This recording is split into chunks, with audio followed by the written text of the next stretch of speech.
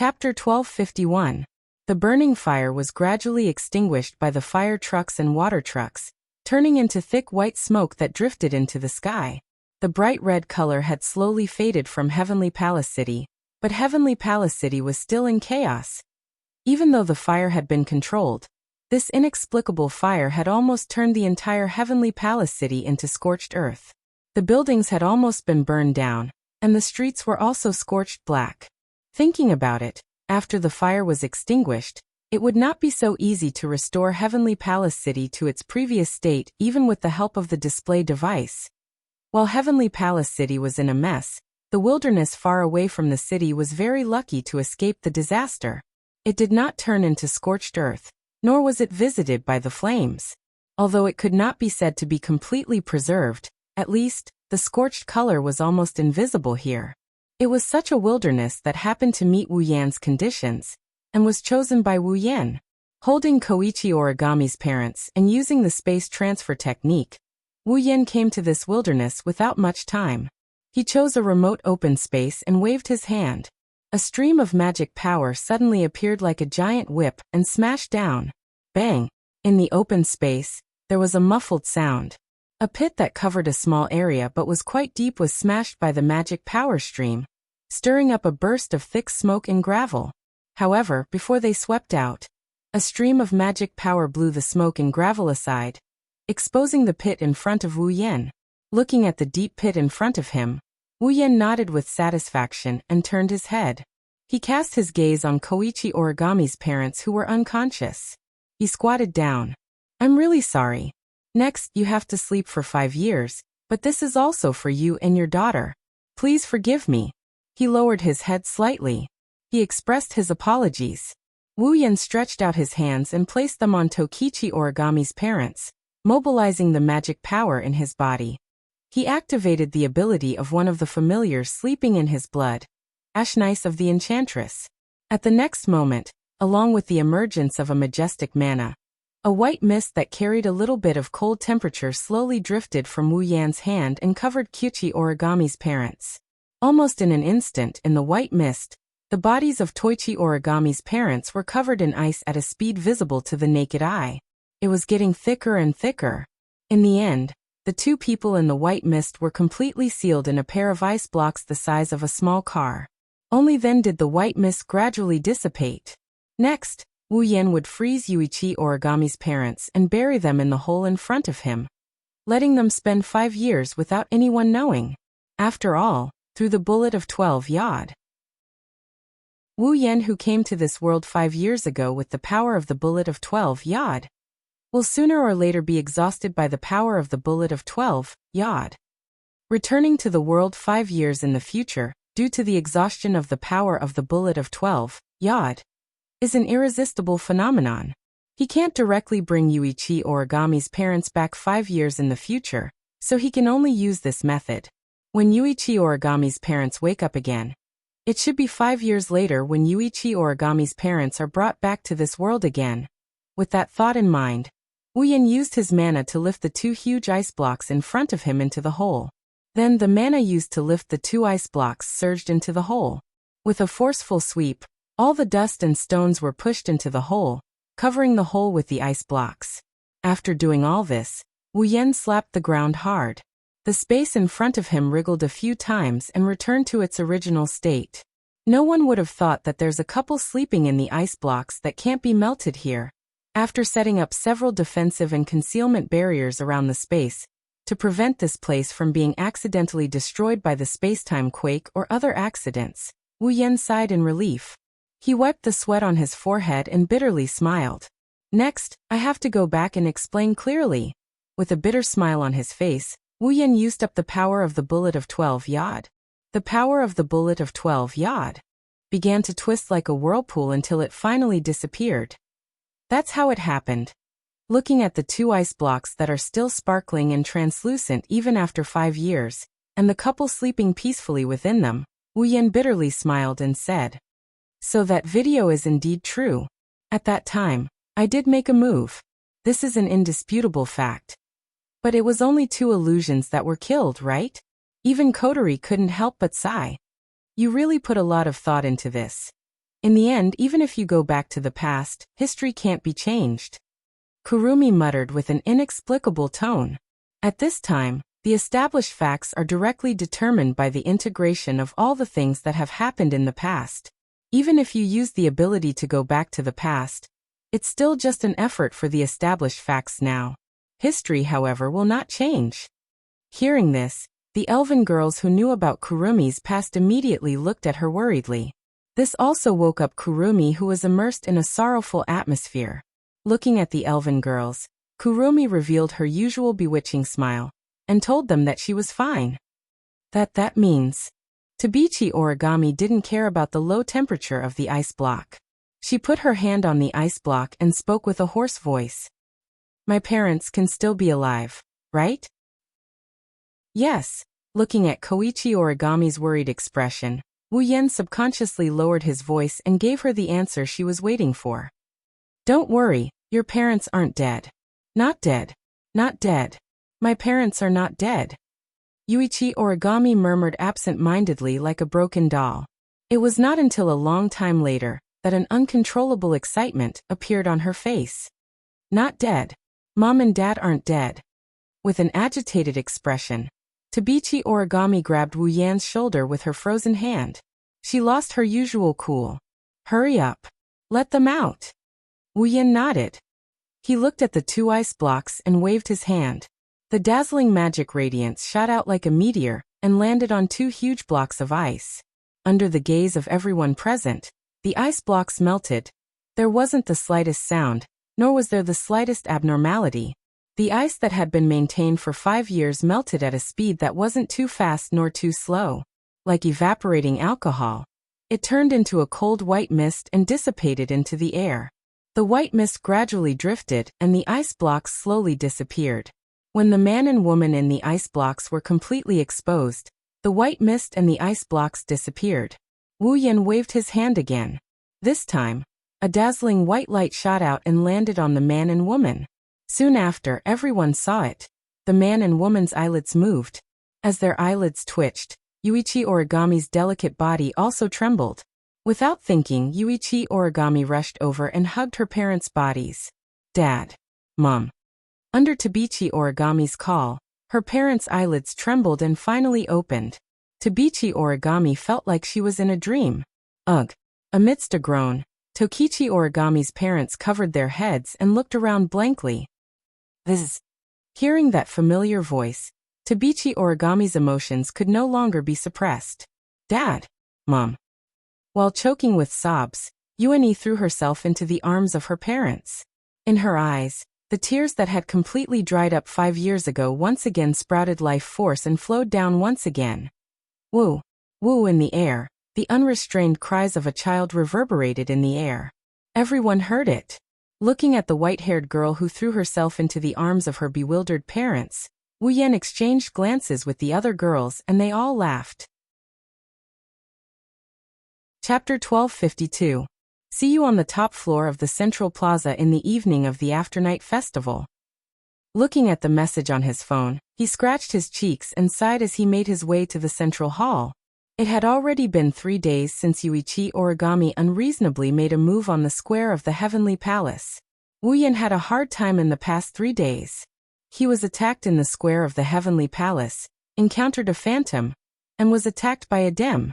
After that, he had to clean up the mess, control the impact of the incident, and go through a round of Bullet of 12, Wyudi.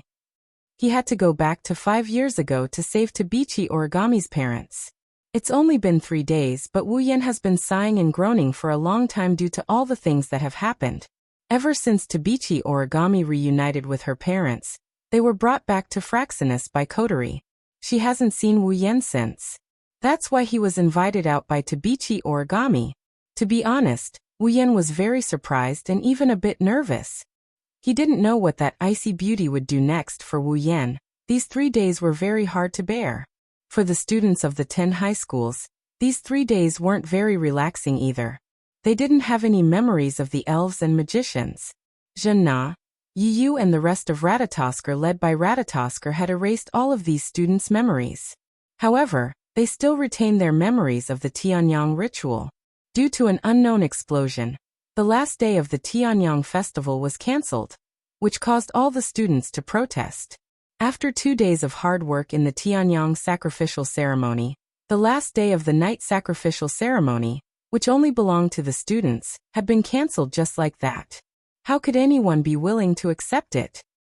Therefore, the group of students burst out with unimaginable enthusiasm. They protested fervently. The elven girls were also unwilling to let it go.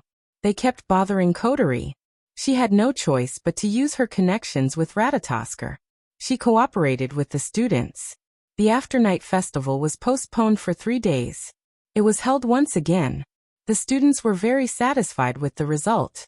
Therefore, even though it was postponed for 3 days today, the students were still as if they weren't affected at all. They were happily celebrating the night sacrifice. It was almost evening now, and the clamor could be heard everywhere. This was the best evidence. After passing through the lively streets, Wu Yan arrived at the central hall. The doors to the central hall were already closed. Even the staff had been evacuated. There was no place to enter. Wu Yan circled around the central hall, but still couldn't find an entrance. In the end, he had no choice but to use space transfer and teleport to the rooftop. The sun was setting in the west, and the dazzling radiance sprinkled down. On the rooftop of the central hall, a beautiful girl with an extremely conspicuous white shoulder-length hair, wearing a short-sleeved inner shirt and shorts, stood with her back facing the entrance. She stroked her hair that was fluttering in the wind with one hand while looking into the distance, elongating the shadow behind her. Standing under the radiance, it formed an extremely beautiful scene. At first, Wu Yan thought he saw an angel and lost himself for a split second. When he came back to his senses, the beautiful girl under the setting sun had already turned around and looked at him. Her pretty face was as calm as an ancient well, but her pair of blue eyes were sparkling with a radiance that made one's heart flutter. It was still the same face and the same performance as before. However, looking at Kite Origami's expressionless face, Wu Yan felt comfortable all over. This was because he could clearly feel that even though that face was still as expressionless as before, the haze that could be hidden behind it had completely dissipated like the clear sky after the rain. Instead, it was replaced by a refreshing feeling that made people unconsciously feel comfortable. This was the current Kite Origami. She had completely gotten rid of the past, got rid of the hatred, and also got rid of the sad path. The perfect Kite Origami. If there was anything that made people feel unsatisfied with the current Kite Origami, it was probably that on that beautiful face, there had never been a smile. Wu Yan and Kite Origami looked at each other.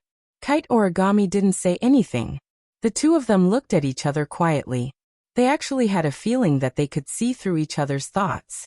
If outsiders saw them looking at each other like this, it would be hard for them to imagine that 3 days ago, they just had a one-sided battle to the death. After some time, Kite Origami finally broke the silence and walked in front of Wu Yan. She then bent down and deeply bowed to Wu Yan. Thank you and sorry, gratitude and apology. This was the most realistic portrayal of Kite Origami's current mood. As for what she was thanking and apologizing for, there was no need to mention it again. Kite Origami has now been reborn. Wu Yan clearly realized this and couldn't help but smile and shake his head. You don't have to take it to heart. You saved me. Kite Origami looked into Wu Yan's eyes. I won't forget this. Wu Yan scratched his cheek. I think I saved your parents. To me, the person you saved is me. Toichi Origami used the simplest words to express her true feelings. I was redeemed because of you. Is that so? Even Wu Yan felt a bit embarrassed at being asked this way. But he still asked anyway. How are your parents? Yes. After a checkup, they have completely recovered to the level of a normal person, but because they slept for too long, their bodies are too stiff. It will take a lot of time for them to move normally. Kite Origami's face was expressionless, but her eyes were bright. She was clearly in a good mood. Ratatosker has already used the excuse of being in a coma for 5 years as an accident to let mom and dad adapt to the world 5 years later. When they return to normal, they will be able to move freely. Then are you okay on your side? Wu Yan teased. You were originally a little girl, but suddenly became a beautiful girl. Your parents must be very uncomfortable. Yes. Compared to that, they are not used to my expression. Kite Origami replied, making Wu Yan laugh. Then you have to smile more often in the future. Don't let others think that you've developed a weird habit. No. Kite Origami said without hesitation. Even if my personality is bad, Mom and Dad will still treat me well like before. Then they are really great parents. Wu Yan praised. No wonder you are so attached to them. Yes, they're the best parents in the world. When Yuichi Origami said this, she tilted her head. There was no smile on her face, but there was an unusually cheerful wave in her eyes. Kite Origami looked at Wu Yan and suddenly said, I have decided to leave AST and join Ratatosker. Wu Yan paused and frowned. Is this okay? I can't leave my current life. Kite Origami shook her head. Although I want to live a normal life, I won't be able to get used to it without my magician skills. Kite Origami put her eyes in front of Wu Yan, as if she was speaking with her eyes. Kotori also invited me to join Ratatosker. She said she didn't want to let go of me who is better than the real one. I also want to repay you, so I agreed. This Kotori. Wu Yan smiled bitterly. He hesitated and asked seriously. Have you really decided? In order to obtain power, my body underwent a magical treatment that is even stronger than the real thing. After a thorough examination, I have less than a year left. Tabichi Origami didn't answer Wu Yan's question directly. Instead, she changed the subject. Kotori said you have a way to restore me to normal. I don't want to lose the chance to spend my life with Mom and Dad again, so I can only work for you. From now on, I am yours. With this sentence as the conclusion, Yuichi Origami bowed again. Please help me one more time so that I can repay you. You. Wu Yan looked at Kite Origami, who kept her head down. He rolled his eyes at her helplessly. Don't regret it, I have a lot of trouble. Yes. A monotonous response echoed in the air. There was a trace of undetectable joy hidden in it as it echoed under the setting sun. Chapter 1253. Lying in his bed, Wu Yan, who just woke up, looked at Tabichi Origami, who is lying on top of him with her hands on both sides of his head. Her face is only 10 centimeters away from him. She is looking at him with her clear and expressionless eyes. She didn't say a word. The wine-red eyes and the blue eyes looked at each other. Both of them had nothing to say to each other. For the next 5 minutes, Wu Yan and Tabichi Origami just stared at each other without saying a word. The atmosphere was so cold that it sent chills down the spines of the onlookers. Of course, the reason why this happened wasn't because the two of them had short-circuited their brains. At least, Wu Yan wasn't. During these 5 minutes of staring at each other in disbelief, his brain was spinning rapidly to think of a problem. What the hell is going on? Well, Wu Yan's brain was indeed short-circuited. He couldn't help it. The scene in front of him was too strange. After a conversation with Yuichi Origami last night, the two of them had buried the hatchet. Since Yuichi Origami was no longer a member of AST, she had completely let go of the hatred in her heart, and will no longer hate the elves. The group of elven girls also knew about Yuichi Origami's incident, and no longer viewed her as an enemy. But no matter what, Yuichi Origami didn't have a good relationship with them before this. However, the current situation was that the person who had just buried the hatchet and declared that he wanted to repay him not only appeared in this house full of elves today, but also in his own room in such a manner. No matter who it was, they would feel strange, right? No. Perhaps I should correct this. Yuichi Origami, the culprit, wouldn't feel strange. Time slowly passed. Another 5 minutes had passed. The two of them were still staring at each other in this manner. The atmosphere in the room was getting stranger and stranger. Finally, Wu Yan couldn't stand this strange situation anymore. His face froze. He spoke. Can you tell me what's going on?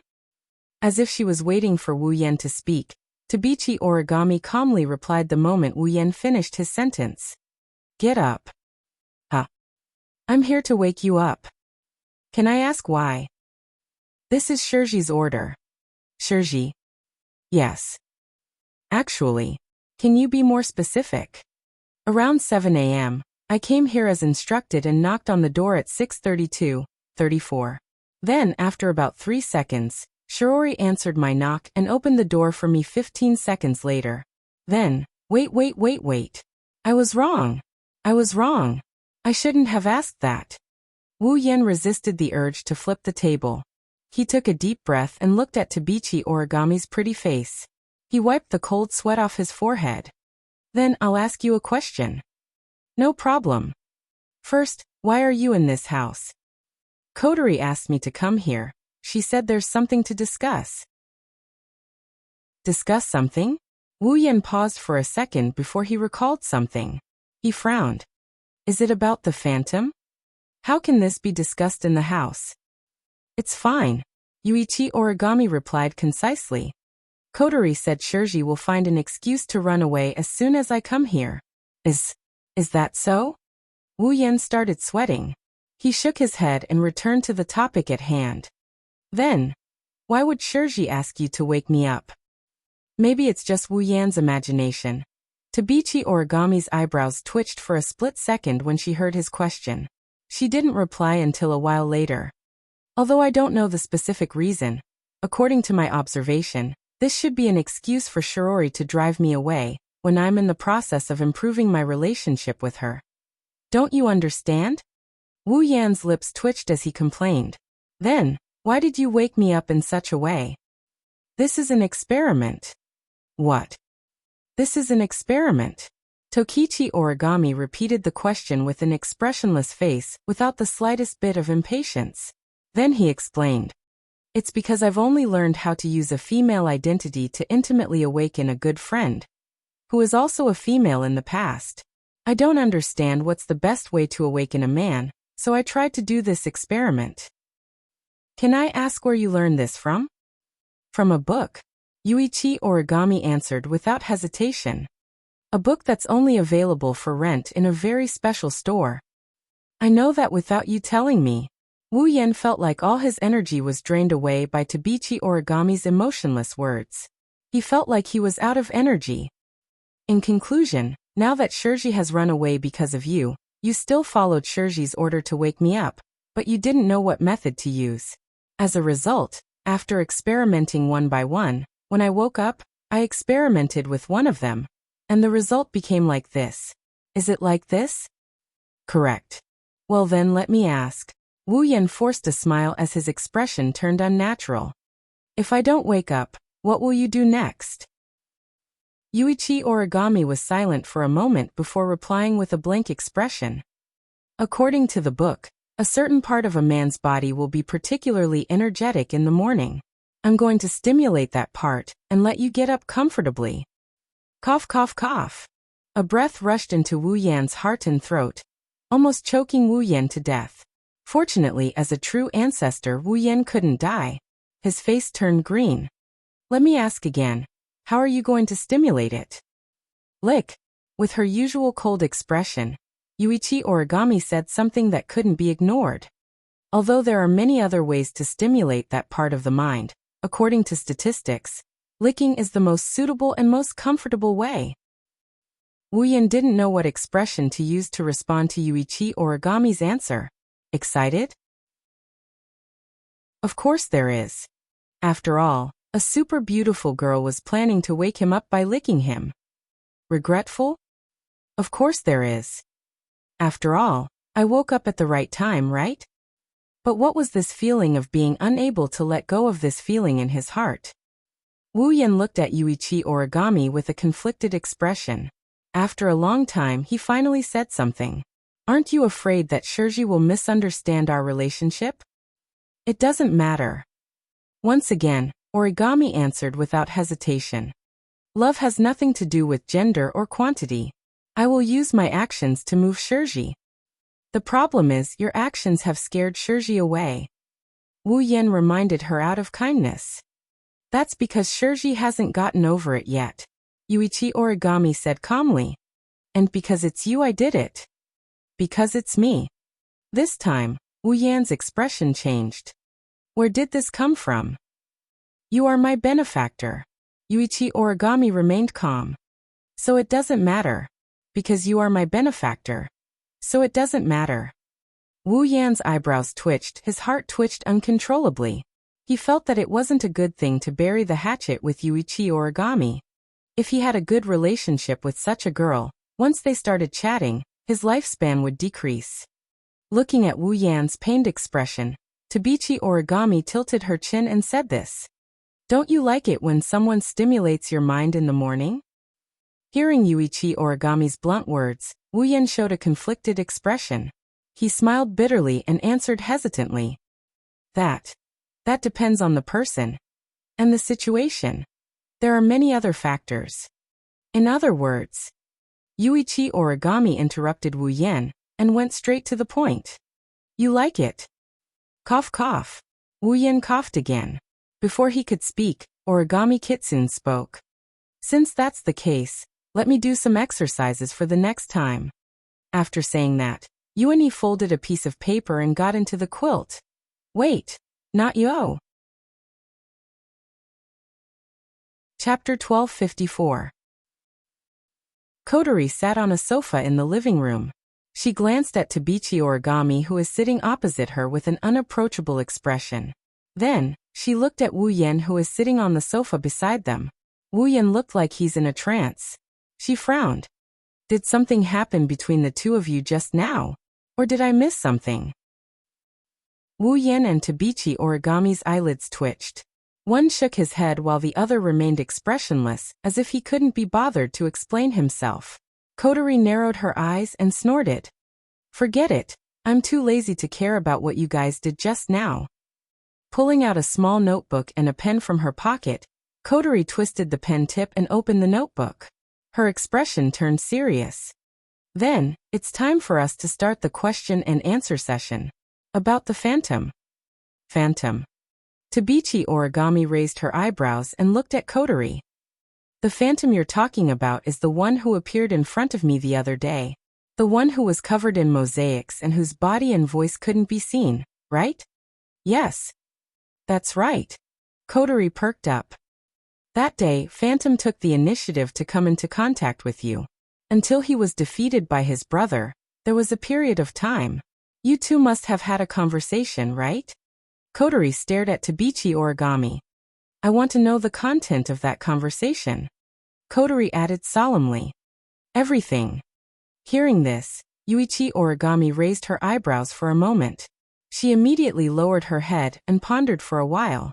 While recalling the contact with the phantom that day, she slowly simulated the entire process and conversation. She used to be a member of AST.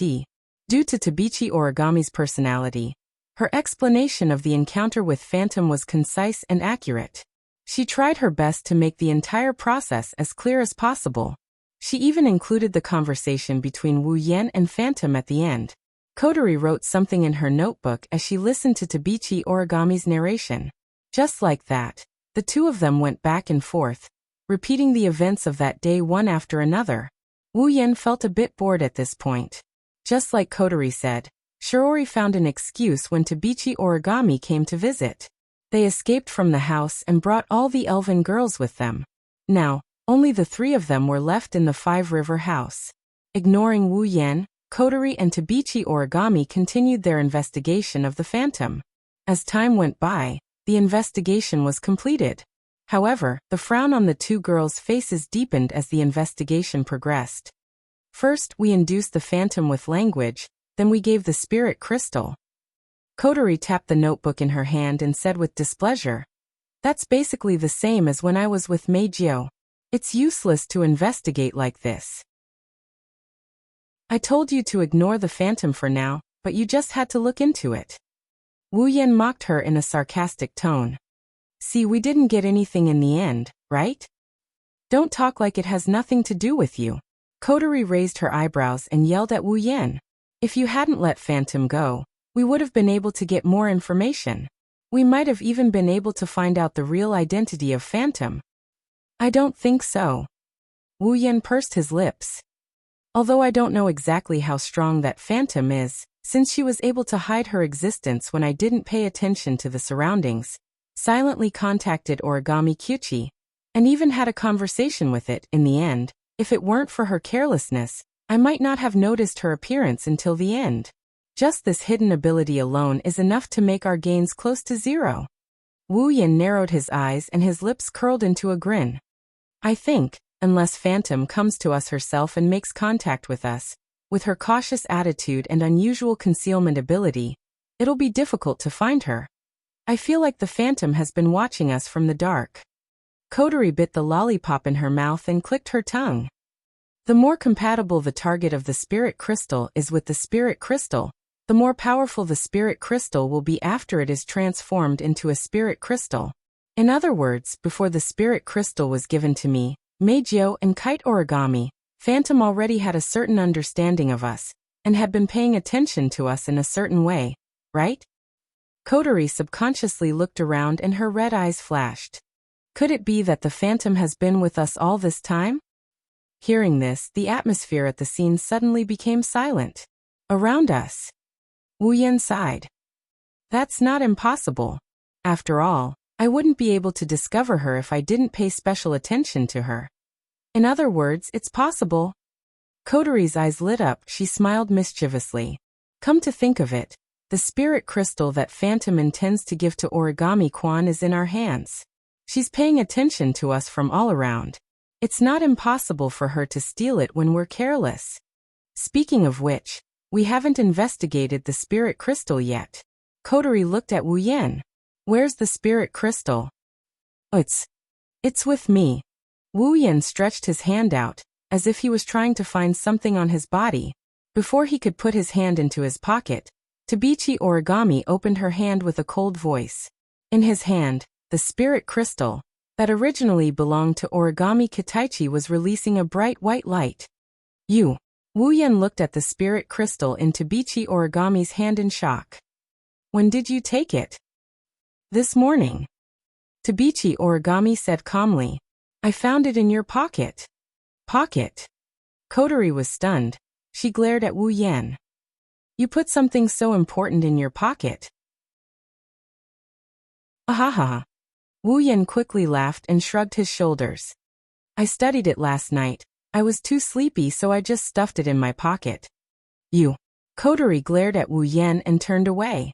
She looked at Tabichi Origami with a sour expression. Forget about him. He's just a freak. Nothing will happen to him. But how can you casually come into contact with spirit crystals? This is something that will turn you into a fairy the moment you touch it, you know? I guessed a little. Kotori's expression darkened, but Tabichi Origami remained expressionless and raised her hand. That's why I didn't touch it. Wu Yin and Kotori were stunned. They noticed there was a layer of green light between Tabichi Origami's hand and the spirit crystal. Is this a domain of will? Kotori's expression improved, but she still rolled her eyes at Tabichi Origami. Even if there's a territory, you can't touch it. What if you accidentally turn into a spirit? Tabichi Origami didn't answer. She looked at the spirit crystal in her hand and glanced at Wu Yin. She seemed to be thinking about something. Beep beep beep. Suddenly, an alarm sound came from Kotori's radio. Before Kotori could react, an anxious voice came from the radio. Commander, this is bad. Elaine? Mira? Methers escaped. What did you say? Kotori exclaimed. Chapter 1255. Heavenly Palace City. On a certain street. On the busy street, a slender figure passed by the pedestrians at an astonishing speed. The surrounding pedestrians widened their eyes in surprise as they rushed towards their destination. This person was none other than Irene, who had tried her best to escape from Ratatosker's secret facility. Irene's goal was to head to the AST base where Weiss Court was stationed. She compressed her Tour Tori and wrapped it around her body. Then, she sprinted towards her destination as fast as she could without the CR unit. As she sprinted, she clenched her teeth tightly. Irene must return to the AST base before Ratatosker's pursuers catch up to her. That's the only way to ensure her safety. Otherwise, even if she didn't care about Ratatosker's people, she would be at her wit's end if the few existences she feared were to come looking for her. At the same time, Irene's heart was filled with grievances.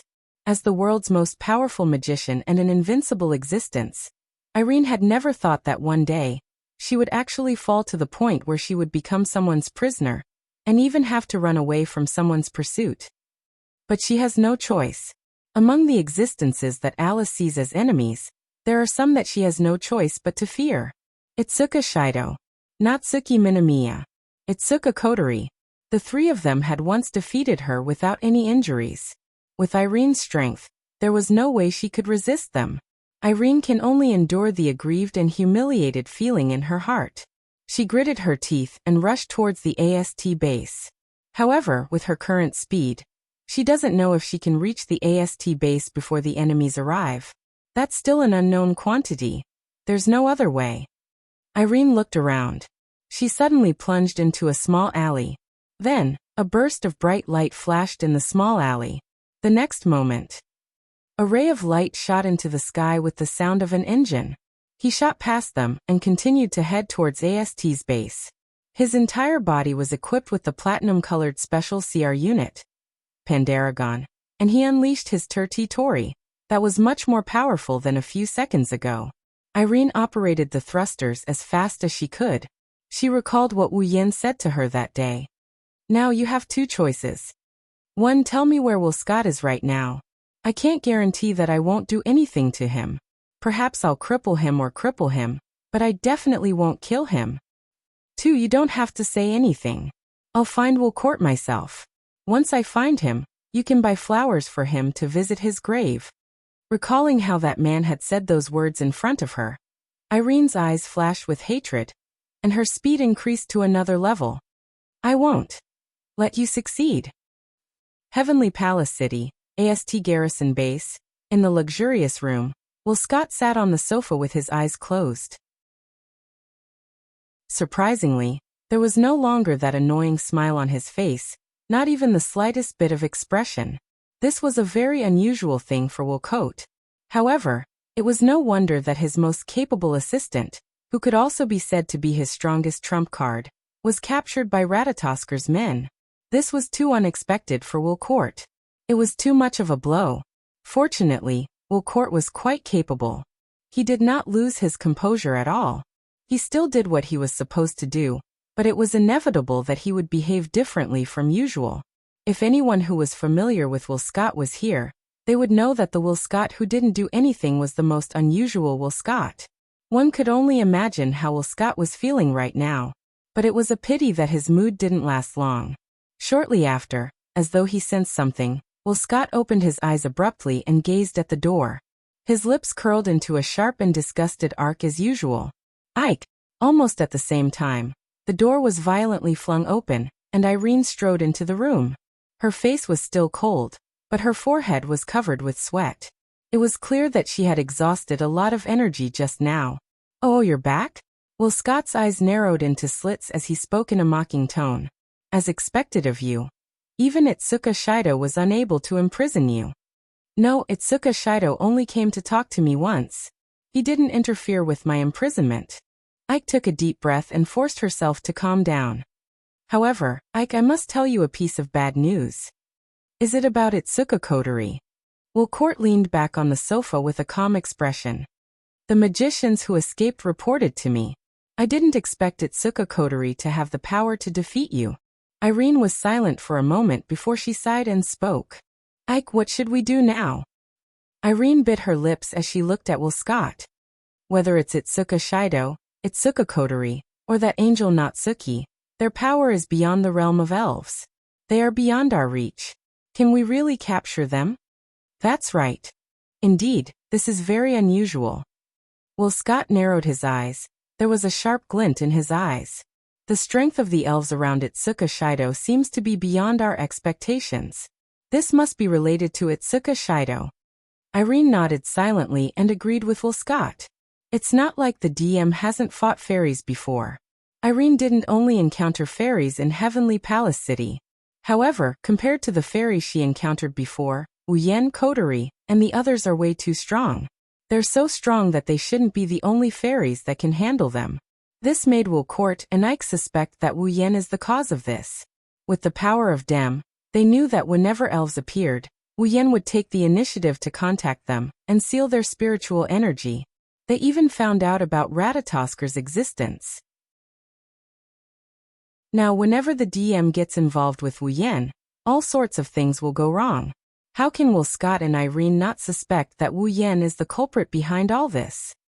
Looks like that man is a bit special.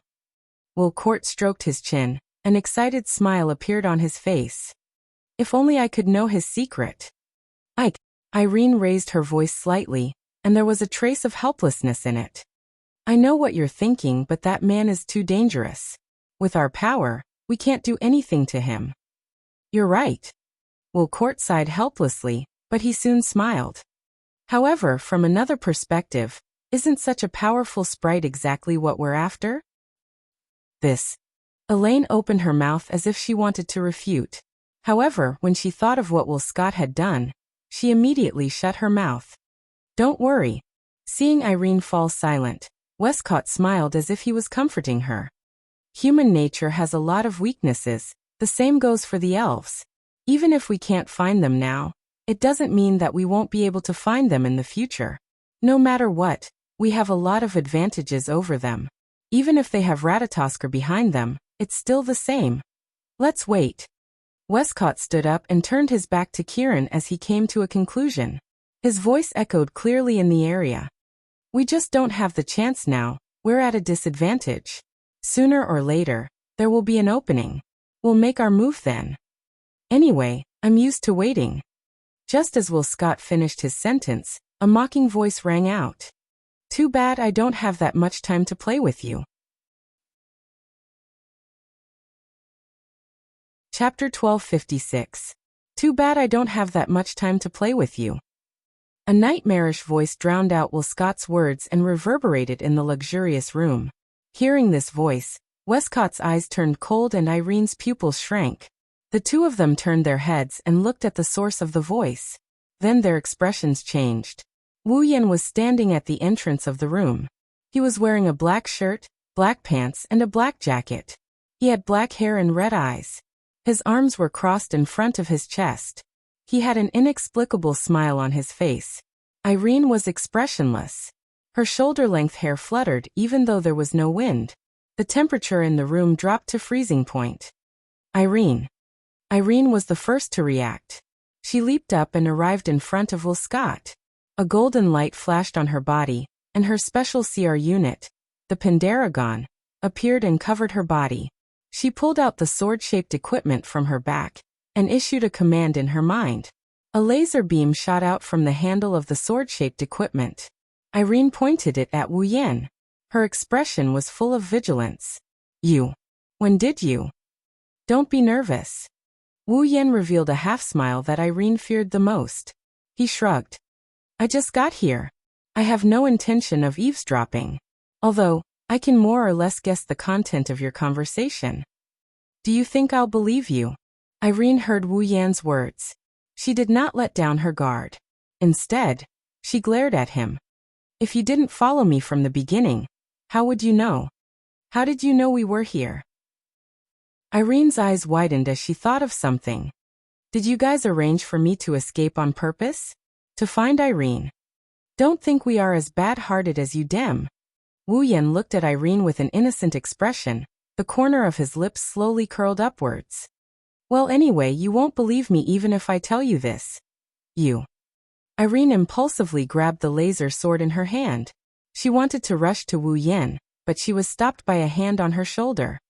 Calm down. Irene, you are losing your composure. Will Scott patted Irene's shoulder, and he looked at Tabichi Origami who was standing beside Wuyan. He helplessly smiled. I think the reason why Taoist Monarch Scholar is here should be because of Origami Crane, right? Irene was stunned for a moment before she remembered.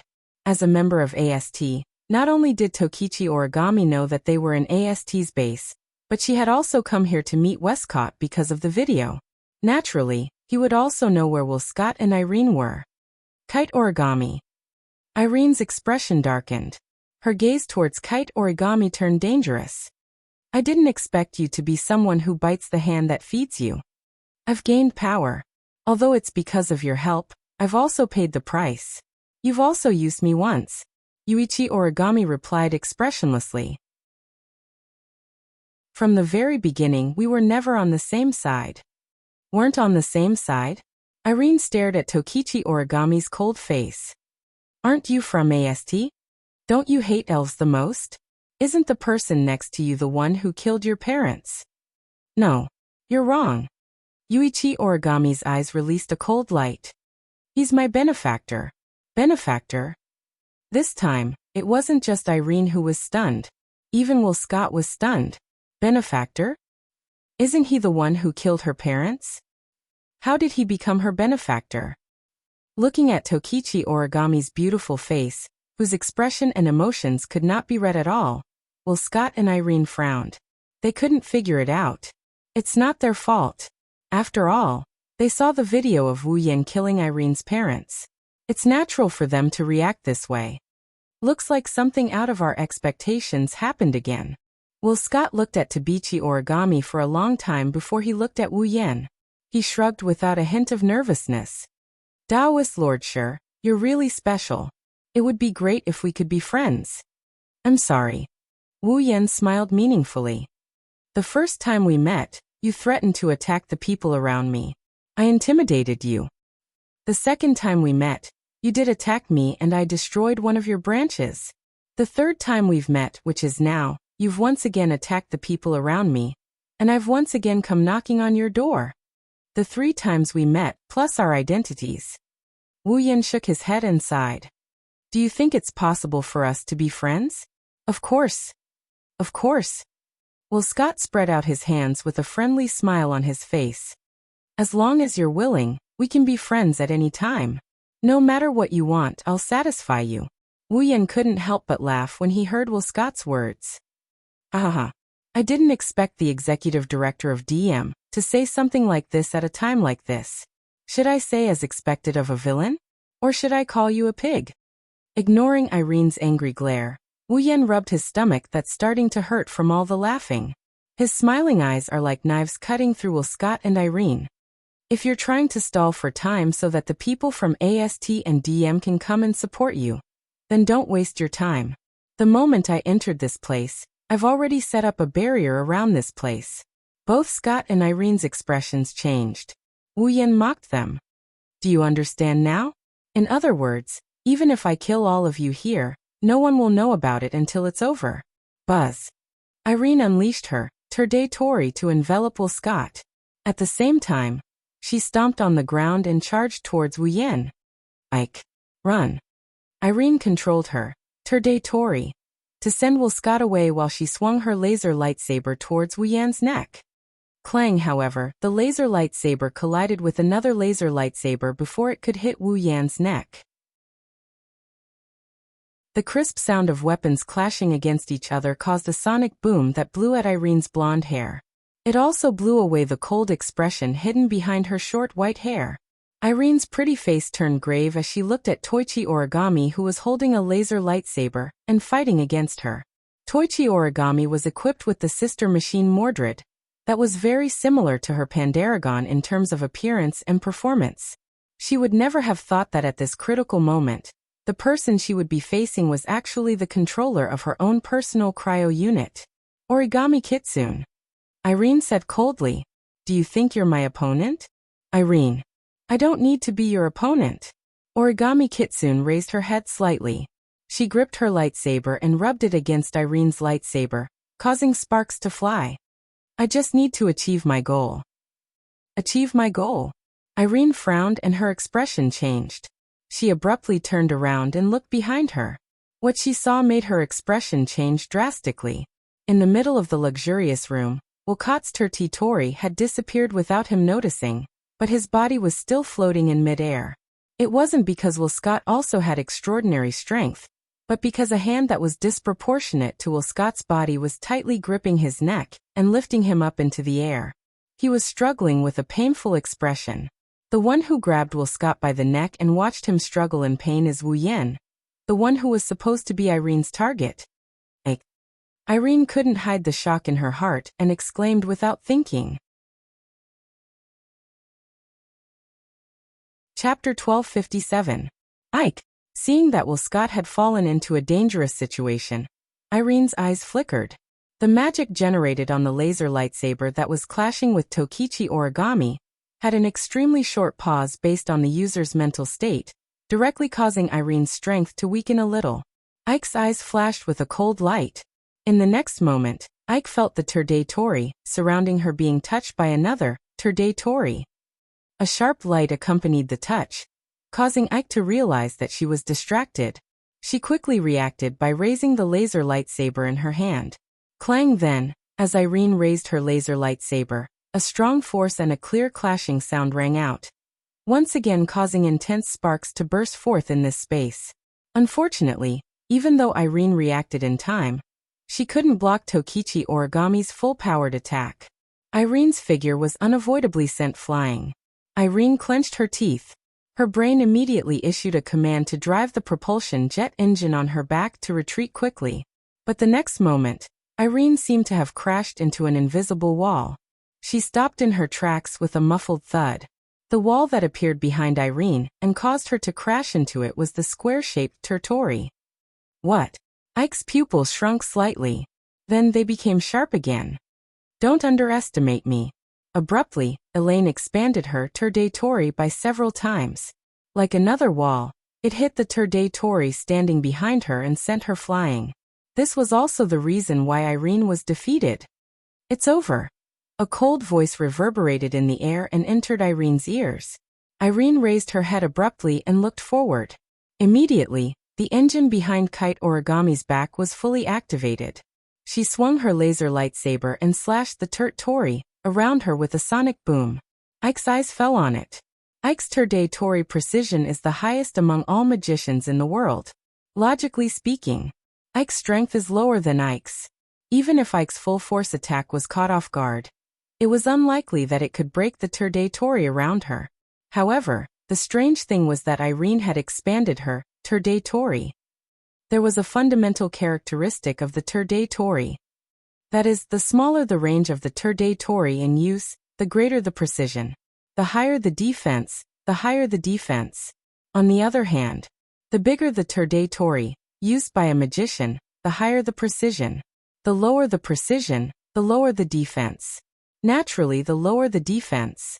In the face of Irene's full-powered Turde Tori domain of will, if it was maintained to a certain extent, then Ike's origami equipped with Mordred would not be able to break it. Ike's Turde Tori expansion couldn't block Ike's attack.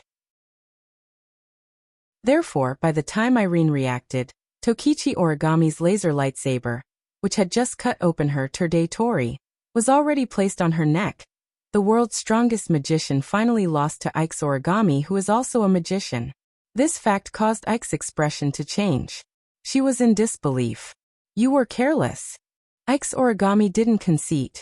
She expressionlessly stated the reason why Ike lost.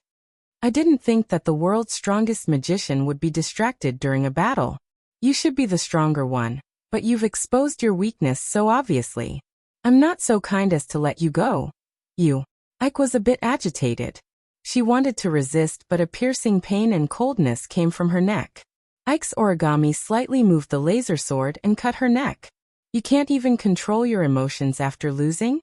Ike's origami said coldly. But please don't move. Please calm down. Otherwise you'll embarrass yourself. A trace of hatred flashed through Ike's eyes. However, she didn't dare to act rashly. She turned her gaze to Will Scott and stared at Wu Yen. Her body tensed up. If this continues, forget Will Scott. Ike won't be able to protect herself. Ike was anxious when she saw Will Scott in more and more pain. Wu Yen suddenly let go of Will Scott's neck and let him fall to the ground. Cough, cough, cough. Holding his neck, Will Scott coughed out of anger. However, before he could cough a few times, a foot stepped on his chest and stepped on him. Ike's eyes were about to pop out of their sockets. Her heart felt like it was bleeding. Ever since she followed Will Scott and protected him, Will Scott didn't even get hurt when he was threatened. But today, with her by his side to protect him, not only was Will Scott almost strangled to death, he was even trampled under someone's foot. Ike's mind was on the verge of going crazy. She failed in her duty. Will Scott let out a muffled groan. He felt as though a mountain was pressing down on his chest. The feeling of being unable to breathe caused his shrewd face to turn red. Even his eyes were bloodshot. However, he was smiling. And it was a very happy smile. This feeling. I feel like I could die at any moment.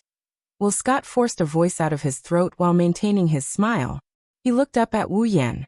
A painful and joyful smile appeared on his face. How many years has it been since I last met you? How nostalgic. Wu Yan raised an eyebrow. He looked at Ike's origami gloomily. Do I look so harmless that I can make people smile when they're threatened by me? I think it's personal. Toichi Origami stared at Irene in front of him. While holding the laser lightsaber in his hand, he answered without turning his head. The CEO of the DM is someone who can smile in the face of death. There's no doubt about it. I see. Wu Yan rubbed his chin and muttered to himself. Seems like he'll be satisfied if I let him die. That won't do. Death is not scary. Tokichi Origami also ignored the two hostages and said indifferently, At least, if I were in your shoes, I'd rather die. Is that so? Wu Yan didn't seem to be aware of it as he increased the pressure on his leg. Looking at Westcott's contorted face, Wu Yan chuckled. It's a cold chuckle. Then what should I do to vent the anger in my heart? Westcott opened his mouth as if he wanted to say something, but the force from his chest caused the air in his body to disperse, making him unable to utter a single word. Unable to speak, Will Scott could only put on a smile on his face once more. His smile was both joyful and mocking. Wu Yan couldn't help but reveal a disgusted expression as he swung his hand downwards with all his might. A stream of magic power whistled through the air like a sharp blade, ruthlessly slicing towards Will Scott's shoulder. With a clear tearing sound, Westcott's entire arm below his shoulder was cut off from his shoulder, while blood spurted out like a fountain. The smile on his face froze. The intense pain caused Will Scott to cry out in agony. Ike! Irene's heart-wrenching cries reverberated in the surroundings. She no longer cared about the laser sword on her neck as she charged towards Will Scott. Bang! However, before Irene could rush out, Tokichi Origami kicked Irene's body forcefully, kicking Irene out. Ugh! Ike grunted. Ike's body flew across the air and landed next to Will Scott, who was hugging his shoulder. Her face was full of pain. Wu Yan looked at Will Scott, who was lying on the ground with a twisted face. He turned around and walked towards the exit. It won't be so easy next time. Chapter 1258. Like a loyal guard. Almost as soon as Wu Yan left, Yuichi Origami followed behind him without saying a word. The two of them walked along the corridor of AST's base, as if they were entering a deserted area. They didn't hide, nor did they sneak around. Instead, they walked openly. To be more precise, Yuichi Origami was just following Wu Yan. After all, Wu Yan had directly used spatial transference to bring Origami Kitsune to where Will Scott and Irene were. Since Wu Yan didn't plan on using spatial transference to leave this place, Origami Kitsune could only follow. Although Tokichi Origami felt that AST might have become her enemy, since Wu Yan was AST's enemy, Tokichi Origami decided to follow Wu Yan for the rest of her life to repay the kindness of being reborn. This was the Origami Kite. He could lead a twisted life because of hatred, but he could also become the enemy of the whole world because of a favor. It didn't matter if Kite Origami was honest, reckless, or even stubborn. Kite Origami would probably accept it expressionlessly as usual. Who asked her to be such an extreme person? Of course, the current Origami Kite was undoubtedly many times brighter than before. However, there were some things Kite Origami still doesn't understand. Is that okay? Following behind Wu Yan, Yuichi Origami suddenly spoke. I don't think you're a merciful person who would spare your enemy's life. At first glance, Origami Kite seemed to be mocking Wu Yan, but Wu Yan, who had a good understanding of Origami Kite, understood what Origami Kite meant. Will Scott and the DM were enemies. There was absolutely no doubt about this. Even Kite Origami could tell that Westcott was a dangerous man. Extremely dangerous. It was not because Will Scott was strong, but because this person gave Origami a sense of danger from the bottom of her heart. Perhaps, as an enemy, Will Scott was even more terrifying than Irene. Although Tokichi Origami had no evidence to prove this point, she believed in her own feelings. Similarly, Tokichi Origami didn't think that Wu Yen didn't know how dangerous Scott was. If Westcott is allowed to continue like this, one day, the elves around Wu Yen might actually be captured by Westcott. He would regret it then. Then it would really be too late. Do you think I don't want to kill him? Wu Yen understood the meaning behind Tokichi Origami's words. He helplessly scratched his face and shrugged. I can tolerate him once. I can tolerate him twice. But that doesn't mean I can tolerate him 3 times. Just now, I really wanted to kill him. But someone didn't give it to me. Someone doesn't want to give it to me? Yuichi Origami was stunned for a moment. Just as she was about to ask for the reason, a burst of chaotic footsteps rudely interrupted her and attracted her attention. She was with Wu Yen. She raised her head and looked at the front of the corridor. Immediately, a team of about a dozen girls wearing specialized thread-linked outfits entered Tokichi Origami's sight. The leader of the team was Tokichi Origami's former boss, Sunrise Prairie Fire. Tokichi Origami frowned and turned to look at Wu Yen. I think we should retreat as soon as possible. Yeah, we have to retreat first. If we are seen, it will be troublesome. Wu Yen agreed, but his next words stunned Tokichi Origami. So I will retreat first. See you at the door. Without waiting for Tokichi Origami to react, Wu Yen turned around and disappeared from the spot. Tokichi Origami stared blankly at the direction Wu Yen disappeared. She was silent. A trace of gratitude slowly appeared in her eyes. Of course, Tokichi Origami didn't think Wu Yen wanted to abandon her. Even if he wanted to abandon her, he had to see what kind of enemy he was facing. A group of AST members didn't have the qualifications to make Wu Yen abandon his companions and run away. Besides, Tokichi Origami didn't believe that Wu Yen would do such a thing. Even though Tokichi Origami had only known Wu Yen for a few days, she could see that he was a good person from the smiles on his elves' faces. Now this thought was further reflected in Tokichi Origami's heart. Tokichi Origami finally understood why Wu Yen didn't use that magical teleportation method to leave AST's base. Wu Yen was waiting for AST's people to arrive. When they arrived in front of Tokichi Origami, they would have a chance to say goodbye. He saw through me. For the first time, Tokichi Origami smiled bitterly. Tokichi Origami didn't regret following Wu Yen, even if she didn't regret it at all. However, in AST, the other elves were also very good to Tokichi Origami. Especially Liaozi. She was very concerned about Tokichi Origami. She even worried about Tokichi Origami, because she knew about her situation. Under such circumstances, even though Tokichi Origami didn't miss AST, she would still be reluctant to part with them. Wu Yen saw through this. That's why he walked into AST's base openly. When the target appeared, he asked Tokichi Origami to stay. He wanted Tokichi Origami to say goodbye. Looking at Daybreak Prairie and the group of AST members who were walking towards them, Toichi Origami took a deep breath and returned to her usual self. She quietly waited for Daybreak Prairie to arrive.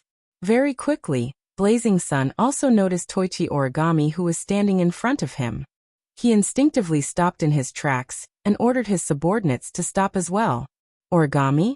Under the sun, Liaozi tilted his head and frowned. Didn't you receive the distress signal? What are you still doing here? Go to Mr. Wolcourt's room and check on the situation. After saying that, she immediately wanted to rush to Wolcourt's room again.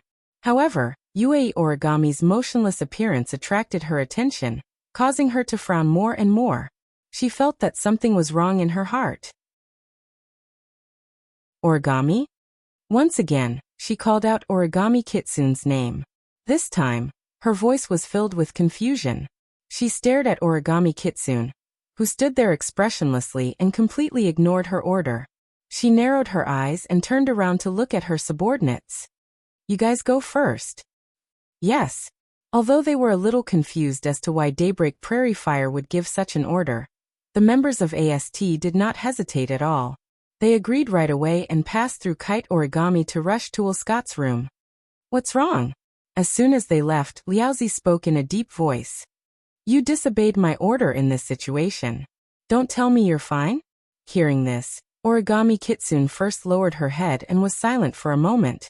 When she raised her head again, Her words caused Liaozi under the sun to be stunned. I'm leaving AST. What did you say? Under the sun, Liaozi didn't seem to believe the words that entered his ears.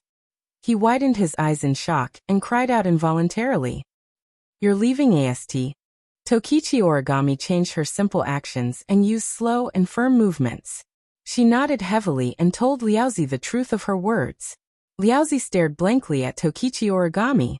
When she came back to her senses, she became anxious. Why? Why do you want to leave AST? Did something happen? A lot of things have happened. Origami Kitaichi shook her head gently. Her short white hair swayed with her movements. Origami Kitaichi looked as if she could disappear from the sight of a blazing sun at any moment. She was full of illusions. I'm here to say goodbye to you? Do you know what you're talking about? Liaozi finally believed what she heard when she saw Tokichi Origami did not seem to be lying. Her expression turned ugly. Clearly, Liaozi under the sun would not agree to Origami leaving AST. Of course, this was because Liaozi cared about Tokichi Origami. Because Daybreak Prairie Fire knew what would happen to Origami Kitsune, who suggested leaving AST. Chapter 1259. AST was the Elven Army. It was a special force that specialized in killing the elves. In order to deal with the elves that could threaten the world with their very existence, AST was granted the right to use the manifestation device and CR unit, allowing the members of AST to transform into superhuman magicians to face off against the powerful elves. Every member of AST was carefully selected from the masses. They were special members who had the talent to become magicians. After going through training and tests, they were confirmed to be proficient in controlling CR unit. Only then could they join AST. After all, if they couldn't control the CR unit, how could they fight against the elves? As for those who didn't join the AST and become a member of the Magician Army, their memories must be erased with the display device, so that they would forget everything about the AST and the display device and return to the life of a normal person. AST, the display device, and the elves were secrets that couldn't be revealed to the common people. Otherwise, it would bring chaos to the world. Therefore, AST wasn't something that could be easily joined. Naturally, Origami couldn't leave just because she wanted to. Of course, Origami could raise her request to the higher-ups of AST. AST would not force Tabichi Origami to stay even though a good magician was hard to come by. However, AST wasn't a black-hearted company like DM. It was a legitimate self-defense force of the country. They wouldn't force anyone to leave. However, once Toichi Origami requested to withdraw from AST and received approval, the people of AST would erase Toichi Origami's memory of AST and the display device as part of their obligation. They would let her return to her normal life. In other words, not only would Origami Kite have to forget everything about the display device, he would also forget everything that happened in the AST, including her former companions and her boss, Sunrise Prairie Fire. By then, Origami would be the captain of the Elven Army, who could only operate in the dark, while Sunrise Prairie Fire would be a normal citizen of Heavenly Palace City. Origami and Sunrise Prairie Fire would never cross paths again. So, after coming to the conclusion that Origami wasn't joking, Sunrise Prairie Fire's expression turned ugly. Because when Origami Koichi said this sentence, it was no different from breaking off all ties with her forever. Are you serious? Sunrise Prairie Fire stared at Origami with a solemn expression. You should know that once you leave AST, your memories will be erased, right? You don't have to worry about that. Origami gave the most concise answer to Sunrise Prairie Fire's threatening words. My memories won't be erased. What do you mean? Sunrise Prairie Fire frowned at first. Then she thought of something and showed an expression of disbelief. Are you planning to go against AST's system and escape? Hearing Daybreak Prairie Fire's words, Origami Kite was speechless. From a certain point of view, Kite Origami was indeed trying to resist the AST system and escape while retaining his memory. After all, there was no way Tokichi Origami would let the people from AST erase his memory without doing anything. Seeing how speechless Tokichi Origami was, Sun Liaozi's anger exploded. Are you crazy? Without even thinking about it, Liaozi under the sun cursed out loud. You'll be wanted by the self-defense force. Do you want to live like a fugitive? You don't have to worry about that. Origami looked at Sunrise Prairie Fire. Someone will help me. It won't affect my life. Someone will help you. Sun Liaozi looked as though he was unable to let go of this matter. I think you're crazy. Did someone instigate you to do this? But you're not a kid who will be tricked. Actually, the real one is also over there. Tokichi Origami said something that made Daybreak Prairie Fire stunned. I'm safe there. Nothing will happen. At this moment, Sun Liaozi's expression became uncertain. Can you be more clear? No matter how clear it is, I can't tell you. Origami shook her head and refused Sunrise Prairie Fire's question. I'm just here to say goodbye. Don't be reckless. Under the sun, Blazing Flame's face was filled with anxiety. Even if you don't want to erase your memory, once you leave AST, you won't have the chance to use the display device and the CR unit anymore. Haven't you always wanted to avenge your parents? Revenge? Toby Origami actually laughed. Although he quickly returned to his expressionless state, Prairie Fire under the sun clearly saw this scene and was somewhat frightened. Under the gaze of Liaozi, Kitaichi Origami spoke in a dreamlike tone. I don't have any hatred left. How can I avenge them? No hatred. Sunrise Prairie Fire was stunned. I should have died 5 years ago, but in the end I survived. Toichi Origami closed her eyes as if she was recalling something. Her cold voice echoed in the air. I once thought of committing suicide. I wanted to leave this world with my parents, but I met her. Shiori's figure appeared in her mind, and Tabichi Origami's tone softened. She gave me a glimmer of hope at that time. She also became the final destination of my soul. She allowed me to maintain myself and not fall. She allowed me to continue living. Meeting her can be said to be the luckiest thing in my life. She slowly opened her eyes. At this moment, Yuichi Origami's eyes flashed with a bright color that even Liaozi under the sun would be shocked. She had never seen such a color in Yuichi Origami's eyes before. That's the hope for the future. That's the hope for life. This was something that the previous Origami Kite definitely did not have. Originally, I thought that Shiori would be the last light in my life, but God sent her to my side again. Her eyes were filled with an unbelievable radiance. Kyuichi Origami's cold doll-like face actually showed signs of thawing. If Shirji brings me the longing for life and the extravagant hope to live on, then Shirdao brings me a reborn life and a bright future. I don't want to leave Shiori and I can't leave Shido. Tabichi Origami's expression became firm. So in order to stay by their side, I will leave AST.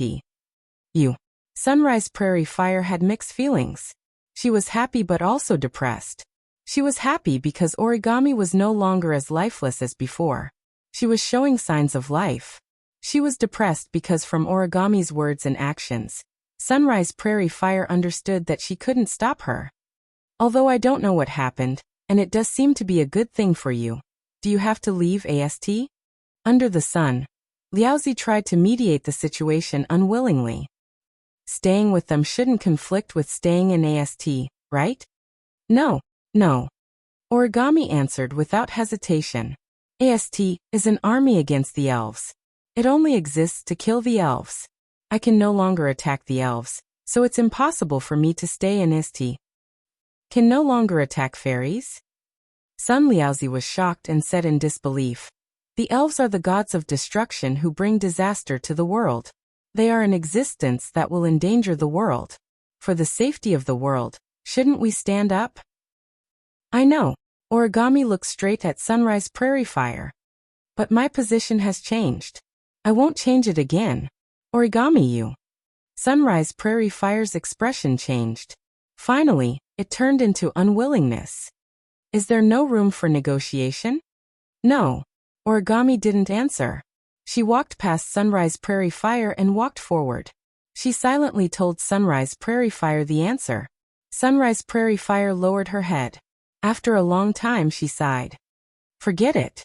I hope you can live a good life in the future. Tokichi Origami stopped. turned around and bowed to blazing under the sun.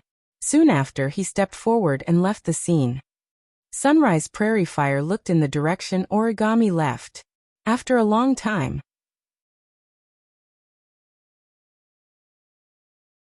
Chapter 1260. Heavenly Palace City, ASD Garrison Base. At the entrance, a figure suddenly appeared without any warning. The coat on his body swayed in an arc as he appeared, and then gently floated down, appearing extremely casual. He glanced at the entrance of AST's base, and then looked around. He took out his phone from his pocket. He didn't dial any number, nor did he call anyone. He pressed the call button and put the phone to his ear. He then waited in silence. Not long after, a line was connected to Wu Yan's phone. Along with it came a voice filled with vicissitudes of life. Should I call you Sherdao Kuan? Or should I call you Wu Yan Kuan? I don't have any particular requests. Either way, it's my current status. Wu Yan shrugged and sighed. He then said to the phone in an exasperated tone. And then? Don't you have anything else to say? You specifically told Coterie to tell me not to kill Will Scott. You even told me not to kill Irene. If you don't have a good reason, I'll lose my temper, Woodman-sama. As for the reason, on the other side of the phone, Woodman let out a long sigh as if he was pondering. Then he spoke in a mocking tone. There are rational reasons and emotional reasons. Which one do you want to hear? Upper echelons like you treat hostile forces? How could there be such a sentimental reason? Wu Yan raised an eyebrow. Then I'd like to hear. Due to various reasons, Will Scott can't die yet. Woodman answered. That's the rational reason. I'm asking about emotional reasons. Wu Yan's eyebrows twitched as he rubbed his forehead. I say, Woodman-sama, you're not purposely making fun of me, are you? No, I'm serious. Wu Yan heard Woodman's solemn voice. You'll know the specific reason in the future. Some of what Will Scott is doing is actually beneficial to us.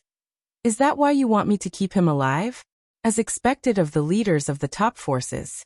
Wu Yan pursed his lips. Then. What about emotional reasons? Woodman fell silent. A clear breathing sound came from the phone. After a long time, Woodman's voice, which contained an unknown emotion, gradually sounded.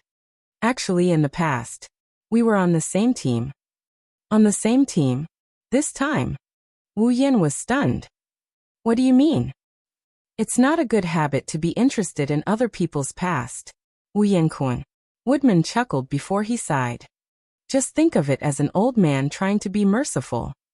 A merciful heart. Wu Yan chuckled. Just think of it as that. Listening to Wu Yan's disbelief, Woodman didn't try to explain himself. Instead, he laughed. Sparing Will Scott's life shouldn't be a problem for you, Wu Yan-kun, right? Not for me. Wu Yan retorted. But don't forget, I still have a group of elves with me, and there are a few among them who aren't strong enough to fight against the Dem. If Will Scott has any evil intentions and seizes the opportunity, they will be in great danger. Do you think I can wait until then to regret it? Is that so? Woodman retorted with a half-smile.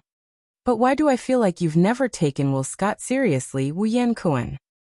Oh, Wu Yan snickered in amusement. Why do you say that? If you think Will Scott is a threat to the elves around you, you won't listen even if I ask Commander Five River to tell you not to kill Will Scott, right? Woodman spoke Wu Yan's mind in a casual tone. After all, you made a declaration to us. If you do anything to harm the elves, you'll become our enemy. Wu Yan scratched his cheeks and sighed helplessly. Should I say that the older the ginger, the wiser? It's just a basic deduction. Woodman said calmly. Of course, I don't know why you don't take Will Scott seriously, Wu Yan-kun. As you said, Will Scott wouldn't give up on using the elves around you. Those elves aren't like you, Wu Yan-kun, who can ignore the Dem. So what makes you so confident, Wu Yan-kun? Woodman's voice became curious. I'm curious. Then, I will use a phrase from you as well. Wu Yan held the phone with his other hand, and he grinned while squinting his eyes. You'll find out the specifics in the future. As always, he refuses to reveal any information. Woodman said helplessly. Young man, being too mysterious isn't a good thing. Well, it's troublesome to explain anyway. Wu Yan shrugged. I can only say that the elves can't ignore them now, but that doesn't mean they can't in the future. That's right. They can't now, but that doesn't mean they can't in the future. With Wu Yan's relationship with the elves, Wu Yan will make them his summons sooner or later. Once they become his summons, their growth will be limitless. The elves will become stronger in battle, until they're stronger than Irene and Dem. They'll become so strong that Scott won't be able to do anything to them. The elves' future is limitless. At the end of the day, Scott is just a wall in this world. It's not that hard. If they want to, they can push it down at any time. Even if Wu Yan doesn't make a move, it'll be the same. Perhaps it should be said that with Scott, the Dem would not give up on the opportunity to come to them. At that time, they would all become stepping stones for the growth of the elves, providing the elves with the experience to become stronger and becoming complete fertilizers. Unfortunately, Woodman wouldn't understand all of this. Okay. Wu Yan was the one who didn't believe Woodman before, but now it's Woodman's turn to not believe Wu Yan's words. He changed the topic perfunctorily. The display device Wu Yan Kuan asked us to make is almost complete. I think it will be finished soon. I will come back and nag you again when the time comes. Wu Yan's spirit was lifted. He laughed from the bottom of his heart. Then I'll have to trouble you. We'll do what we promised. Plus, the budget Wu Yan Kuan left for us is still quite good for us. Woodman casually gave a reason. Well then, I look forward to our next meeting. That's it then.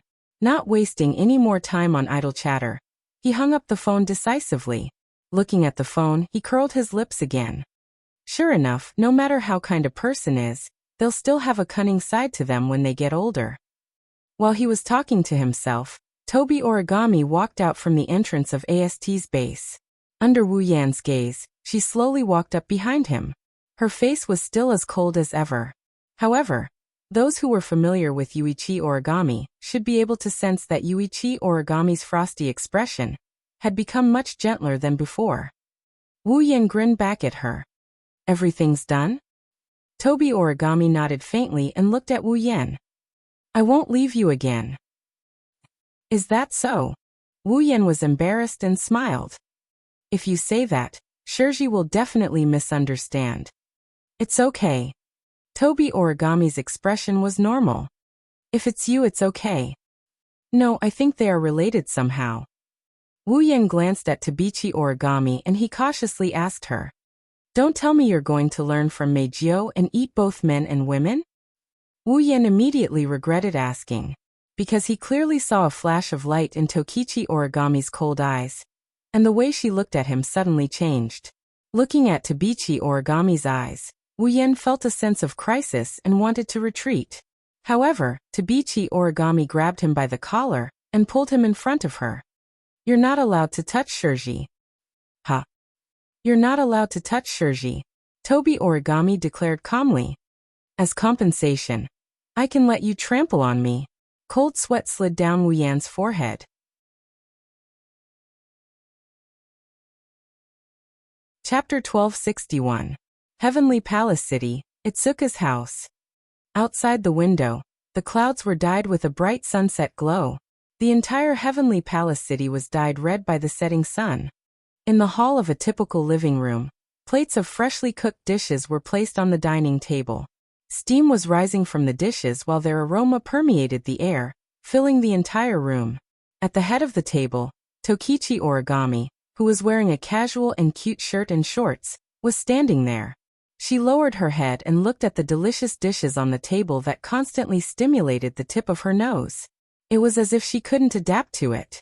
Her beautiful face, which usually didn't have the slightest fluctuation, was now filled with surprise.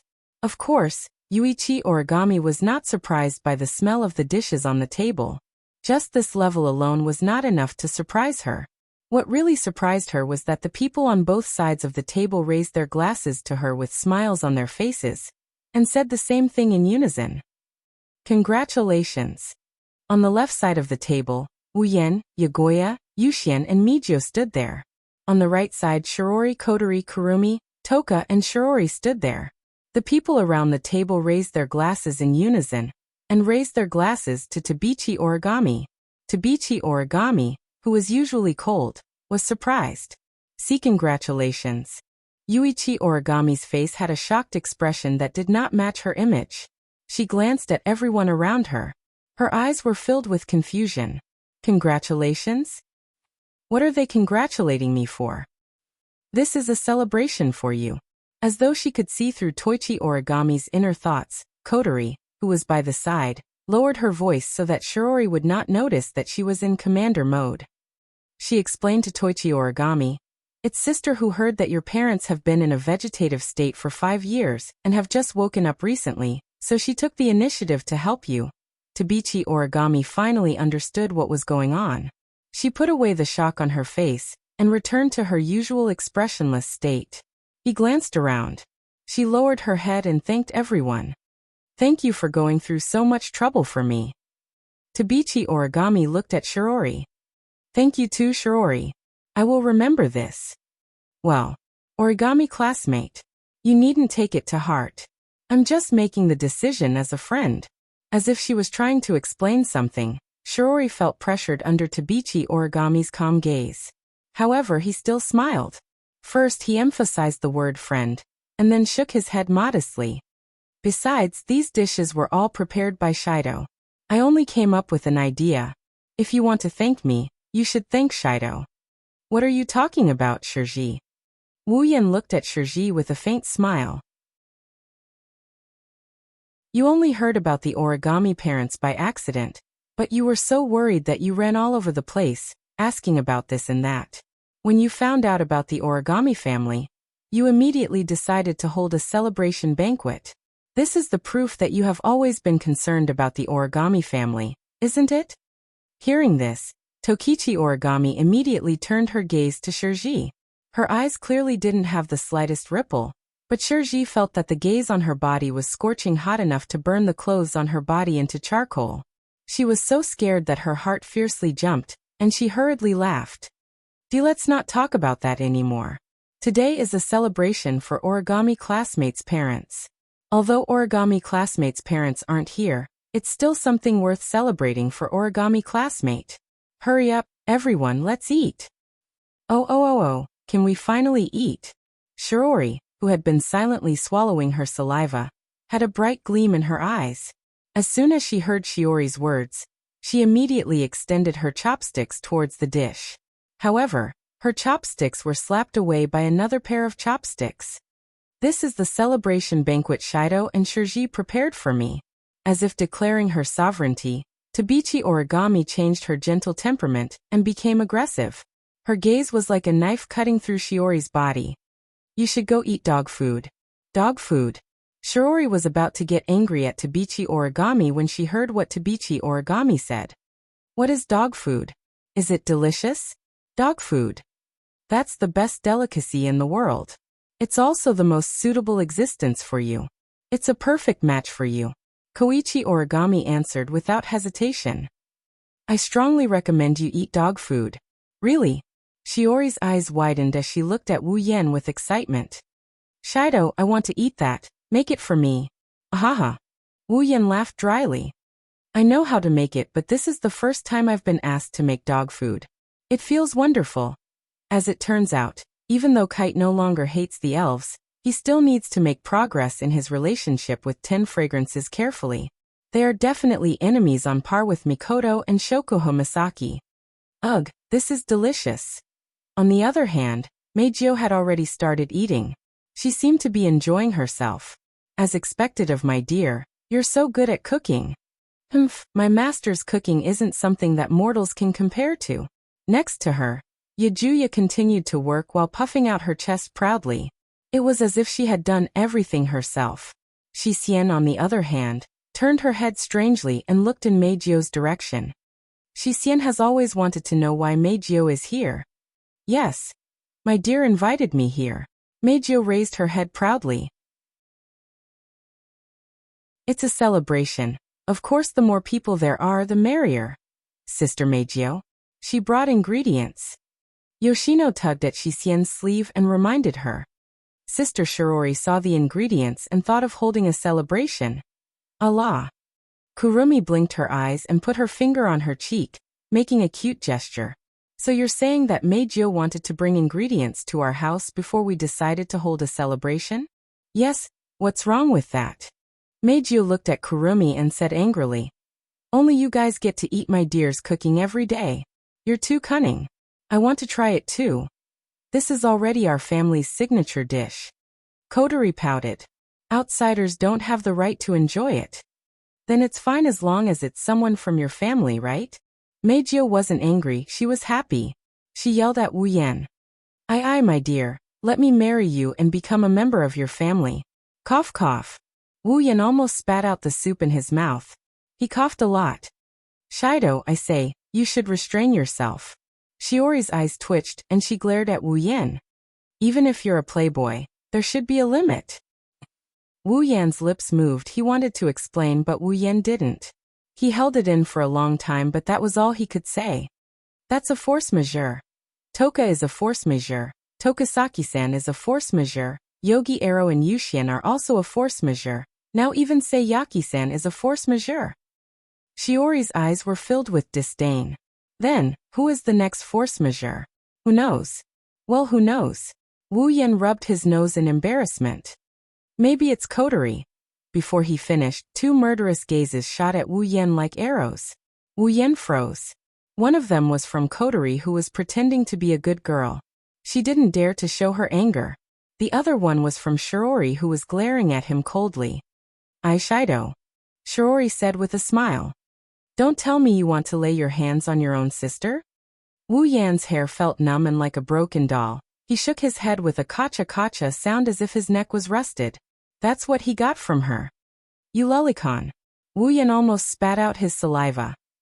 Why? Why do you have so many questions when a woman is angry? Shiori fiercely threw out such a sentence.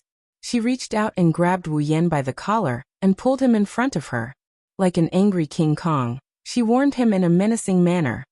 Listen up, it's your business to mess with so many girls. I can't do anything about it.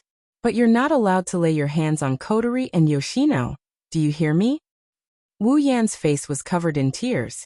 He wanted to say that a few hours ago, Tashiichi Origami did the same to him. But now, she's the one he's not allowed to lay his hands on.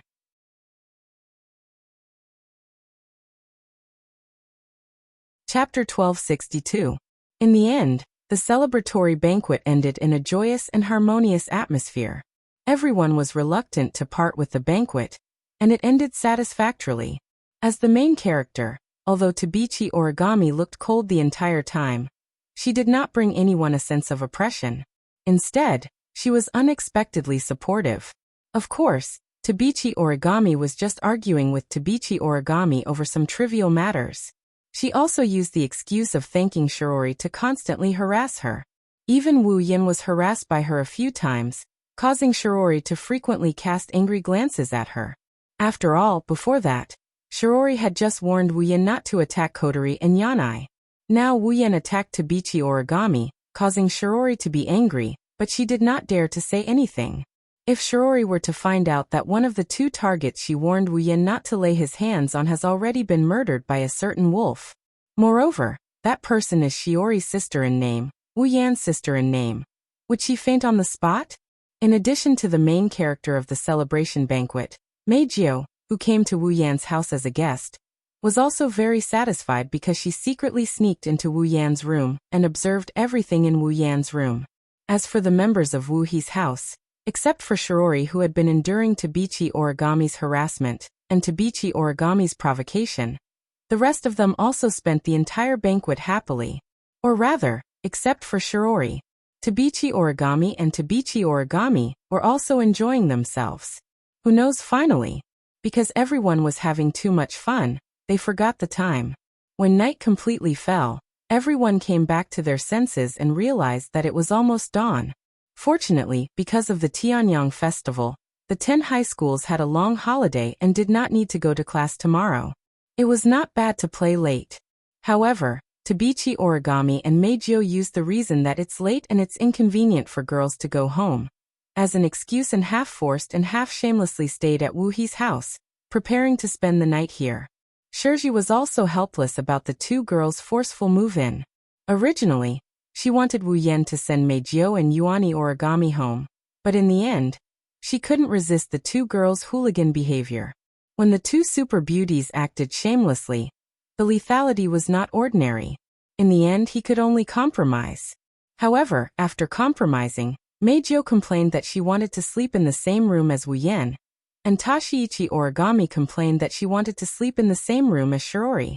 In the end, Shirori, who realized that a certain wolf would ruin her family's reputation, and also realized that her own chastity was in danger, resolutely objected and forcefully suppressed the two girls. After a period of chaos, the final decision was made. Kotori went to sleep in Shiori's room so that she could make room for Miku and Torichi to fold paper. He had to make do with it for one night. Thus, the chaos ended with Meijio and Torichi Origami being extremely dissatisfied. There are 5 rooms in Itsuka's house. Wu Yan, Yaguya, Yuhan, Shirori, Kotori, Mikoto, Toka, Yokoi, Kurumi, and Kurumi will stay in the same room. Luckily, Shirori and Kotori's parents weren't at home due to work, or else tonight would have ended on a bad note. Overall, the current situation is still a happy ending. At least, from Wu Yan's point of view, Meijio and Torichi Origami evolved from Yuri to half Yuri. They're so hardcore that both men and women are attracted to them, so they should be able to get along very well. While Yaguya and Yushin went to take a shower, Wu Yan laid on his bed and seriously thought about these things. He couldn't help but feel that he's a bit stupid. Placing one hand on his forehead, Wu Yan stared blankly at the ceiling with his wine-red eyes. His thoughts began to wander. Basically, every night when Wu Yan was alone in the room, he would be in this state. The reason is that Wu Yan is a night owl, a habit he had when he was an otaku. The other reason is because of his physique. As a vampire ancestor, Wu Yan is definitely a nocturnal creature. Although it doesn't affect him during the day, he's always more energetic at night. In addition, he was a night owl. After becoming the true ancestor of vampires, he could not sleep at night almost 300 out of 365 days of the year. As a result, his soul would usually wander off before he went to sleep. Inadvertently, Wu Yan recalled the phone call he had with Woodman during the day. In fact, during the day, Wu Yan's explanation to Woodman that the elves can't ignore the dem now doesn't mean they can't in the future. Although the elves' growth is limitless once they become his summons, and they'll be able to ignore the dem sooner or later, the prerequisite is that they become his summons. Currently, Yaguya, Yushin, and Meijio haven't become his summons yet. For the 3 of them, the dem is still a huge monster. Although he's never mentioned it in front of Yaguya, Yushin, and Meijio, it's undeniable that among all the elven girls around Wu Yan, the 3 of them are the weakest. Even though Yoshino reached the peak of Tier 8 due to the experience gained from Irene, she can't say for sure that she can beat Irene, but if she's alone, she can't do anything to Yoshino. On the other hand, almost all of the girls around Wu Yan are stronger than Yoshino. Even Kinuhata Sayai, Frenda, and Takitsubu Riku are stronger than Yoshino because of their experience in the dark. If they can't even beat Yoshino, how can Yaguya, Yushin, and Meijio compare to the dem? Moreover, the dem seems to have some very powerful trump cards. It's possible that even Kurumi, Yoshino, Kotori, and Toka will have a hard time against it. For example, when they attacked the dem's branch last time, if the beam wasn't aimed at Wu Yan but at Kurumi, Yaguya, and Yushin, the result would be terrible. In the end, although the girls' growth is unlimited, they haven't grown to the point where they can ignore the dem, let alone Yaguya, Yushin, and Meijio who haven't become Wu Yan's summons. Thinking about this, Wu Yan, who is lying on the bed, clenched his fists. His main purpose in coming to this world is to obtain the display device that can make his sisters stronger and strengthen the base. Now, Woodman also said that the creation of the display device was almost complete. Then, it's not too early for them to leave this world. Isn't it time to explain our situation to Yi Juya and the others? Wu Yan muttered to himself. While he was muttering to himself, the soft sound of the door opening woke him up and attracted his attention. He turned his head and looked at the door carefully. The next moment, the door slowly opened. Through the crack of the door, Meijio, who had a head of shiny violet hair and wore thin pajamas that reached her knees, sneaked into the room like a thief. Her sexy figure was completely exposed. Meiju. Wu Yan was startled. Why are you here? Ah. Meiju didn't expect to be discovered so quickly. She let out a small cry of surprise. After a while, she stuck out her tongue in embarrassment and said coquettishly, I want to sleep in the same room as my darling. Meiju. Wu Yan smiled bitterly. If you sleep in the same room as me, what about Yeguya and Yushin? Mama, why don't I just let Yagiya-chan and Kashina-chan sleep in my room? Meiju tilted her head and she gave Wu Yan a pitiful look. Don't you want to sleep with me, darling? That's not it. Wu Yan's bitter smile deepened and his tone became more earnest. Compared to Yeguya and Yushin, Meiju is more approachable. She'll be more comfortable sleeping with Origami, right? You don't have to worry about that. Meiju smiled. Kenichi doesn't sleep in her room either. Ha! Wu Yan was stunned. Then where is she going to sleep? She's going to sleep with Shiori. Meiju betrayed her teammate without hesitation. We agreed that I'll do the night attack, darling. She'll do the night attack on Shiori. Wu Yan was speechless.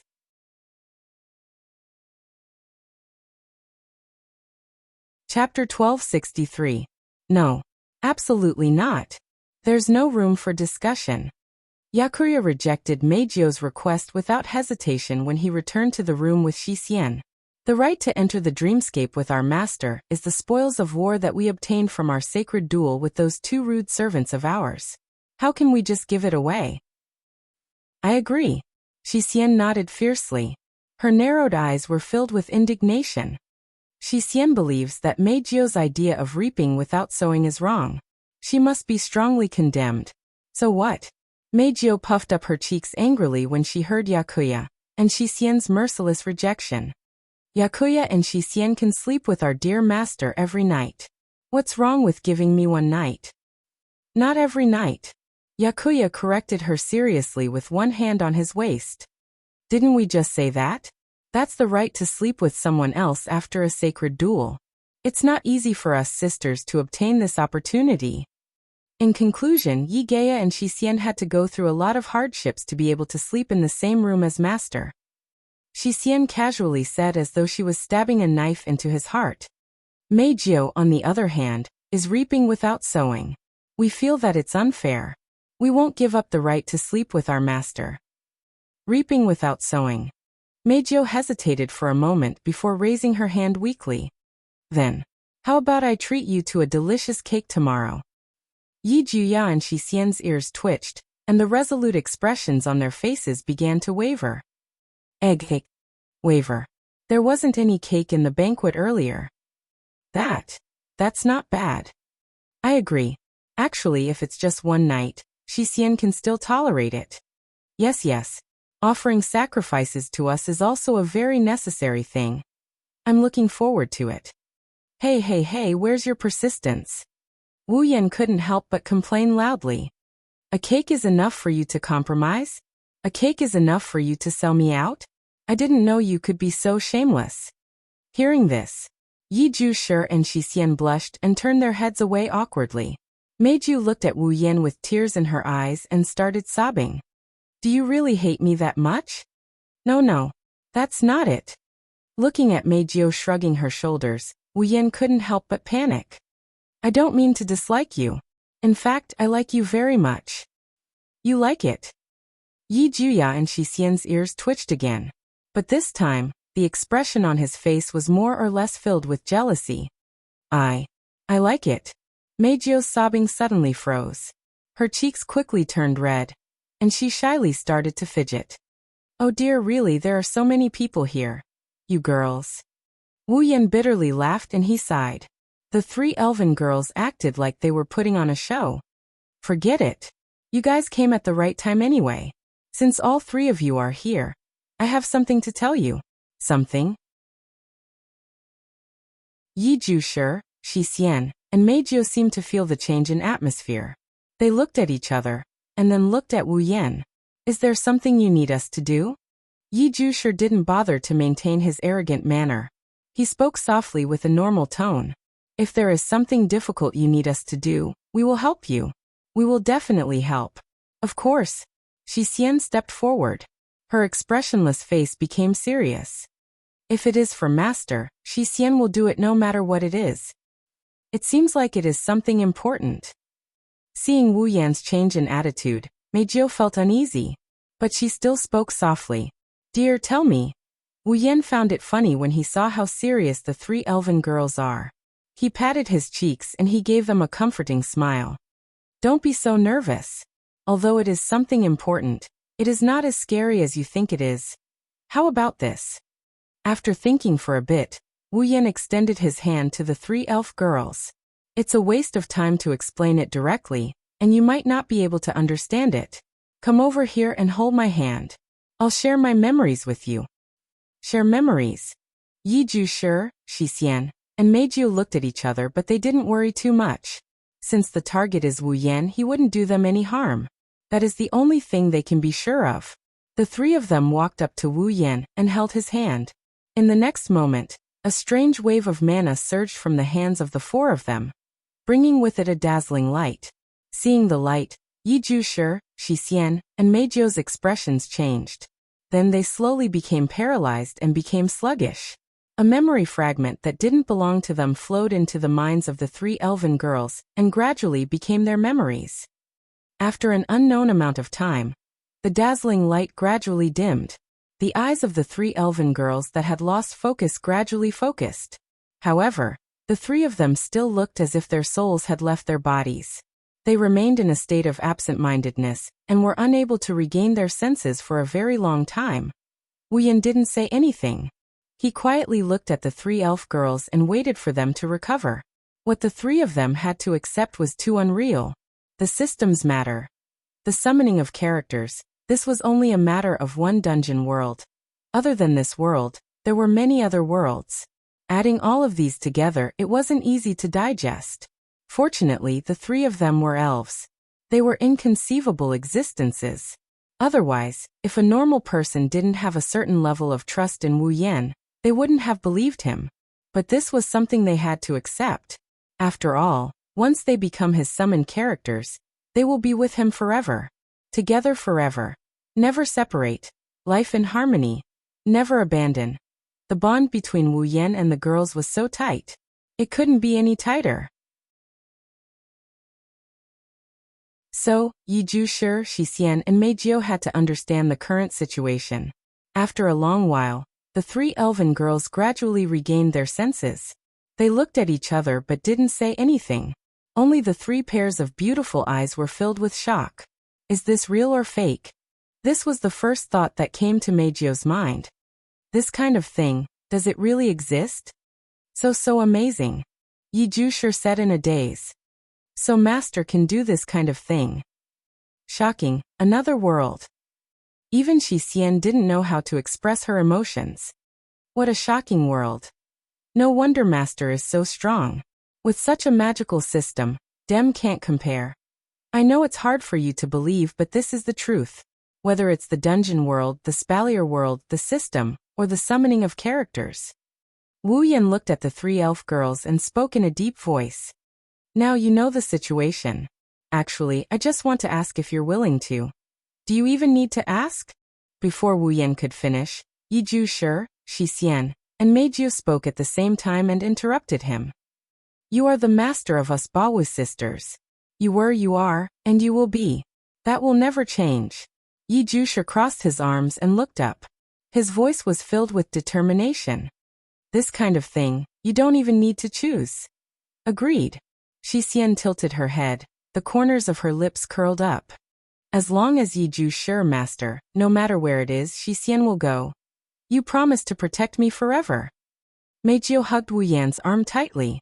She looked at Wu Yan's face with a nervous expression. You can't go back on your word, you. Seeing the three girls choose to follow him without hesitation, Wu Yan felt a burning sensation in his heart. It flowed through his body and warmed him up.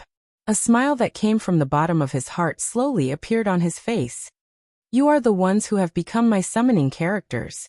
You can only stay by my side and share life and death with me. You can't go back on your word. We won't go back on our word. Their gazes met, and the four people present all laughed. Just then, count me in.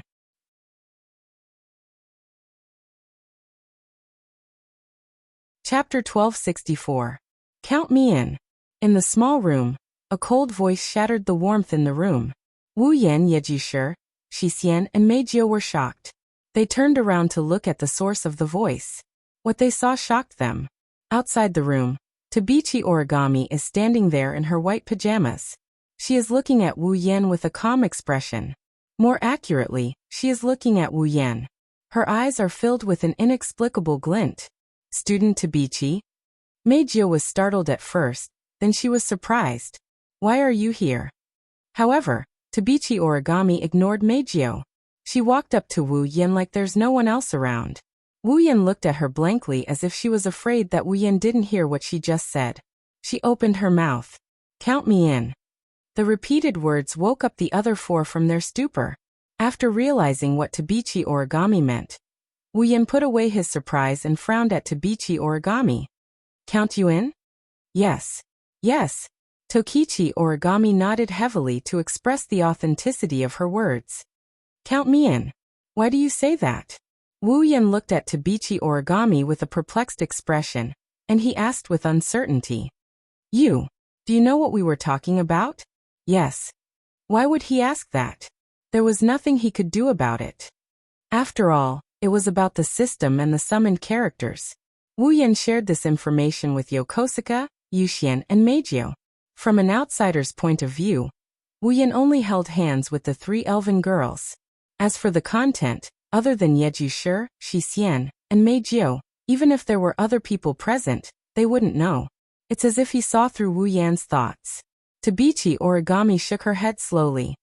Although I don't know what you mean by the system, Dungeon World and Silveria World, you seem to be making the three of them your summoned characters. They will follow you around, and after becoming your summoned characters, they won't be able to leave your side, and they will live and die with you. Is that right? Yes. Yes. I did say that just now. Wu Yan nodded his head, but he still didn't look like he was ready to let go of this matter. And then? You said count me in, don't tell me. Yes. Tabichi Origami looked at Wu Yan. Let me be your summoned character too. Forget about Wu Yan, even Yokosuka, Yuxian, and Miku, who just found out about what happened, were confused by her words. Do you know what it means to summon characters? Wu Yan rubbed his forehead, feeling a headache coming on. He solemnly said to Tokichi Origami, that's not as simple as saying that we'll live and die together. Do you think that summoning a character is like signing a contract or selling your body? Tabichi Origami raised her eyebrows and gave such an answer. Is there a difference? Wu Yan choked on his words. Indeed, from a certain point of view, becoming Wu Yan's summoned character is similar to signing a contract to sell your body. She shook her head. Dispelling this bad thought, Wu Yan rolled his eyes at Tabichi Origami. It's not that easy to become my summoned character. It's like a special ability. It will merge your life with mine. Do you know what that means? It means that if I die, you will die with me. Wu Yan crossed his arms in front of his chest in a threatening tone. Don't think this is a joke. It's all true. Is that so? Tabichi Origami nodded when she heard Wu Yan. Just when Wu Yan thought she was going to give up, she said something like this. In that case, can you add me? For a moment, Wu Yan almost didn't react. He looked at Tabichi Origami in shock. I said, do you really understand? It doesn't matter if you understand or not. Tabichi Origami's expression was the same as usual. She still responded to Wu Yan's words concisely. I have already decided to follow you. It doesn't matter if I become your summoned character or not. Naturally, if you die, I die. This is something that has been decided long ago. Don't be so quick with your words. Wu Yan sighed, and he extended his hand. Forget it, you might not understand if I tell you this. Hold my hand. Tabichi Origami didn't hesitate when she saw Wu Yan's outstretched hand. She grabbed it without hesitation. Immediately, the same ripple and light as when she shared her memories with the three elven girls lit up the entire place. When the light dimmed again, Tabichi Origami opened her eyes. There wasn't a single ripple in her eyes. Seeing this, Wu Yan thought his memory-sharing spell didn't work. However, Tabichi Origami's words refuted his guess. System. Dungeon world. Spalier world. So that's what it means. Understood. Seems like I finally understand. Wu Yan felt like he lost a lot of energy.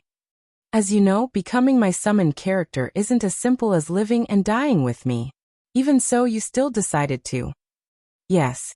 Just like how Yakuya and the others interrupted Wu Yan, this time, Tabichi Origami also resolutely interrupted Wu Yan's words. I will become your summoned character. You. Why do you have to go to this extent? Wu Yan couldn't help but feel anxious. I know it's important for you to repay your debt, but don't put yourself in danger just like that, okay? Wu Yan looked deeply at Tabichi Origami and said something that Tabichi Origami had to consider. You've shared my memories, so you should know why I came to this world. You should also know that the creation of the manifestation device is about to be completed, and I'm about to leave this world with the elves. You've become my summoner, so you'll have to leave with me. Don't forget, your parents are in this world. Shiori is also in this world. Are you willing to leave them? The indifferent expression on Yuichi Origami's face finally showed signs of being broken in the midst of her silent expression.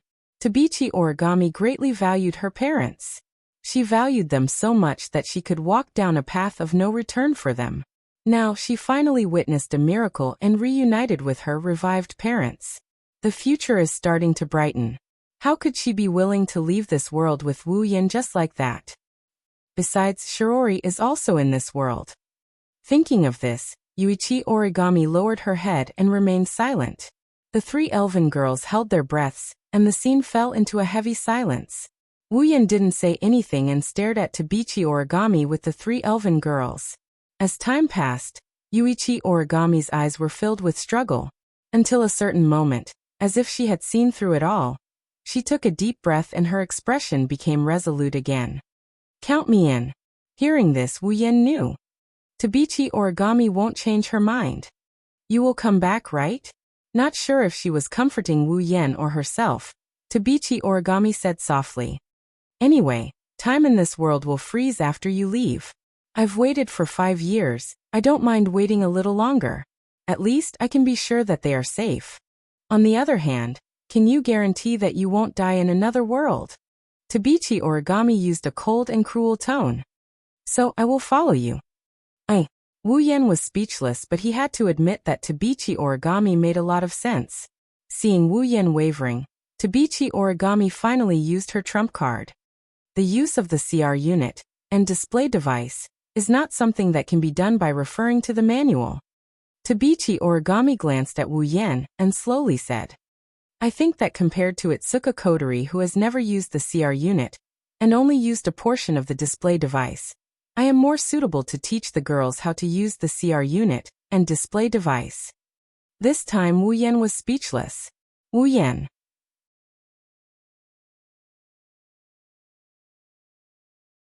Chapter 1265.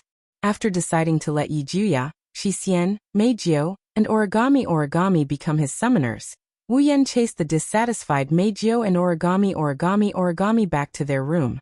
He hugged Yijuya and Shisian and laid on the bed, listening to their breathing as he coaxed them to sleep. After coaxing the two girls to sleep, Wu Yan quietly pulled out one of his hands and tapped on the air. The system list popped up. Character, Wu Yan equipment points, 100 item points, 5000 ability points, 1000 summoning points, 300 level, 85. Looking at the number of points displayed on the system, Wu Yan couldn't help but turn his head away as tears streamed down his cheeks. In order to build the base, he had squandered all his equipment points, item points, and ability points. In the end, he only had a pitiful amount of points left. Originally, building the base didn't require summoning points. Wu Yan had the most summoning points out of the 4 types of summoning points he had. But to summon Yukari, he had to use up a lot of points. Also, this was after Wu Yan used some of the treasures in the Ring of Gold to exchange for summoning points. Otherwise, with the summoning points he had before, he might not even be able to summon Yukari. But now, Yamato. Date battle character, one of the twin elves who has the ability to control the wind. Originally, it was the same elf as the other twin elf, but its original form, Yamato, had split into two individuals in the emergence. Its consciousness is independent, and its identification name is Berserker. 9,000 summoning points. Ba Wuxia, character from Date Battle. One of the twin fairies who has the ability to control wind. Originally, it was the same sprite as the other twin sprite, but its original body, Ba Wu, had split into two individuals in the emergence. Its consciousness was independent, and its identification name was Berserker. 9,000 summoning points. Night Tempter Meijio, character from Date Battle. A fairy who has the ability to control sound. She was originally a human. Later, she was given a spirit crystal and became a fairy. Become a sprite with the identification name Diva. 9,000 summoning points. Origami Kite, character from Date Battle. Originally, she was a member of the Land Self-Defense Force AST. Later, she quit AST and joined Radisker. She has one of the top 3 magicians in the world. She has her own personal CR unit, Mordred. 9,500 summoning points. If he wanted to summon all 4 new summoning points, he would have to spend 36,500 summoning points. Wu Yan only has a meager 300 summoning points left. So poor. It couldn't be any more shabby. Summoning points. Even the other 3 points were extremely shabby. Ugh. Wu Yan put away the system list and he face-bombed. He was conflicted. Even though he already knew that his remaining points are very pitiful, he didn't really care about it.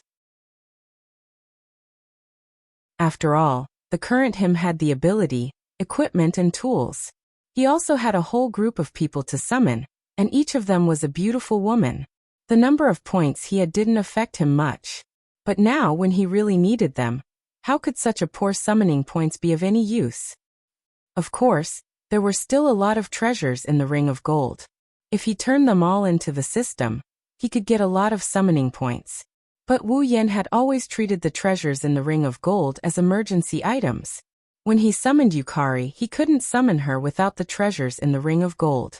Therefore, even though he knew he wasn't that poor yet, if he kept relying on the treasures in the Ring of Gold like this, it would be troublesome if he really needed to use the points in the Ring of Gold. Was it time for him to earn some points? Wu Yan muttered. System, I seem to be short of summoning points. Say, when are you going to give me a sudden mission? In the end, Wu Yan's mumbling attracted the system's obedient response. User, the current dungeon world cannot detect a sudden mission.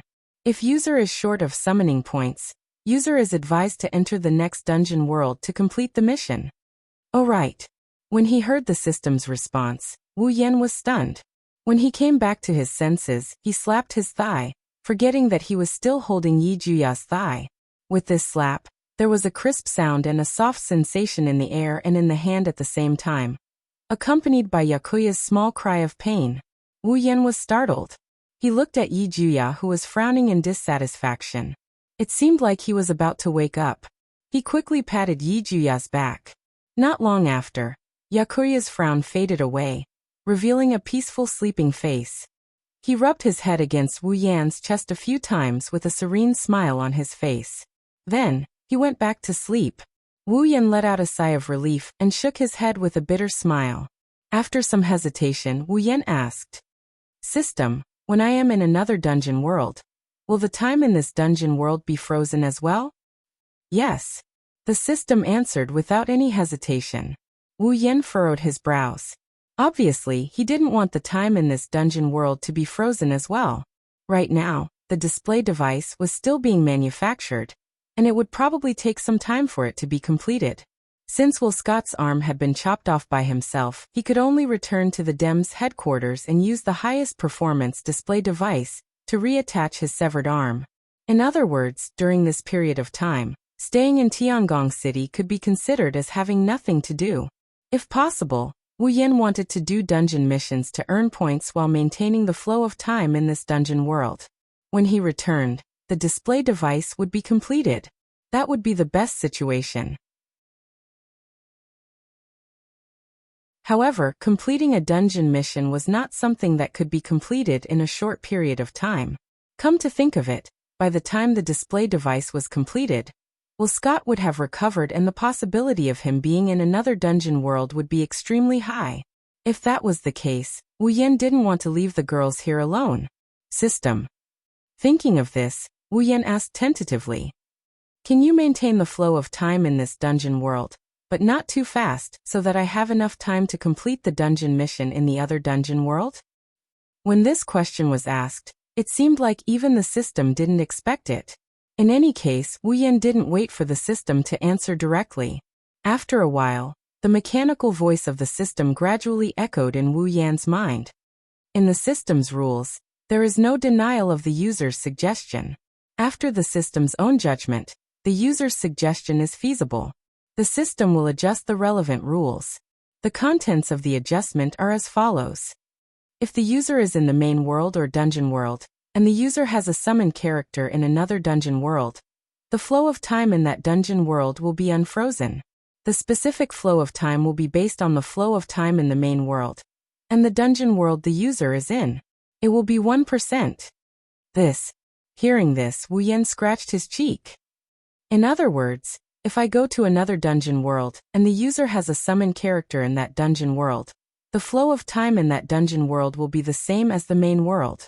It will be 100. Right? Yes, if the user goes to another dungeon world and spends 100 days in that dungeon world, the difference between the dungeon world and the main world will only be 1 day. That's not bad. At this moment, Wu Yan felt satisfied and relaxed. Since he could go to another dungeon world to earn points and slow down the flow of time between this dungeon world and the main world, it was not a bad choice. If that's the case, when he returns, the display device should be almost complete. After making up his mind, Wu Yan kissed Yejuya and Shixian on the forehead and closed his eyes.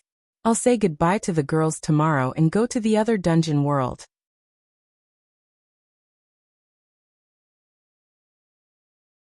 Chapter 1266. Going to another dungeon world? The next day, at the dining table, Wu Yan told the girls about the decision he made last night while Shiori went to the kitchen to prepare breakfast. The girls couldn't help but gasp in surprise. "Why are you all so loud?" Wu Yan sneaked a peek into the kitchen, and after making sure Shiori didn't find anything, he let out a sigh of relief. He rolled his eyes at the girls in the room. "Yeguya, Yuhen Miku, and Origami are fine since they just found out about us. But Kotori, Kurumi, Toka, and Yoshino, why are you all so surprised?" "How can we not be surprised?" Kotori glared at Wu Yan and lowered her voice. "Isn't it too sudden to suggest going to another dungeon world?" "It's not that sudden." Wu Yan took a bite of his bread and waved his hand casually. "I'm the only one going. You don't have to follow me." "We don't have to follow you." The girls froze on the spot. Seeing this, Wu Yan explained the conversation he had with the system last night to the girls. He also told the girls that when he is in this dungeon world, the time in this world won't be frozen. Instead, it will be slowed down to 1% of the time in the dungeon world he is in. When they heard Wu Yan's explanation, the girls objected strongly to it. "How can you go alone? What if no one takes care of you?" "Yeah. What if there's danger?" "Out-sama, I think it's better to bring some people along. It's inconvenient to go alone." I think so too. As the master of us Yamato sisters, are you going to abandon your slaves?" "Master, you're being too irresponsible." "Honey, at least bring me along. I've never been to another dungeon world before. I'm curious." "Why are you all so nervous?" Wu Yan shook his head and rolled his eyes. "Do I look like someone who gets into trouble easily?" "Let's bring some people with us." Kotori frowned. "It's good to have someone to take care of me. I'll go with you," Origami declared in an unquestionable tone. "My words now. I won't drag you down. This isn't a matter of whether or not we're dragging them back." "Origami." Wu Yan turned his head and looked at Origami. "Don't forget that you'll have to leave this world with us after the display device is completed." He didn't know when he would come back again. "Therefore, I think you should at least spend some time with your parents while I'm away." "Okay." Origami's unquestionable expression instantly collapsed, and she fell silent. Seeing that Origami had tacitly agreed, the other 3 rookies by the side hurriedly spoke out. Then let us, the Bawu sisters, follow you to the other world. I agree. Yi Juya and Shi Xian don't have parents in this world, so they don't need to accompany them. I don't have any special events recently, so I don't need to meet my fans. Going to the other world to sing seems like a good idea. What's wrong with the 2 of them? Is there a need to be so worried? Wu Yan heard Yi Juya, Shi Xian, and Miku's words and the worry in their eyes. He knocked on their heads. I didn't ask you to come with me, but that doesn't mean I'm going alone. Did you forget that I have Natsuki, Kanon, Nagisa, and Agurola with me? The other girls recalled that Natsuki, Kanon, Nagisa, and Agurola had been staying inside Wu Yan's body all this time. With Natsuki and the others, there's no need to worry, right? Wu Yan smiled at the girls. Besides, I need someone to watch over me. I'll be more at ease if you all stay here together. Wu Yan took out a gem that emitted a soft white light and handed it to Origami. Origami, this is for you. This is. Origami raised an eyebrow when she saw the gem in Wu Yan's hand. Spirit crystal? This was originally yours. Wu Yan looked at Origami. It doesn't matter if you want to use it or not. The decision is in your hands. You can keep it in case you need it. Origami fell silent. After a while she nodded. She opened up a small tori and wrapped the spirit crystal in it before putting it away. Since husband has made up his mind, I won't say anything else. With Natsuki around, you should be able to rest assured. Kurumi looked at Wu Yan helplessly. But please be careful. Don't worry. Wu Yan smiled. The time ratio is 101. I spent 3 months in the other world and only 1 day here. Perhaps by the time I return, it won't even be a day here. Indeed. The group of girls' expressions also relaxed. I will take care of the display. Kotori didn't throw a tantrum, she gave Wu Yan a promise. I'll take care of it too. With Toka, Kurumi, and Origami here, I'm sure nothing will go wrong. Okay. Wu Yan looked at the girls and nodded with a smile. Before leaving, the girls prepared a lot of things for Wu Yan. There was plenty of food and water. Kotori even prepared some display device for Wu Yan in case he needs it. Although the display device won't be of much use to Wu Yan who has 103,000 grimoires, it's still a token of appreciation from the girls. Therefore, Wu Yan didn't say much and put it into the gate of Babylon. After preparing everything, Wu Yan told Shirori that he'll be away for a few days and used a small excuse to brush her off. Then he snuck into his room and opened the system list. He clicked on the dungeon page and began to choose a dungeon. Of course, if he really wants to enter a dungeon, he'll have to pay points. Wu Yan was very poor and he didn't want to use the items in the Ring of Gold. He could only let the system choose a random dungeon. After all, he doesn't have to pay points to enter a random dungeon.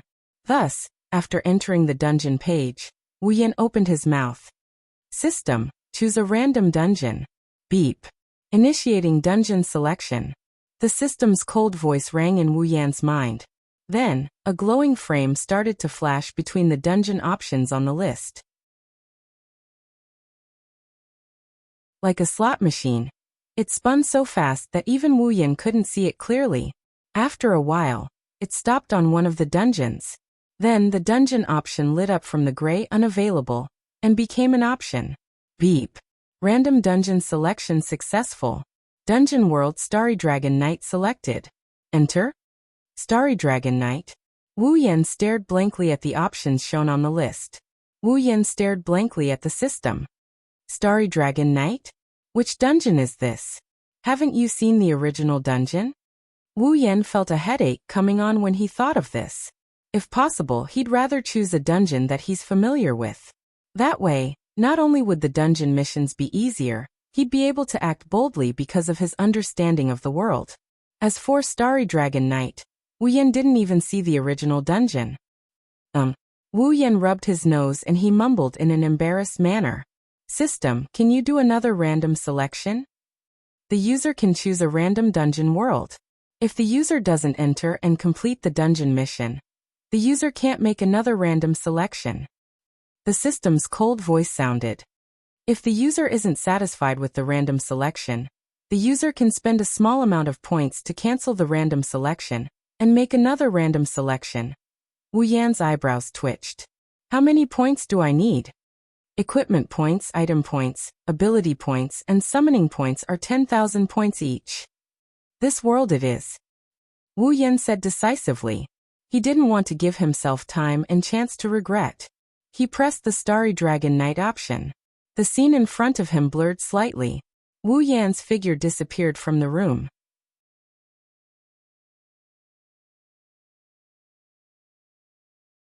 Chapter 1267. The Eruxtran Continent. This was a continent that was shaped like a dragon spreading its wings and soaring high in the sky. On the Eruxtran continent, there were 5 extremely large organizations that occupied the continent for themselves. They occupied a piece of land and divided the territory of the Eruxtran continent. These 5 extremely powerful forces were respectively located in the center of the Eruxtran continent, occupying the heart of the dragon, known as the dragon-raising nation, the Lorimon Knighthood. Located in the south of the Lorimon Knighthood, occupying the body of the dragon, known as the suzerain of the Lorimon Knighthood, the Sheplon Kingdom. Located in the north of the Lorimon Knighthood, occupying the jaw of the dragon, known as the Siphoros Empire, the Arcanum Empire. Located in the southeast of the Eruxtran continent, occupying the tail of the dragon.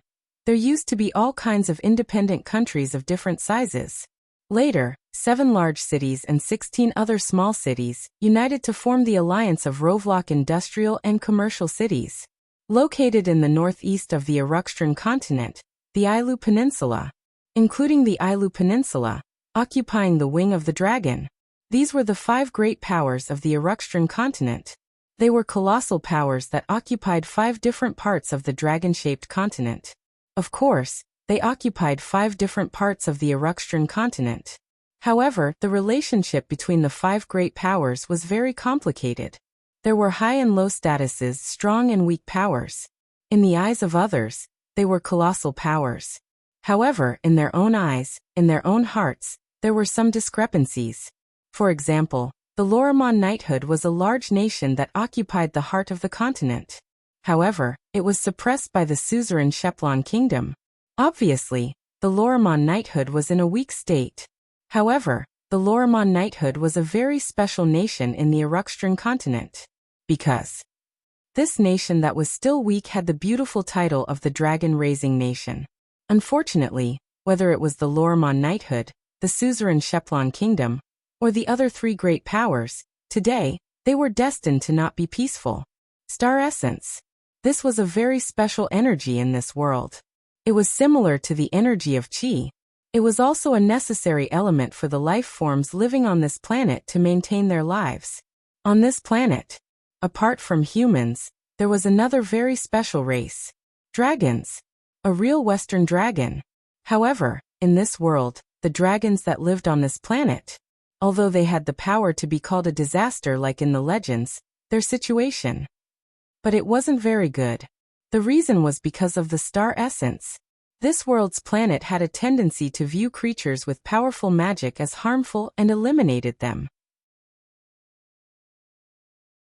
It could be said that this was a self-cleansing effect by the planet. But what was unable to be erased was the dragons with powerful magic. Became an obsolete race abandoned by the planet. Therefore, the dragons could not accept star essence. They couldn't obtain the star essence that life forms relied on to sustain their lives. If you want to survive on this planet, you must have star essence as a supplement. If you are unable to obtain star essence as a gift from the planet, you will not be able to escape the fate of extinction. Under such circumstances, a special contract known as the Abayan Secret Agreement was created. Due to the planet's tendency to view creatures with mana as a threat, humans who did not possess any mana were instead the most welcomed life forms on the planet. They were born with abundant star essence, which was why the dragons had signed the secret pact of Abayan with the humans. The dragons were facing extinction, but the humans coveted the dragon's power. Therefore, the 2 sides signed the contract. The dragon used the contract to leave a mark known as the star engraving on the human's body. From the special route formed by the star engraving, the dragon would replenish the star essence on the contracted human's body. In return, the dragons will listen to the humans' orders and give their powerful magic to the humans. With the help of the star carving, the dragons that signed the contract with the humans survived, and the humans gained the right to order the dragons. This is the most special existence in this world. Although not everyone can sign a contract with a dragon and become a person who can order the dragons, it is undeniable that this world is a world where humans and dragons live together. All of this is due to the star essence given by the planet. The dragons receive the star essence from their masters. The humans, as the masters, provide the star essence. This had always been the connection between humans and dragons on the continent of Aluxtran. But today the star essence of the entire world went berserk. That's right, berserk. Only those who possess the star engraving and can see the star essence's dragon summoning could see it clearly. The world is changing. People, dragons, flowers, trees, earth, oceans. On the bodies of these beings, there was an almost endless amount of star essence that could not be seen by the naked eye. They silently rose from every living being, every piece of land, and every part of the sea. Like a swarm of bees, they madly gathered together and surged into the air, forming an extremely terrifying vortex that emitted an astonishing amount of energy. In every corner of the world, people, things, and things that could sense the changes of the star essences were all terrified.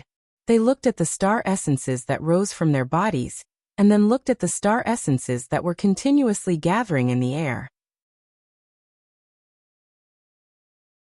They were at a loss and did not know what to do. What the hell is going on? With such a thought lingering in their minds, at the next moment, the humans and dragons who had lost a large number of star essences in their bodies lost all of their strength. Their faces turned pale as they weakly fell to the ground, terrified by the inexplicable situation that happened to them.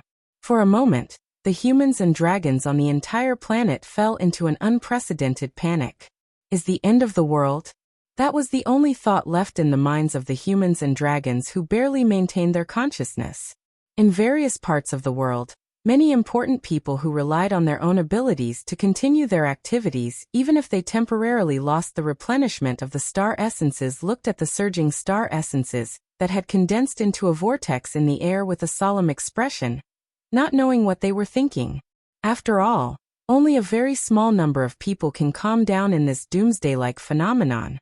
Among this extremely small number, there was one such person who had quietly appeared in an extremely dense forest. It was a dragon. It was an extremely elegant and beautiful dragon with long green hair and white fur. Its wings were like the wings of a cicada, emitting a green light. This huge dragon raised its head and stared at the whirlpool of star essence in the sky that covered the entire world. Its body flashed with a green light, and its body gradually shrank until finally, it turned into an extremely beautiful woman with extremely long green hair and horn-like ornaments. She turned from a dragon to a human. She raised her head and looked at the star essence swirling in the sky. Her eyes were filled with confusion. She looked dignified, shocked, complicated, and greedy. Such a large amount of star essences. The woman sighed in amazement.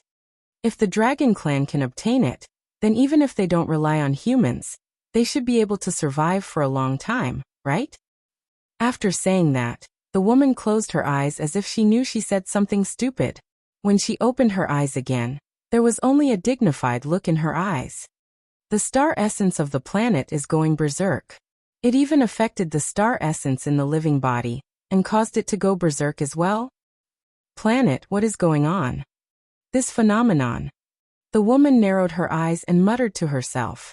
Is it because the planet itself, which rejects life forms with powerful magic power, has sensed the existence of powerful magic power, and strongly rejected the birth of that existence, thus causing the self-phenomenon?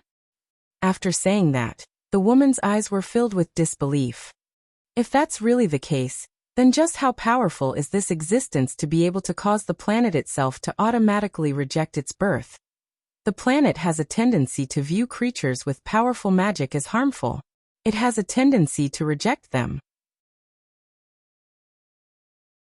However, that is at most a function of the planet itself. like a natural phenomenon. It is a setting of the world. But now, this natural phenomenon was like a chemical reaction caused by a certain existence, producing an extremely powerful change. This is the truth behind the star essence going berserk. Wu Yan, who didn't know about this, finally ushered in the most unwelcome journey in history. Moreover, the one that rejected him was the planet itself.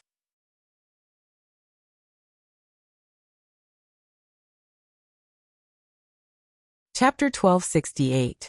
As if he entered a pool of water, a wave of dizziness engulfed his consciousness. Then he felt his body floating up into the air. However, this state didn't last long. Wu Yan's vision blurred for a brief moment. Then, Wu Yan felt the air around him returning to its original state after a second of silence. Have I entered a dungeon world? Just as this thought rose from the depths of Wu Yan's heart, the system's voice echoed and told Wu Yan the answer. Dungeon world. Xing Carving's Dragon Knight. Dungeon mission, acquire. Mission 1. Enter Tokisaki Kurumi's Red Jade mode. And use the ability of the angel, Safkiel, to use the Bullet of 12, Yudi. When the Mother of Dragons placed the last descendant of the Avalon Holy Dragon royal family in the Abayan Forest, she would obtain a drop of the first blood of the last descendant of the Avalon Holy Dragon royal family, before he was born and placed in the Abayan Forest. Mission reward. 10,000 equipment points, item points, ability points, and summoning points. Mission 2. Yet to be activated. Mission 3. Yet to be activated. Beep. User, after you have completed all the dungeon missions, you will be able to leave the dungeon world. When the first mission is completed, the second mission will be activated. When the second mission is completed, the third mission will be activated. When the second mission is completed, the third mission will be activated. When the third mission is completed, the user will be able to leave the dungeon world. Reminder, because the world of Xing Carving's Dragon Knight is very special to the user, the first mission is also a very special type of mission. If the user is unable to complete it, he will be forced to leave the dungeon world. The user will no longer have the right to enter the world of Xing Carving's Dragon Knight. I hope the user will pay attention to the first mission. In addition, I would like to remind the user once again that the time ratio between the dungeon world and the main world, as well as the other dungeon worlds that are not frozen, is 100:1. Therefore, the user can train in the dungeon world without any worries. I wish you a happy dungeon world. Listening to the system prompt that would repeat every time he entered a dungeon world, Wu Yan was only paying attention to the dungeon mission. However, when the system prompt was transmitted to his mind, he could not help but be stunned on the spot. To him, Xing Carving's Dragon Knight was an extremely special dungeon world? What was the meaning of this?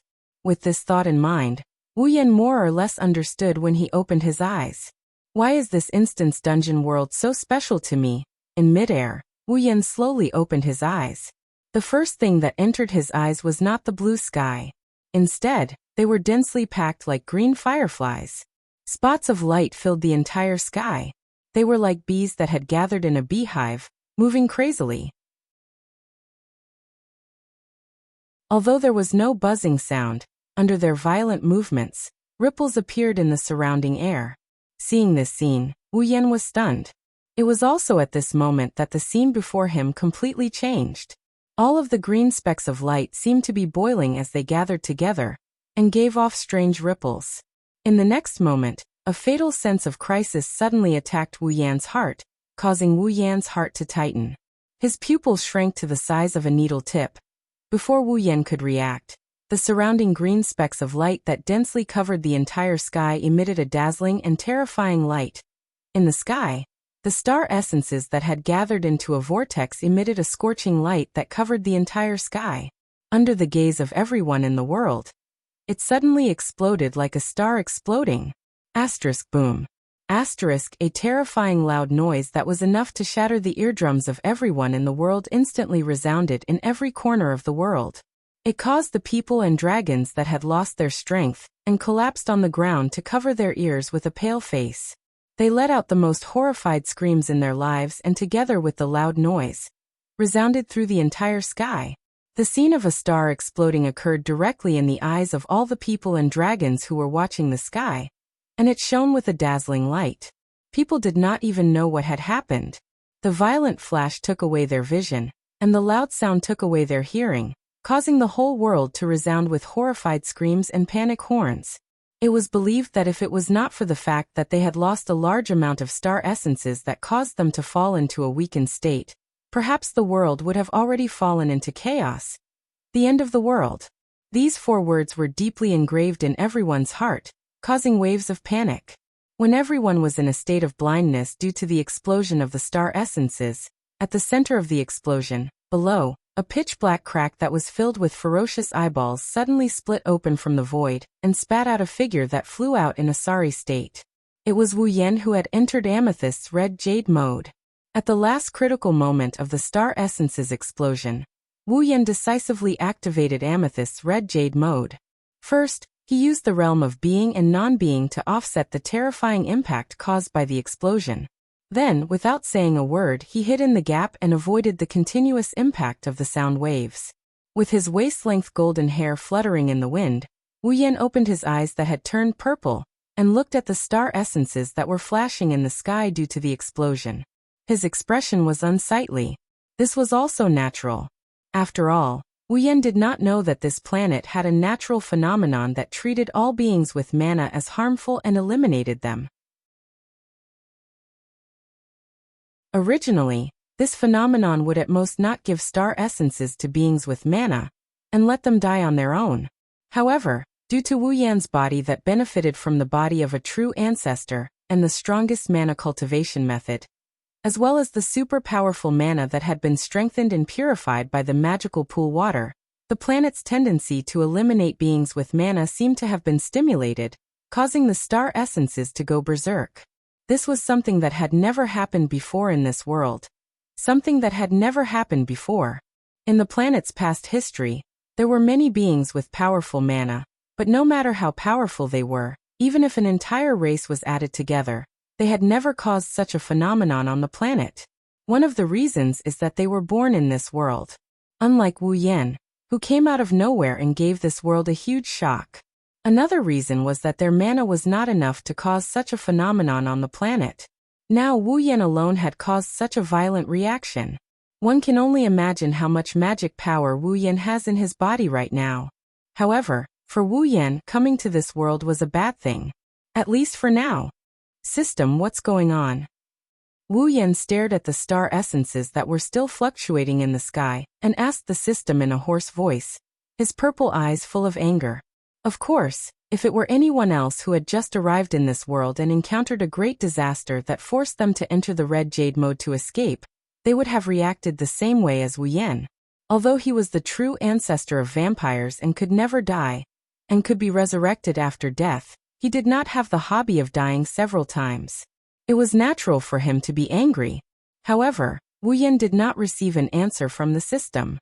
It was not that the system did not answer Wu Yan's question, but that a vortex of star essences no less dense than the one before had surrounded Wu Yan. Wu Yan's expression changed when he saw the dense green light gathering around him. He was about to open up another gap when he realized that the star essences were coiling around his hands and feet like ropes. This is bad. While waiting for the system's response, Wu Yan, who got caught up in a moment of carelessness, widened his eyes. The next moment, boom! An extremely violent shockwave spread out in all directions along with another terrifying explosion. The sky was once again covered by a strong light. Below the strong light, a broken body that had lost all 4 limbs, and was only left with an empty shell fell down while carrying a remnant force. The star essence that was circulating around the body fell down. In the end, it fell into a dense forest. After a long time, the sky returned to normal. The vortex of star essences disappeared as well. Once again, the people were replenished with star essences from the planets and recovered from their injuries. However, the nightmarish doomsday scene had already been reflected in everyone's heart. It became a mark that could not be erased.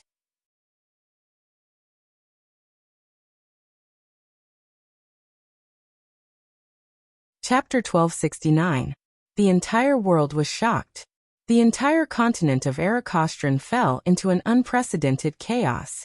Even though the phenomenon of the star essence going berserk had calmed down and the apocalyptic scene had disappeared like a dream, leaving behind only a sense of shock, the people were still unable to get rid of the panic in their hearts. That was only natural. If it was just a phenomenon of the star essence going berserk, then at most it would become a hot topic in people's mouths. But the problem was the phenomenon of the star essence going berserk also appeared on the human body and dragon body. It even caused people and dragons to fall into a weakened state and become fish on the chopping block without any power to fight back.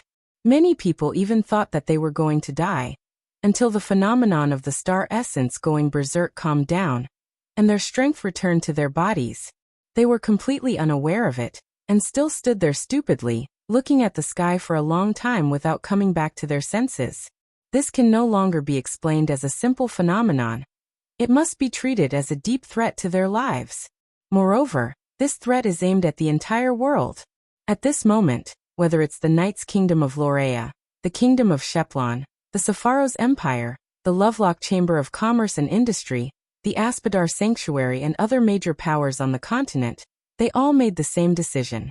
They must quickly find out the reason for the star essence going berserk. As a result, the entire world unavoidably began an unknown turmoil.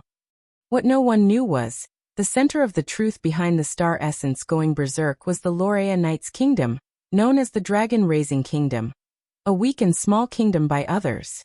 The Ansari Dragon Riding Academy. This is a special academy located in the Knight's Kingdom of Lorea. It's an academy that specializes in educating and guiding the young boys and girls who have signed a contract with dragons and become dragon nurturers. According to the rules of the Lorimon Knight's Kingdom, all citizens of the Lorimon Knight's Kingdom had to go through a ceremony called the Youngling Ceremony in the Holy Land Abayan Forest, within a month after they turned 7 years old, to look for the mother of dragons, obtain the offspring of the dragon whelp. As long as it was in the youngling ritual, children who are chosen by the dragon mother and have the aptitude to raise dragons will be placed in the dragon mother's body as the offspring of the dragon whelp.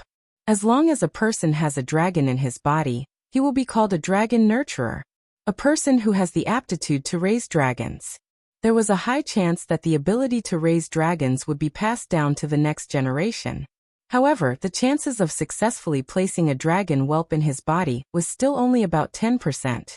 As for the Ansari State Dragon Riding Academy, it was an academy that nurtured rare dragon nurturers. After the star essence went berserk and calmed down, the star essence returned to the human body once again. Inside the Ansari State Dragon Riding Academy, in the Student Union office, an extremely beautiful girl gradually recovered her body and slowly stood up from the ground where she had just fallen down with great difficulty. The young lady had long, fiery red hair that reached her waist. Her eyes were as beautiful as emeralds, and her slender and delicate body exuded a noble, princess-like aura. Her fiery figure didn't lose even the slightest bit of her charm, even though she was wrapped in the academy uniform, making the heavens and earth lose their color. The gorgeous young lady flicked her brightly colored long hair. Her green eyes immediately looked at her own body, and she even tried to move it. When she didn't find anything strange, she murmured, "Has the star essence recovered?" The girl's name was Rebecca Randall. She was the student union president of the Ansari State Dragon Riding Academy. She was also the strongest person in the Ansari State Dragon Riding Academy. Not the strongest among the students, but the true strongest in the academy. Her strength even surpassed the teachers of the Ansari State Dragon Riding Academy. Rebecca was a noble existence that was both beautiful and powerful. This noble existence couldn't help but lose all ability to resist like a normal person. She laid limply on the ground and watched as the star essence vortex mysteriously gathered and exploded in the sky. She didn't even have the strength to approach the scene. Thinking of this, Rebecca clenched her fists and raised her head to look at the sky. Her beautiful face was filled with seriousness. What happened? Star essence was a special energy that existed in the body of a living being. Its importance even surpassed food. Because the dragon nurturers signed a contract with a dragon, they obtained the star essence path that allowed the star essence to circulate. It was also the star engraving. Through it, they could more or less see the existence of star essence. It was the same for Rebecca. In the past, star essence would only circulate between the human body and the dragon body. It also existed in the bodies of some living beings. However, it had never left the human body on its own and appeared in the air before going berserk. This phenomenon happened too quickly. It happened so quickly that Rebecca couldn't react in time. She was stunned by everything that happened before her eyes. At this moment, even though she was the student union president who was both beautiful and powerful, smart and witty, she still didn't know what to do. She stared blankly at the gradually dispersing star essence in the sky, and didn't say anything for a long time. However, this reaction was quickly disrupted. At a certain moment, Rebecca, who was gazing at the sky, suddenly froze, a look of surprise flashing through her emerald eyes. That was because in Rebecca's field of vision, she could see a green starlight flickering within the dispersing star essence vortex. It was as if a green meteor was falling towards the ground. And the direction in which the green meteor fell was precisely the direction of the Ansari Kingdom's Dragon Riding Academy. No, to be more precise, it fell into a dense forest not far from the Ansari Dragon Academy. That's... Rebecca's eyes lit up. Her intuition told her that the falling meteor had something to do with the star essence going berserk. Staring at the green streak of light falling into the forest, Rebecca silently memorized its location. Soon after, she abruptly turned around and left the student council office without a second thought. The Fianna Forest was located in the Ansari Dragon Riding Academy. It was a forest to the north of the Ansari city. Due to the fact that the distance was close, the area was large enough, and the conditions were substantial enough, the students of the Ansari Dragon Riding Academy would often visit this place for their own actual combat training or for the school's routine activities. To the students of the Ansari Dragon Riding Academy, this was a forest that they could not be more familiar with. This included Rebecca as well. She rushed into the forest as fast as she could and gradually approached the location in her memory. Realizing that the thing she was looking for might be nearby, she couldn't help but lighten her footsteps. Her heartbeat sped up as well. She tiptoed in soon, after pushing aside the tall grass in front of her for the umpteenth time, a lake appeared in front of her. It was a lake that wasn't very big, but it was very beautiful. The surrounding light was blocked by the tall trees, causing the lake to sink into a rather desolate darkness, as if it was in the middle of the night. At the same time, many green stars were floating around the lake like fireflies. They were emitting a gentle light while they floated around, covering the entire scene. That's... Rebecca was shocked when she saw the green stars covering the entire lake. Star essences? That's right, the stars floating around the lake were the star essences that the planet gave life on. Star essences are floating in the air? Rebecca didn't hide her shock at all. After all, star essences only existed within living beings. They were essential for life. If there was no special reason or man-made reason, the star sprite would never appear out of nowhere in the air. However, this also confirmed Rebecca's suspicions. The star essences going berserk definitely had something to do with that ray of light. Rebecca looked around the lake, and had to admit that the scene of star sprites drifting on the lake, as if it had fallen into a curtain of night, was indeed very beautiful. However, her gaze was stealthily snatched away by another scene. At the center of the lake was a small tree. Star essences surrounded the tree. They emitted a green light as if they were covered in fluorescent gauze. At the top of the tree, a person was lying on top of the tree with a serene expression, as if he was in a deep sleep. Around him were green stars that seemed to be protecting him. Rebecca gradually became absent-minded when she saw this beautiful scene.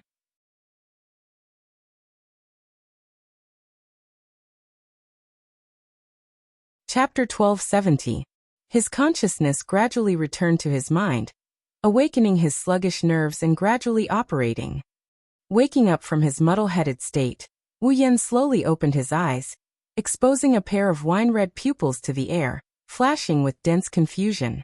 A tingling sensation came from his head, but it made Wu Yan's consciousness return faster.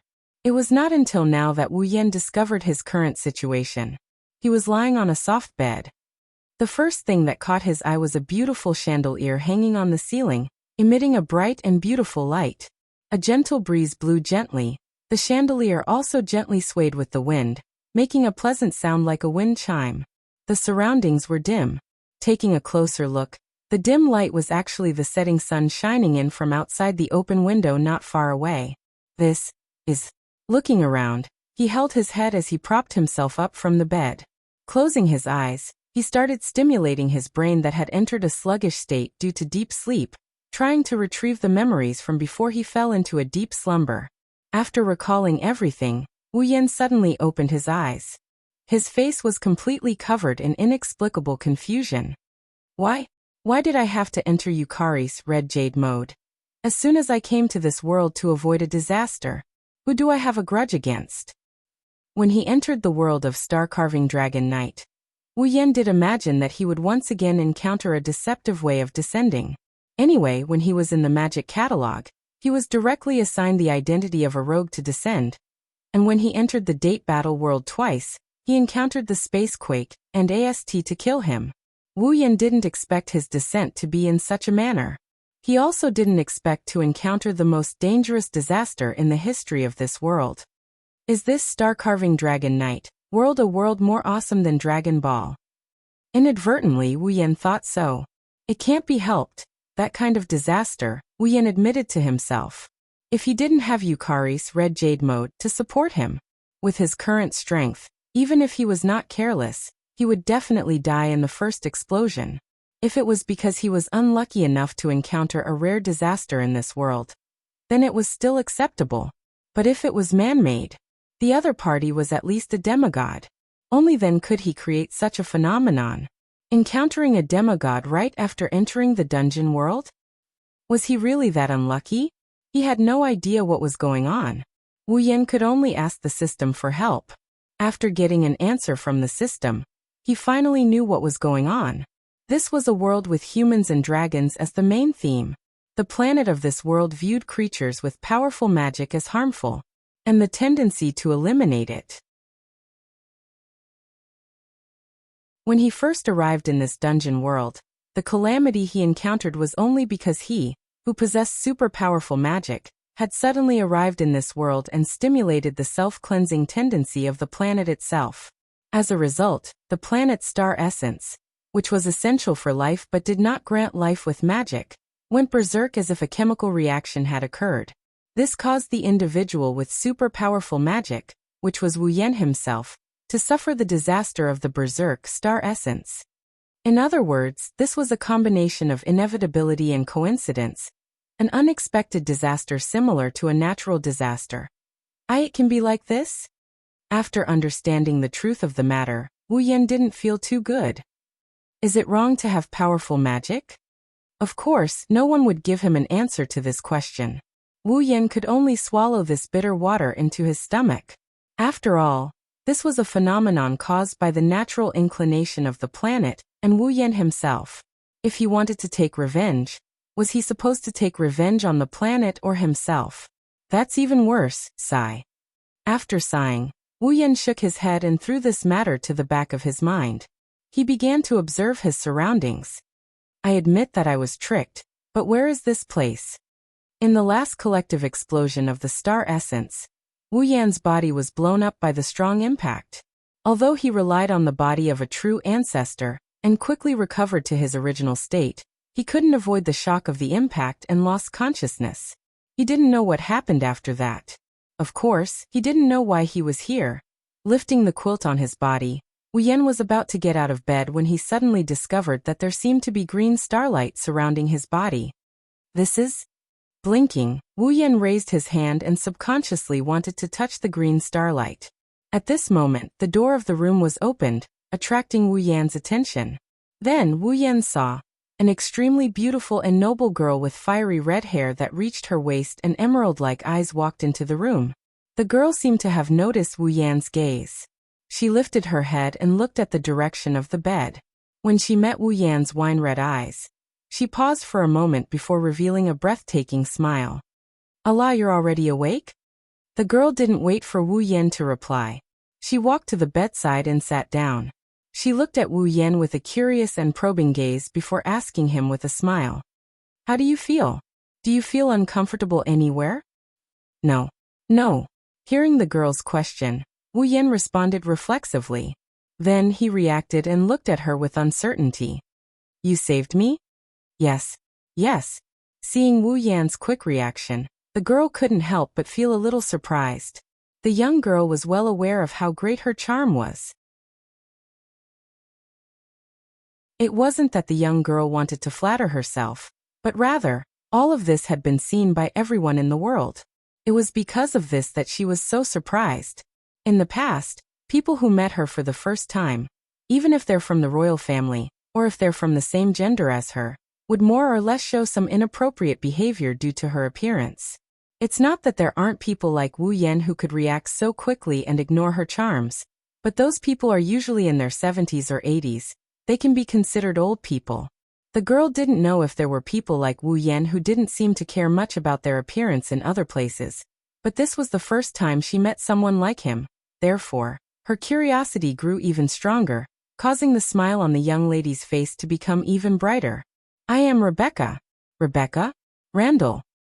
Rebecca smiled and introduced herself as she placed a hand on her chest. What about you? Me. Wu Yan couldn't help but scratch his cheeks. He was conflicted about whether he should announce his name. From Rebecca's name, it was obvious that the name of this world was very similar to the name of the Spalier world. Under such circumstances, his name seemed to be neither fish nor fowl. Moreover, if he announced his name, the girl would definitely ask him what happened, why he fainted, where he lived, why he fainted, and so on. However, Wu Yan, who wasn't a resident of this world, couldn't answer any of these questions. In the worst-case scenario, he might be treated as a suspicious person. That would be the worst-case scenario. After all, Wu Yan wasn't familiar with the star-engraved Dragon Knight. He hadn't even read the original work. His basic knowledge of this world was obtained from the system. He was unfamiliar with the people and the place, and was in a worse state than when he first came to the Blood Frenzy world. Here, it was better to use Rebecca as a breakthrough point and slowly understand this world before deciding what to do. Of course, Wu Yan wouldn't be able to give her any information. Otherwise, it would be troublesome if he couldn't find anything. The only thing he could do now was to use his trump card. In a short span of a second, these thoughts flashed through Wu Yan's mind. In the next second, he put on a pained expression, he held his forehead and spoke with great difficulty. I don't know. You don't know? Rebecca didn't expect this answer. She couldn't help but be taken aback. She raised her eyebrows. How could you not know? This. You're asking me. Wu Yan laughed bitterly. This time, it wasn't an act. It was a real bitter laugh. He laughed bitterly at the fact that he was in such a predicament. Then, do you remember what happened before you fainted? Do you know why you fainted? Or where do you live? As Wu Yan expected, Rebecca asked these questions.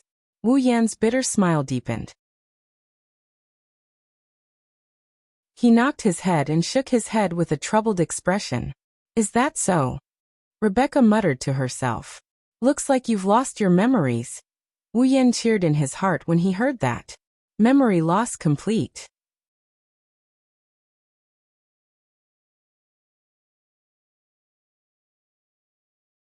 Chapter 1271.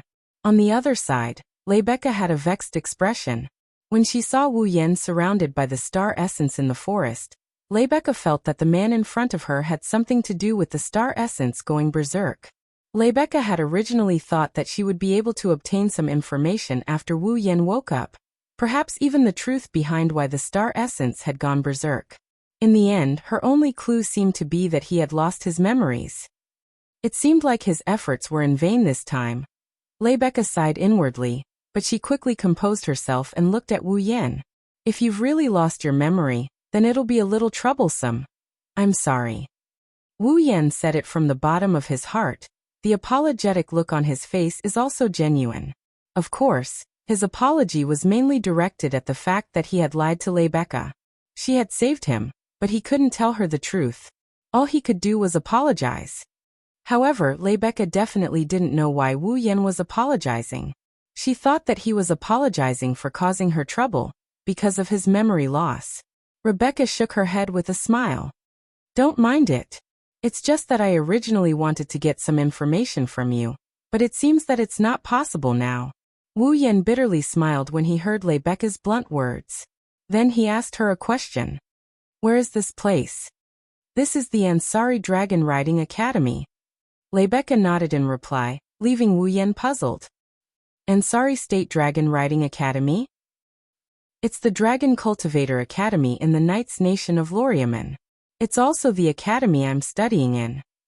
Rebecca explained patiently when she saw Wu Yan's confused expression. I found you who had fainted in the nearby forest, and brought you back to the Ansari State Dragon Riding Academy. You're now in a student dormitory in the academy. I see. Wu Yan sighed. He looked at Rebecca. I'm really sorry. Sorry to trouble you. It's not that troublesome. I still have some authority in this academy. Borrowing a student dorm is just a small matter. Rebecca casually waved her hand and explained. Just. You don't remember anything now. I can't take you home. You should be able to use this dorm for a long time. I'm really sorry. Wu Yan could only smile bitterly and continue to answer like this as he shook his head. Following his movements, the star essences floating around him seemed to be responding to him as they jumped up and down. Seeing this, Rebecca narrowed her eyes thoughtfully and said half-jokingly, These star sprites have been following you from the forest. Many of them have disappeared along the way, but there are still so many left. You seem to be very welcomed by the star sprites. Welcome. Wu Yan frowned. He reached out and touched the star sprites. The star sprites that he touched immediately disappeared like bubbles. And no, you're not welcome. Wu Yan blurted out before his brain could process what he just said. Rather than welcoming me, these star sprites seem to be resisting me. Resisting? Rebecca was stunned. It feels like resisting. Rebecca listened to Wu Yan seriously and lowered her head to ponder. Star sprites are essential to living beings. They are essential to maintain life. Humans have abundant star sprites. That's why they can sign a contract with dragons whose star sprites are not self-sufficient. They provide the dragons with star sprites and obtain the ability to control dragons. Dragons also need star essence to survive. Although their star essence can't be self-sufficient, it can still accommodate the star essence of us humans and survive. I've never heard of star essence being able to resist living beings. Actually, you can't say that they're resisting. Wu Yan held up the star sprites around him. He watched as some of them disappeared and some fused into his body. Confusion flashed through his eyes. I shouldn't say that the star sprites are resisting me. I should say that something above that is resisting me. Something above that. This time, Rebecca didn't know what to make of it. Wu Yan smiled helplessly. Forget it, I don't know how to explain it either. Just think of it as some sort of mutation happening to these star essences and they're following me. But it's not me who's attracting these star essences. Is that so? I understand. Rebecca didn't understand Wu Yan's words, but she still remembered them. She adjusted her mood and asked. Then, what do you plan to do next? Me? Wu Yan scratched his head and shrugged. I don't know, but I can't cause you any trouble. This is the academy, the dormitory. I'm not a student, so I can't stay here forever. I can't say that I can't stay here forever. Rebecca said confidently.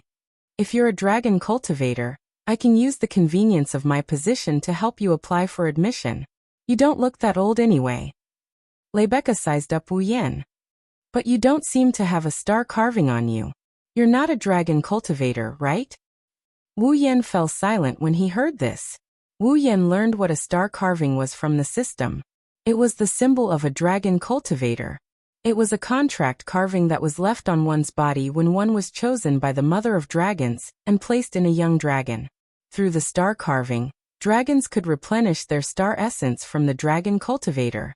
The dragon cultivator could also use the star carving to obtain all sorts of convenient abilities related to dragons.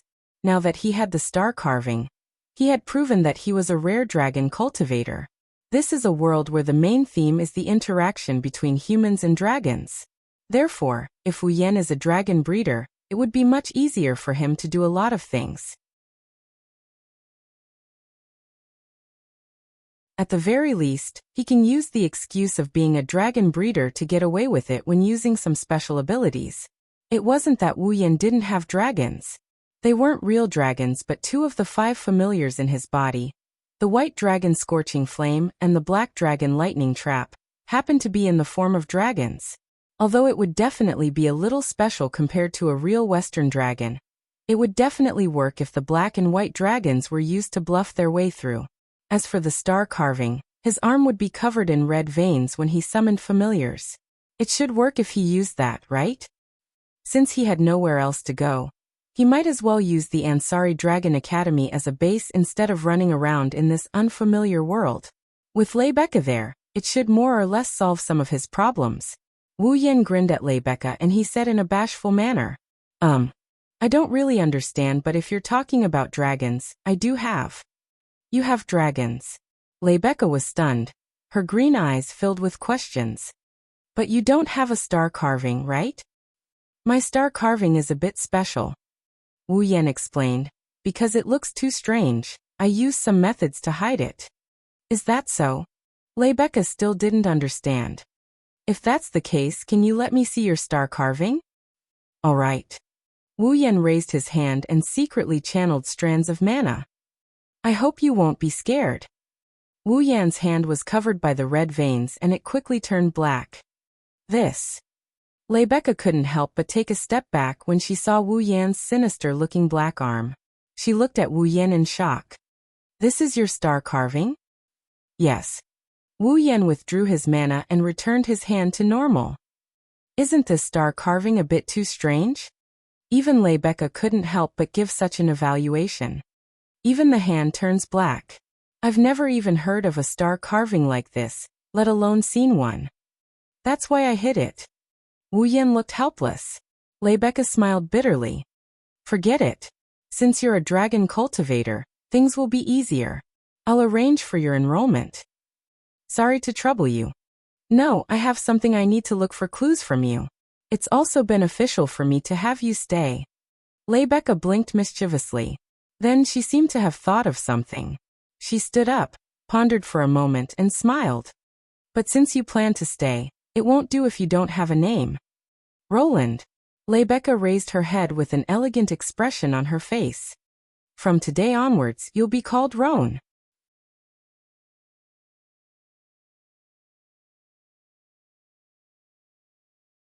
Chapter 1272. After that, Leibeka asked Wu Yan all sorts of questions in an attempt to make him remember something. For example, why would Wu Yan's star carving be in such a special form? What was the name of the fall he was riding? What level of dragon was it? Where was it currently placed? Something like that? The dragon breeders named the dragons that had been placed in their bodies by the mother of dragons during the infant ritual, but had become independent after birth as fall. Every fall of the dragon nurturer had a name unique to them, and each of them had their own racial form as their first form. For example, the winged dragons that could fly in the sky, the water dragons that excelled in water, the earth dragons that excelled on land. And when the dragon nurturer fall matured from the form of a pterosaur, water dragon, or earth dragon and evolved into a holy dragon, its master would be known as a dragon knight and receive the title of dragon knight. They would also be able to obtain a silver pocket watch from the king of the kingdom of knights of Lorimon to prove their identity as a dragon knight. Thus, becoming a dragon knight was basically the goal of every dragon cultivator from the beginning. Above the dragon knight, there was an even higher level, the Holy Sky Dragon Knight. Speaking of the Holy Sky Dragon Knight, one had to mention a special type of magical equipment in this world, the Holy Knight Armor. It was something that the dragons that evolved into holy dragons used their own magical power to create for their master. It was an armor and weapon that possessed great power and power. The holy dragons used their magical power to create the Holy Knight Armor and offered it to their master. It represented that they were offering their entire being to their master. It was a symbol of complete obedience to their master. It was also a symbol of the holy dragons swearing loyalty to their master. And when his fall offered the Holy Knight Armor he created to his master would receive the title of Saint Dragon Knight, and become one of the noblest existences in Lorimon's knighthood. Even the most powerful knight order in Lorimon, the Holy Dragon Knights of Lorimon, only had about 10% of its members. They had the title of Holy Sky Dragon Knight. Thus, the title of Holy Sky Dragon Knight wasn't just a symbol of power, it was also a symbol of transcendence and status. In the knighthood of Lorimon, those who obtained the title of Saint Sky Dragon Knight had the same status as nobles. At this point, the title of Holy Sky Dragon Knight could be obtained because he could use the magic attached to the Holy Knight's armor and the inherent magic equipment. He could fight even without riding a dragon. Other than the Saint Sky Dragon Knights, even the Dragon Knights had to ride a dragon to unleash their power. And Lebeka, he was a Saint Heavenly Dragon Knight. After learning this fact from Lebeka, Wu Yan was speechless. He had just arrived in this world, and he had already encountered the greatest disaster in history. The first person he had met was the existence with the highest reputation in this world. Looks to the Dragon Emperor to Lorimon the world. In the end, Lebeka answered many of Wu Yan's questions. She also wanted to ask Wu Yan some questions. Wu Yan didn't answer a single one of her questions. She couldn't help but feel helpless when she left. However, Lebeka seemed to have made up her mind. She wanted to find clues from Wu Yan about why the star essence went berserk. This made Wu Yan feel helpless as well. Forget it, let it be. Seeing Lebeka leave the dorm, Wu Yan laid on his bed with such negative thoughts. His eyes flashed with contemplation. From Lebeka's words, Wu Yan learned about the existence of the Holy Knight armor. It was a magic equipment that could transform a person into a transcendent being. It sounded similar to the display device, used in individual battles, the CR unit. Indeed, whether it was the CR unit or the Holy Knight's armor, both of them allowed normal people to possess superhuman strength. However, the difference was that while the CR unit used technology to create magic, the Paladin armor allowed the wearer to carry magic to provide the inherent magic equipment and increase the wearer's strength. Thus, the wearer would be transformed. For Wu Yan, CR unit is as good as nothing. Up until now, he has never seen a CR unit that could boost a magician's power to Wu Yan's level. However, the Holy Knight armor was different. It's not like the Paladin armor can grant you the power to fight Wu Yan. Instead, it meant that Wu Yan, who already had a large amount of mana, could be equipped with the Holy Knight armor created by the Holy Dragons. He would definitely be strengthened in all aspects. Unfortunately, Wu Yan wasn't a true dragon breeder. He didn't think that there was a dragon with enough mana to create a Holy Knight armor that could strengthen even himself. It was just empty talk. If Wu Yan didn't have a system.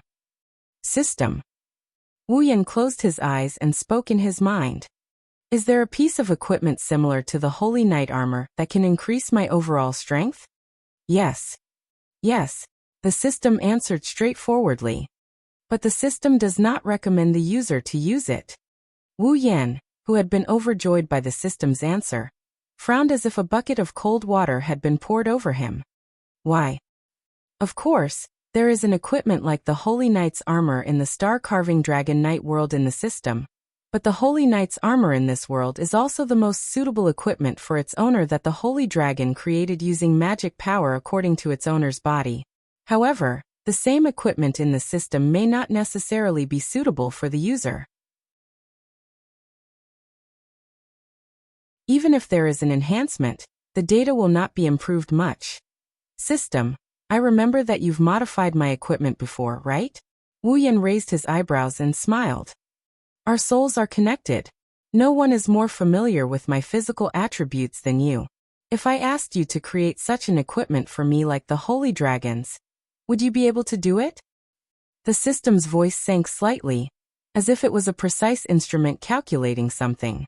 Then it gave an answer. The system has obtained the user's physical attributes. According to the user's request, the probability of creating the equipment that is most suitable for the user and can increase the user's strength in all aspects is 100%. In other words, Wu Yan's lips curled into a grin.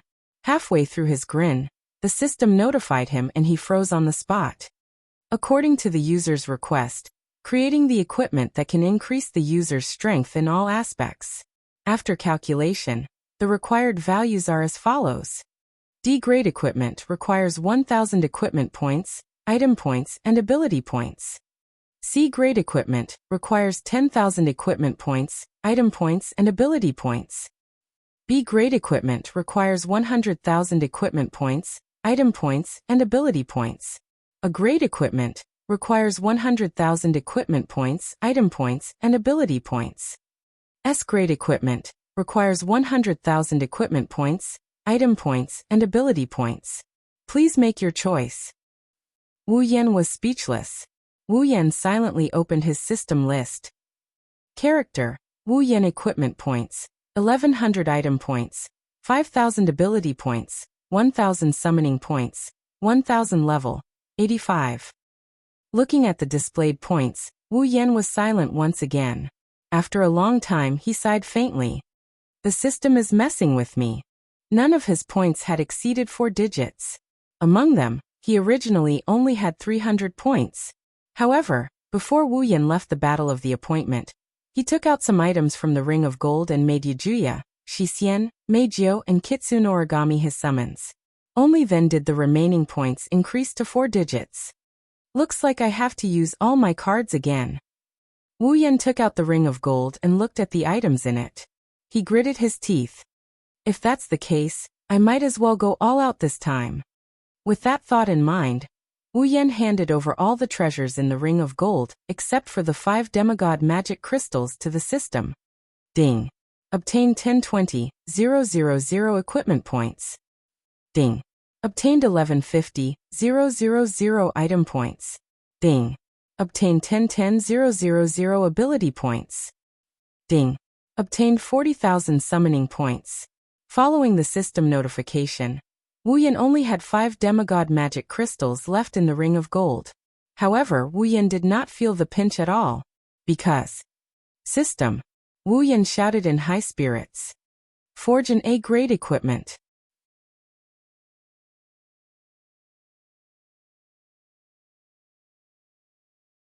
Chapter 1273.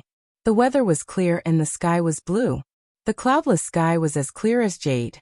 The sunlight was like water, but it was dazzling. It was still early in the morning. The thick chill brought by the dawn that had just left not long ago was still floating in the air, giving people the urge to turn around and crawl into their beds. However, today the students in the Ansari State Dragon Riding Academy still woke up early and began to tidy themselves up in preparation for the upcoming opening ceremony. That's right. Today was the first day of the new semester of the Ansari Dragon Riding Academy. Above the majestic building, pterosaurs with wings weaved into a team, carrying their owners across the sky in an elegant trajectory and landing on the academy's field. The ones running back and forth, causing the earth to tremble, were the earth dragons with towering horns. In the entire academy, traces of humans and dragons could be seen almost everywhere. It was very dreamy. On this bustling morning of the new semester, one of the dormitories of the Ansari Dragon Riding Academy, the male dormitory of the Apollo dormitory, was in a commotion. Many students who had just woken up and were preparing to take care of themselves received some news. They came to the hallway with a doubtful expression. When they looked to the middle of the hallway, they were all stunned. Their faces were filled with astonishment. In the middle of the hallway, an extremely beautiful girl with a voluptuous body wearing the Ansari Dragon Riding Academy's uniform and long fiery red hair that reached her waist was walking forward with graceful steps. She maintained a smile on her face as she walked forward. Seeing the unnatural beauty of the girl, the male students of the Apollo dormitory were all dumbstruck. After they reacted, suddenly, a burst of cheers rang out from the entire dormitory. Isn't that President Leibecca? It's really the president. The president. The president came to the male dormitory. Is this for real? As the president of the Student Council of the Ansari Dragon Riding Academy, as well as a Holy Sky Dragon Knight with a status comparable to nobles, Leibecca's reputation and popularity were unimaginable. Without any trace of politeness, Leibecca's reputation, popularity, and even power It was not surprising to say that it was bigger than the mayor of Ansari, where the Ansari Dragon Riding Academy was located. In addition to Lebeka's undeniable beauty, in the Ansari Kingdom's Dragon Riding Academy, there was no one who could suppress her beauty. Without a doubt, he was the idol of all the students, regardless of whether they were boys or girls. The goddess of their dreams had actually come to the boys' dormitory. Just her action alone was enough to make the boys of Apollo's dormitory hold their heads in their hands, blissfully confused. Walking along the corridor, Lebeka looked around at the perverted looks of the surrounding boys, as well as the cheers and shouts of support that shook the entire building. She maintained a smile on her face, but she was feeling a little impatient on the inside. Although Lebeka was more or less used to this kind of scene, after seeing the obvious contrast with Wu Yan's performance yesterday, the impatience that she had not felt for a long time surged into her heart without any warning. She quickened her steps and walked toward Wu Yan's room. As Lebeka was the one who arranged Wu Yan's room using her authority, she was naturally the most familiar with it. After quickly arriving, she pushed open the door without any trace of politeness and walked in. Then, she quickly closed the door, leaving behind a group of stupefied boys looking at each other. President Lebeka actually entered a boys' room. This can't be real. Ooh, can someone tell me who's in that room? I'm so envious. Could it be? The president has already. No, this can't be real. I don't believe it. Thus, in the blink of an eye, another commotion occurred in Apollo's dormitory. He's wearing a light black shirt and a pair of trousers of the same color. He's also wearing a sleeveless white coat with a high collar and a yellow tie. Wu Yan stood there awkwardly while sizing himself up. For a moment, he couldn't come up with a good explanation for what he's doing. On the other hand, Lebeka, who just entered the room, gave Wu Yan a serious look. She praised Wu Yan, and she gave him this evaluation. Not bad. Is that so? Wu Yan shrugged disapprovingly. I feel like a waiter in a restaurant. This uniform is a little uncomfortable. After saying that, Wu Yan turned around to look at Lebeka. His eyes lit up slightly. Lebeka's uniform was the same color as Wu Yan's, just that it was a woman's uniform. She was wearing a light black dress with an extremely short hem that only covered the area below her knees. Her coat was a white coat that looked like a tuxedo, but it was hollow in the front, allowing people to clearly see Lebeka's majestic bosom wrapped in the dress. Long boots, pantyhose, red tie, and white gloves. Even if it was just the academy's uniform, it still revealed an extremely noble temperament. It would instantly steal the attention of those who saw it at first glance, as if there was a radiance around him.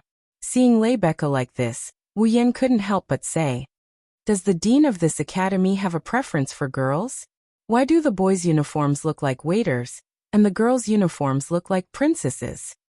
Hearing this, Lebeka couldn't help but chuckle. Complaining about the dean on the first day of school, you're the first. Others can't even get into this academy. Ma, I am just speaking the truth. Wu Yan sighed as he tugged at his uniform. He looked at Lebeka. But is this really okay? What? Let me in. Seeing Lebeka's confused expression, Wu Yan crossed his arms and smacked his lips. I heard that only by obediently finishing 3 years of basic classes and passing the exam can one be promoted to advanced classes. Lebeka, I seem to be in the first year of advanced classes, right? Is this okay? So you've already heard. Lebeka suddenly understood. Her noble smile didn't diminish in the slightest. Indeed, when I went to explain to the academy yesterday, there was a strong objection. Strong objection? Wu Yan glanced at Lebeka's unchanging smile, and said with a smile that wasn't a smile. Looking at you, I feel like we should be on good terms. Well, it was a good discussion. Lebeka winked mischievously. Because I told them that you are an excellent student who is at least at the level of Dragon Knight. Ha! Wu Yan was surprised. You're not joking, are you? Lebeka puffed out her chest. Do I look like I'm joking to you? You do. Very much so. You're joking. Wu Yan couldn't help but complain and sigh. If my fall isn't a divine dragon, then you'll be treated as a liar. That would be a huge mistake. Then tell me now. Rebecca walked up to Wu Yan and put her hands on her hips. She lowered her body and asked meaningfully, "Is your fall a holy dragon?" Wu Yan rolled his eyes in annoyance as he looked at the breathtaking face that was so close to him. He pressed a finger against Rebecca's forehead and pushed her away. "You want to know? You'll know in the future." How heartless. Rebecca grumbled when she saw Wu Yan pushing her away. She had a bright smile on her face. She's in a good mood. The two of them had only met yesterday, but they spoke as if they had been good friends for many years. There was no sense of unfamiliarity. Rebecca found it unbelievable. However, she had to admit that she could feel relaxed talking to Wu Yan. This feeling lifted her mood. However, when she glanced at the back of Wu Yan's right hand, the scene that entered her eyes made her tense and surprised. That's star engraving. On the back of Wu Yan's right hand, there's a mark carved into it. It was the size of a palm. There was a dragon head on the inside, and a white engraving with a ring on the outside. You're talking about this? Wu Yan raised his right hand and casually explained, "This is just a smokescreen. After all, my star engraving is not suitable to appear in front of others." Rebecca finally revealed a relieved expression. However, she did not notice that a strange light flashed through Wu Yan's eyes.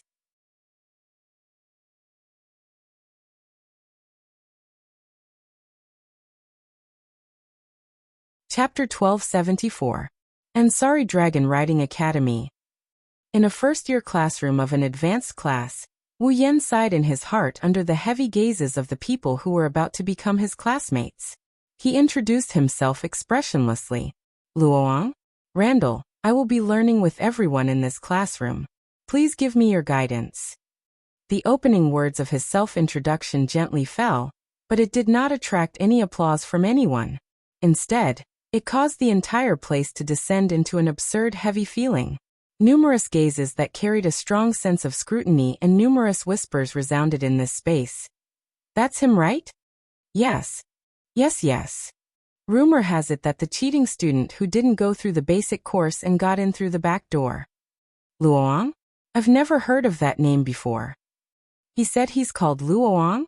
Randall, that Randall, could it be the Randall family? Isn't that President Rebecca's family? Listening to the whispers coming from the trapezoidal-shaped audience seats and the content of the whispers, even though he already expected this, he still didn't know whether to laugh or cry. He sighed again and again. The Ansari Dragon Riding Academy was the dragon-raising academy of the Night Kingdom of Loriaman. It specialized in cultivating dragon cultivators. Its threshold was high, its reputation was great, and its status was something that even the capital of the Night Kingdom did not have. In order to study in such a prestigious academy, apart from being a dragon cultivator, one had to have a reasonable identity. Otherwise, who would know whether or not the newcomer had bad intentions? However, Wu Yan did not have any identity in this world. He had also lost his memory when he explained to Rebecca. Under such circumstances, Rebecca gave Wu Yan a reasonable identity. Exclusive to Rebecca? Randall's guard. Therefore, Wu Yan was not only given the name Luoang by Rebecca, but also the surname of Rebecca's family. It was as if he was taken in or married into the family. This wasn't a big deal. After all, there were many nobles in this world. It was not strange for a noble disciple to have a guard. It was not enough for Wu Yan to attract so much attention. Unfortunately, the person he was guarding was not someone else. It was the student council president who was very popular. In addition to the rumors of him getting in through the back door, Wu Yan became the most eye-catching existence on the first day of the new semester. Of course, this attention was more focused on the bad than the good. Thinking about this, Wu Yan could not help but reach out and touch the star carving on the back of his right hand. If it was not for this fake star carving, Wu Yan would be even more eye-catching. His explanation to Rebecca was that the star carving was just a smokescreen. However, it wasn't completely useless. Wu Yan had to think long and hard before engraving this seal on the star. Yes, it was a seal. It sealed all the power in Wu Yan's body. In other words, Wu Yan had no mana, no superpowers, he could not even open the gate of Babylon. These superpowers were all sealed into the star carving on Wu Yan's hand. It was not that Wu Yan wanted to pretend to be a pig to eat a tiger, but he realized that if he did not seal his power, the star essence that had been circling around him since he woke up would continue to follow him. The star essence that should only exist in the body of a living being, invisible to the naked eye, constantly circled around him. Was that not eye-catching enough? According to the system's explanation, this is a side effect of Wu Yan surviving the explosion of the star goblins. It didn't affect him in any way, but the aura he exuded made it easy for him to attract the star goblins, turning him into a star goblin's magnet, attracting the star goblins around him, and causing them to move around him in a way that defies common sense. If Wu Yan sealed his powers and turned into a normal person, the star essence's aura would disappear and disappear by itself. Although star essences could not be seen with the naked eye, once the amount of star essences reached a certain level, dragon cultivators with star carvings could be seen with the naked eye. Leibeka was a living example. Yesterday, the star essences went berserk. Today, there was a person surrounded by star essences that defied common sense. Anyone would think that there was something wrong with Wu Yan. Helpless, Wu Yan could only carve a seal to seal the power in his body. In any case, he was the one who set the seal. He could remove it whenever he wanted. It would not affect him. Moreover, even without mana or superpowers, Wu Yan still had the peerless skill of infinite martial refinement, and the physical strength of the true ancestor body. The combination of the two would allow Wu Yan to reach level 70 rank 8. This had already surpassed the strength of ordinary dragons, and even the majority of holy dragons. Even Leibeka was only at the 8th step after equipping the Holy Knight armor, and the holy dragon she rode was only slightly stronger than Leibeka herself. With his current strength, Wu Yan could deal with many situations and save himself a lot of trouble. He could focus on his own dungeon missions. Everyone, please be quiet. Seeing that the whispers in the classroom were becoming more and more intense, the teacher hurriedly spoke out to stop them. The new semester has begun. Everyone who has finished the basic course will receive 3 years of advanced courses. I hope that everyone can help each other and improve together. One day, you will become an outstanding dragon knight. The sensei tilted his head and looked at Wu Yan. Student Lun, find an empty seat and sit down. Let's start the class. Wu Yan regained his senses and nodded. Just as he was about to walk up the stairs to his seat, he felt a sharp glare directed at him. His footsteps paused for a moment before he put his foot down without anyone noticing. As he walked to his seat, he vaguely looked at the source of the gaze. The next moment, Wu Yan met a pair of blue eyes and saw the person's full appearance. It was a beautiful girl whose looks were not inferior to Leibeka's. Her slender golden hair shone with a dazzling brilliance under the beret. Her fair skin and her blue eyes that were like an eternally frozen glacier reflected a seductive luster, as if that was the only color left in the world. However, not only did the owner of those eyes have a cold expression, the gaze she looked at Wu Yan with was filled with all sorts of indescribable emotions. It seemed like contempt, indifference, indignation, anger. To be honest, Wu Yan could not remember how he offended her to attract such a gaze. Although there was no hostility in that gaze, it was definitely not friendly either. It was as if she did not agree with him. No, she did not agree with him. Lightly frowning, he retracted his gaze and moved to the last row of seats.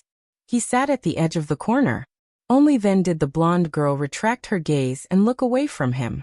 This also confirmed his suspicions that the girl didn't really have a grudge against him. Then what did that sharp gaze mean? Wu Yan did not understand. Hello. At this moment, a male voice sounded from the side, waking Wu Yan from his thoughts. Turning his head to look beside him, he found out that his deskmate is a pretty boy with blonde hair. Blinking, Wu Yan looked around. When he made sure there was no one else around, he pointed at his nose and asked in confusion, "Are you talking to me? Other than you, there is no one else here." The handsome boy laughed heartily. "My name is Raymond." "Raymond? Cakerland." "Oh." Wu Yan nodded at the boy who called himself Raymond with a slightly surprised expression. "Roan." Roan. Randall. Hello. Roan. Raymond called Wu Yan by his name in this world. He lowered his voice and he asked Wu Yan in a sneaky manner. That Randall, is he really the same Randall that President Leibecca mentioned? Raymond's words sounded a bit strange, but Wu Yan understood what he meant. He couldn't help but bitterly smile. Yes, I am President Leibecca's bodyguard. President Leibecca's bodyguard? Raymond widened his eyes. Just when Wu Yan thought he was going to show a surprised expression, Raymond's face turned into a pig's face that ruined his image. To be President Leibecca's bodyguard, what an enviable fellow. Wu Yan thought Wu Yan was right.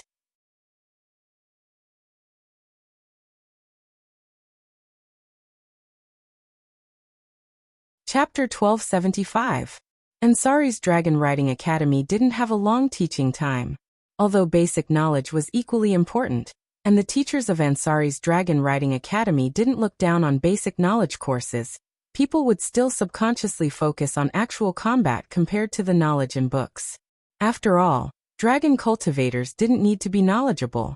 Every dragon cultivator wanted to become a dragon knight, or even a Saint Sky Dragon Knight with a high status, so that they could possess great power in the future. Every dragon cultivator studied in the Ansari Academy, hoping to become a dragon knight, or even a Saint Sky Dragon Knight with a high status. By that time, even if they didn't want to, they would still have a good status and power, becoming one of the top existences in Loriaman's knighthood. Therefore, the new semester had just begun, so there wasn't much time to sit in the classroom and listen to the class. When the bell rang, the teacher left this sentence. The next class is about the training of dragon riding combat. After 30 minutes, please gather at the training ground. Above. To put it bluntly, the so-called dragon riding combat technique was actually the technique of riding a dragon in battle. The wisdom of a dragon was actually not lower than that of a human.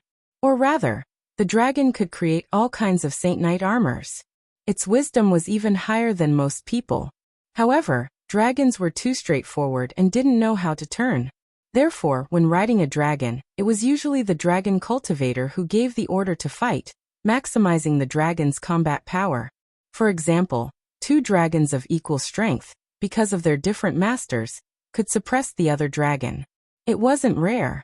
Therefore, actual combat training similar to dragon riding combat had always been the most important in Ansari's Dragon Riding Academy. After the lesson in the classroom was over, the students began to tidy up their books. They gathered in groups of 2s and 3s, preparing to head to the changing room to change into their dragon riding attire. Then they would go to the training ground to practice dragon riding combat. Wu Yan was also quite interested in the battles between dragons in this world, so he also tidied up his books and casually threw them on the table, ready to ask someone for directions. Going to the training ground. But before Wu Yan stood up, a familiar voice called out to him. Roland. He saw Raymond, who had disappeared after class, dragging a young man with short brown hair towards him. He immediately pushed the young man in front of him and flicked his hair. Without giving Wu Yan a chance to react, he quickly introduced his companions to him. He's my friend. We used to go to the same basic class and dorm. Hello. The young man did not seem to be here voluntarily. There was an awkward expression on his face, but he still nodded at Wu Yan and introduced himself. My name is Yashur. Yashur? Blake. Hello. Wu Yan was about to nod his head when he saw his new deskmate introducing him to a new friend. His pupils suddenly constricted, and his gaze quickly swept over the self-proclaimed secondary cultivator. Blake's left hand was on the teenager's left hand. The hand that came into view was very ordinary. There was nothing special about it. If there was anything special about it, it would be that Wu Yan could faintly see that there seemed to be a bandage wrapped around the wrist. However, it was an ordinary hand, but Wu Yan sensed something unusual from it. No, to be more precise, it was the blood in his body that sensed something unusual. It was the blood of a true ancestor. It was slightly restless. It was just like when he first saw the ancient city of the fourth true ancestor, and the black light that could turn people into monsters, the agitation that came from his bloodline and life form. However, compared to the ancient city and the strange black light that was also a true ancestor, This restlessness was undoubtedly a little smaller. On the other hand, Yashur frowned when he saw Wu Yan looking at his left hand without saying a word. Does this newcomer know about my star carving too? Yashur involuntarily covered his left hand with his right hand, covering it behind his back. Wu Yan narrowed his eyes when he saw this. Something's wrong. He looked at Yashur again with a smile. Hello, I'm Roland. Randall. I know. Perhaps due to Wu Yan's actions, Yashur's reply wasn't friendly. You introduced yourself on the podium earlier. As soon as he said that, the entire place fell into an awkward silence. Raymond jumped out like a clown, trying to change the topic to Wu Yan. Speaking of which, it's strange. It's the beginning of the new semester. Why do you have to introduce yourself on the podium?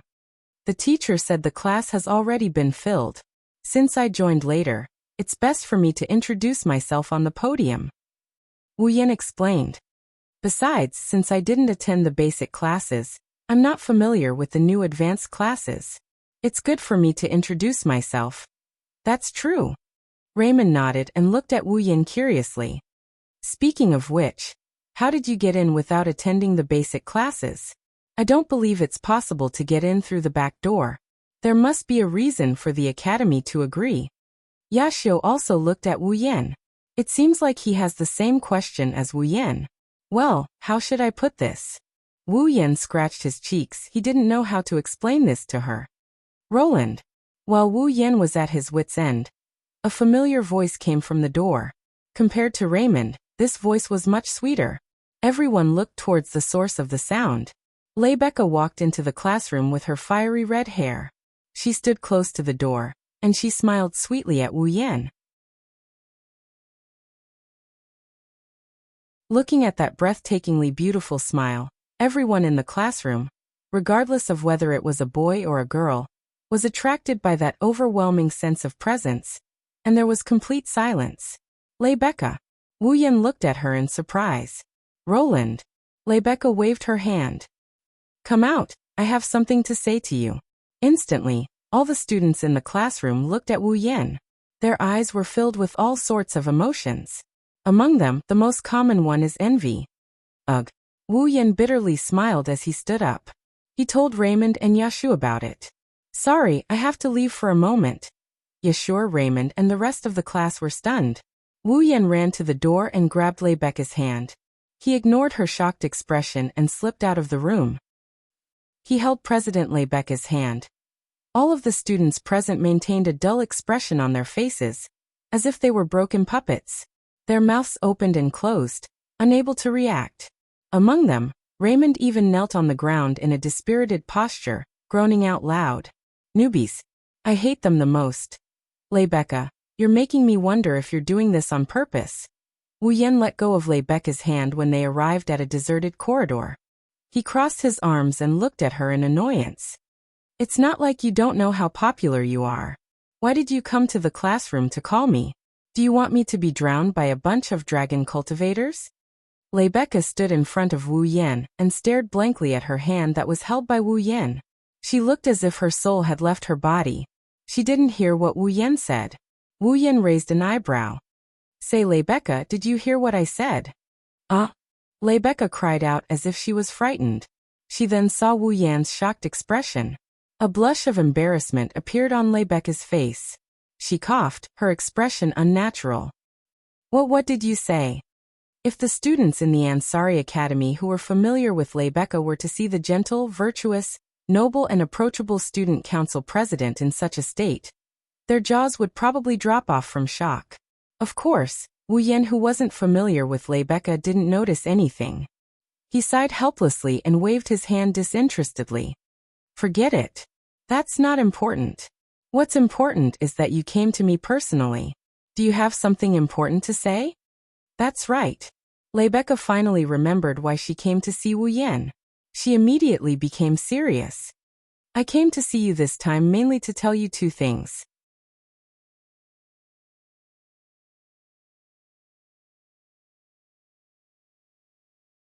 Chapter 1276. Two things. Wu Yan was taken aback, his face filled with innocence. So there really is something important? Upon hearing this, Rebecca's serious expression collapsed and she also became annoyed. Do you think I'm making fun of you? Ahahaha. Wu Yan chuckled and he mumbled to himself. Am I wrong? You. Rebecca was annoyed at first, but she soon smiled naturally. However, Wu Yan felt a sense of danger from that smile.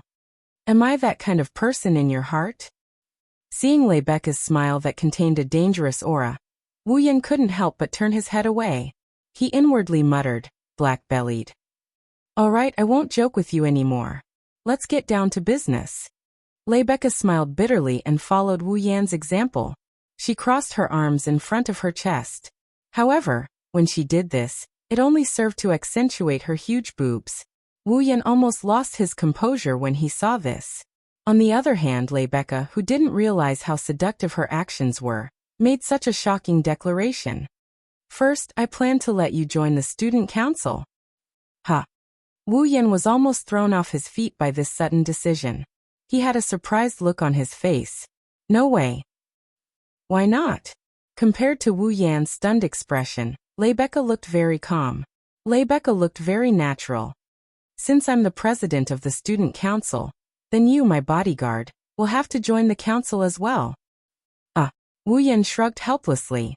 He almost forgot about this. Well, I don't mind. As long as you're not afraid of being affected. Rumors of Wu Yan getting in through the back door had spread throughout the academy. It made Wu Yan the focus of the entire Ansari Dragon Riding Academy. Under such circumstances, a student who got in through the back door could still be accepted into the student council. There would be a lot of controversy. It might even affect the image of the student council in the academy and Rebecca's image. After all, the perfect president of the student council actually got her bodyguard in through the back door, and was even accepted into the student council. People would more or less speculate about it.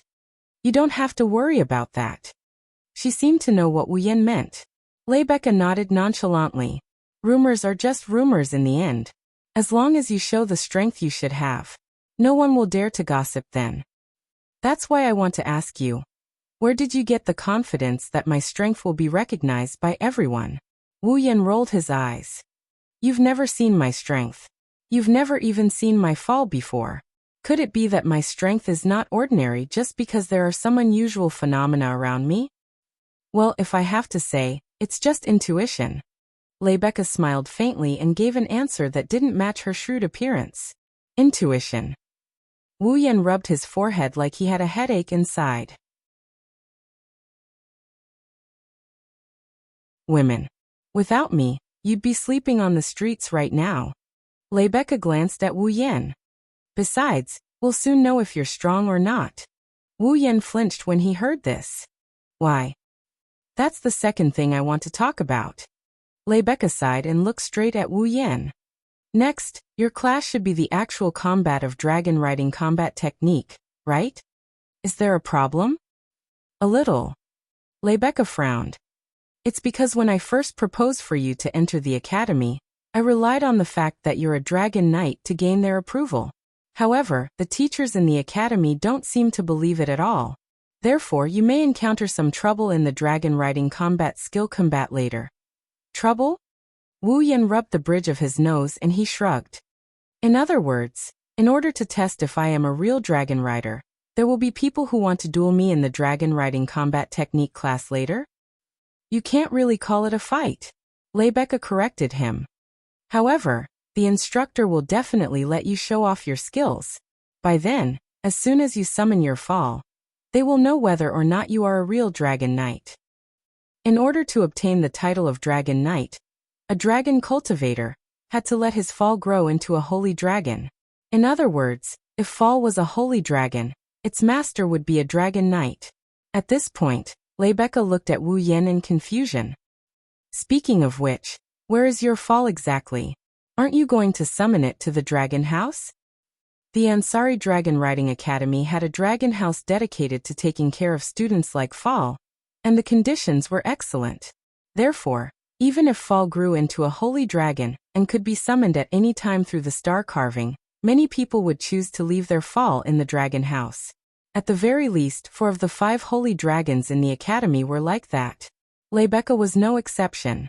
Of course, Rebecca didn't know that Wu Yan's dragon could be raised directly in his body, and didn't need to be fed or taken care of.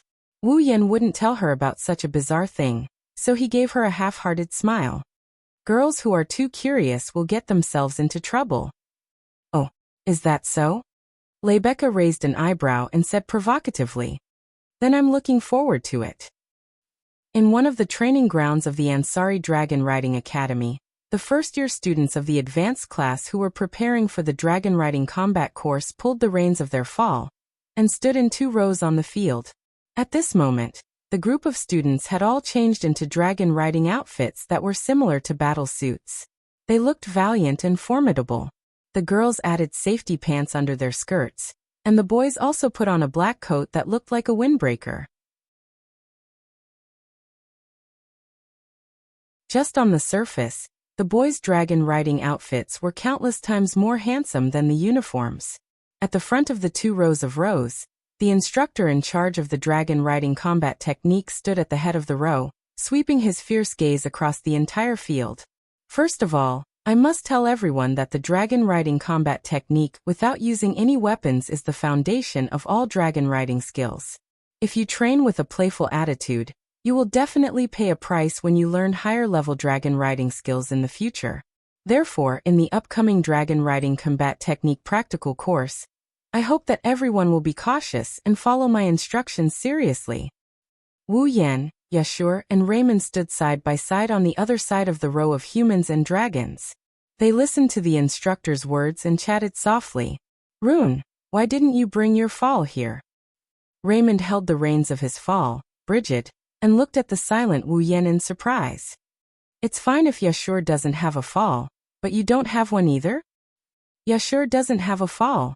Wu Yan didn't answer Raymond's question. Instead, he looked at the gloomy Yashur in confusion.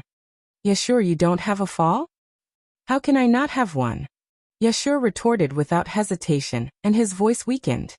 It's just that it's not born yet. It's not born yet. Wu Yan didn't feel relieved after hearing Yasha's explanation. Instead, he looked even more confused. Isn't Par of the Dragon Nurturer usually born in the first year of the basic course? Who am I supposed to ask? Yashur pursed his lips in annoyance. Raymond smiled bitterly. Roland, Yashur is an exception. His fall has never been born. It's already one of the big events among the 7 unbelievable events in the academy. Everyone wants to know the reason. When Raymond reached this point, he even shrugged. However, that won't affect Yashur's lessons. He can ride on anyone's fall. A fall that can be ridden by anyone? Wu Yan didn't know what to say. Isn't everyone's fall only allowed to be ridden by their own master? That's why our genius dragon tamer, Yashur, is an exception. Raymond chuckled.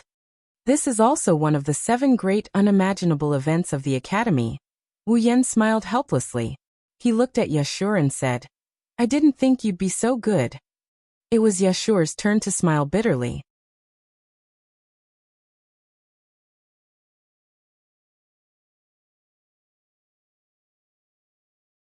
Chapter 1277. While Wu Yan, Yashur, and Raymond were chatting happily in private, the instructor finished his speech and warning. Also, when you're in combat, remember to never let your fall come into direct contact with a dragon other than your practice opponent. That's extremely dangerous. The instructor reminded them patiently. If something happens, you might even be punished by the school rules. That's why you must pay attention to your surroundings when you're training. Do you understand? Understood. Understood. The instructor was satisfied when he heard the students' resounding responses. Then he seemed to think of something and his gaze landed on Wu Yan. He pretended to cough and speak. Rune. Randall, where's your fall? Yes. Following the instructor's voice, the whole place went silent. All the students looked at Wu Yan with inquisitive eyes. Clearly, all the students present wanted to see what this cheating student Par was like. They wanted to see his strength even more. On the surface, they didn't say much, but in the hearts of these students, they must be somewhat unconvinced, right? They were dissatisfied with Wu Yan's ability to skip the basic classes and enter the advanced classes. It wasn't just the students. Even the teachers and instructors didn't approve of Wu Yan. However, compared to the students, the teachers and instructors knew that Wu Yan was a dragon knight, and that Fall was a holy dragon. Thus, even if they didn't approve of him, as long as Wu Yan could show them the strength they approved of, it didn't matter if he got in through the back door. They might be able to accept it. Sensing the gazes of the surrounding students and instructors, Wu Yan thought to himself, Lebecca was right. He looked around at everyone and rolled his eyes. An imperceptible smile appeared on his face, as if he had an idea. Instructor. As if he's asking a question, Wu Yan raised his hand with a half-smile on his face. He asked with a smirk. I'm sorry. Because I'm new here, I didn't know that I need to bring my own fall to practice the dragon riding combat skill. Hearing this, the surrounding students immediately cried out in shock. Even the instructor felt as if he had been fooled and frowned. Since this is combat training, you must bring your fall with you. You'll have to bring your own fall with you. Do I have to remind you of that? The rest of the students also looked at Wu Yan with contempt. Among them, the blonde girl who used to look at Wu Yan with a cold expression. Her blue eyes are filled with a chill that can pierce one's nerves. Oh, is that so? However, Wu Yan ignored all of this. He asked curiously, then why can Yasha not bring his fall? In an instant, the entire place was silent. Raymond looked at Wu Yan in shock. Perhaps he felt like Wu Yan was poking at Yasha's sore spot. Yasha clenched his fists. He felt bad.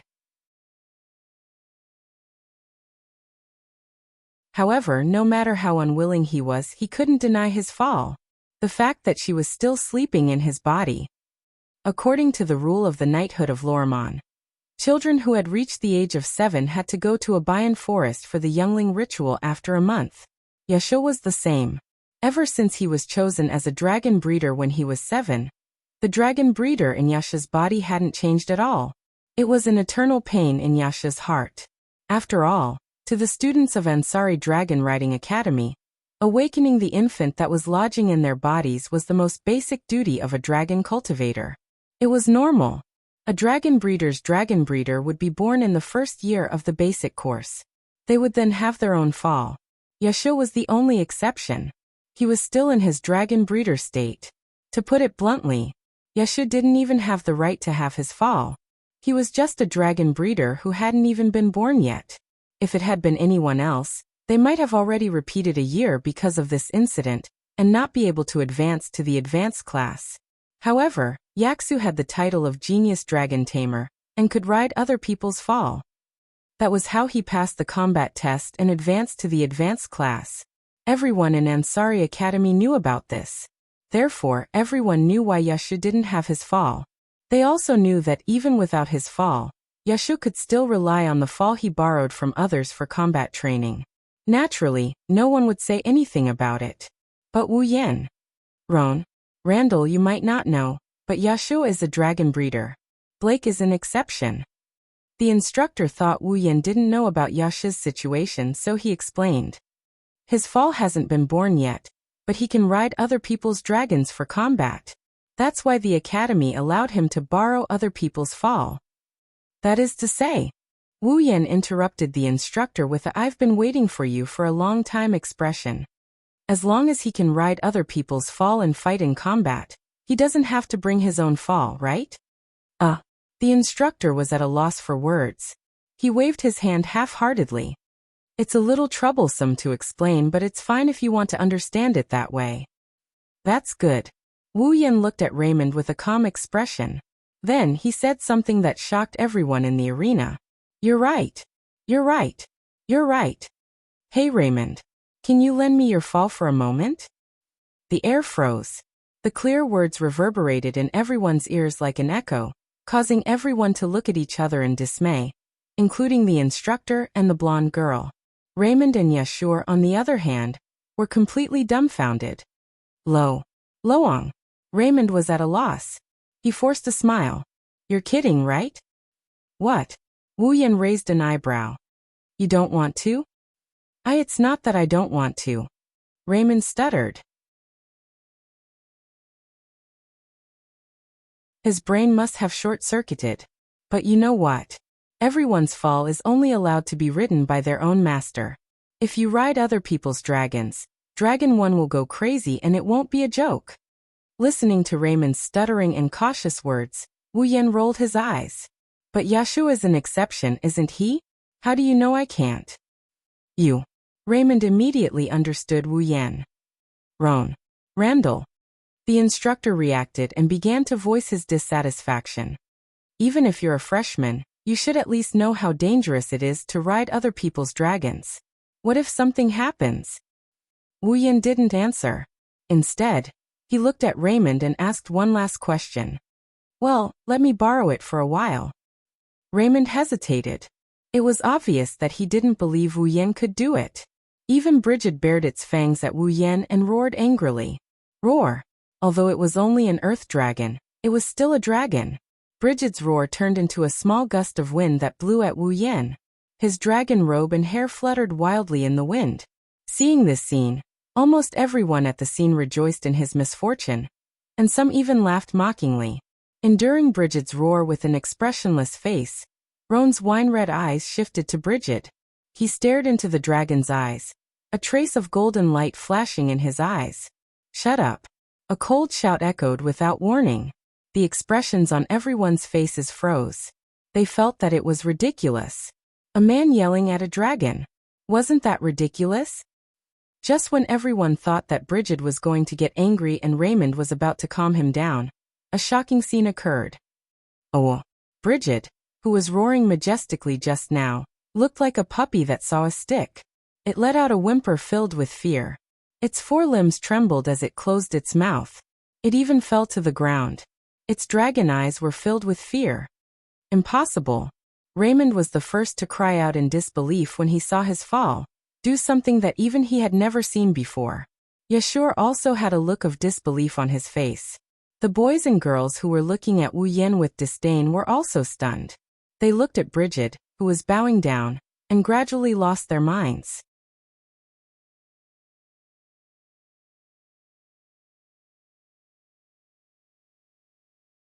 Chapter 1278.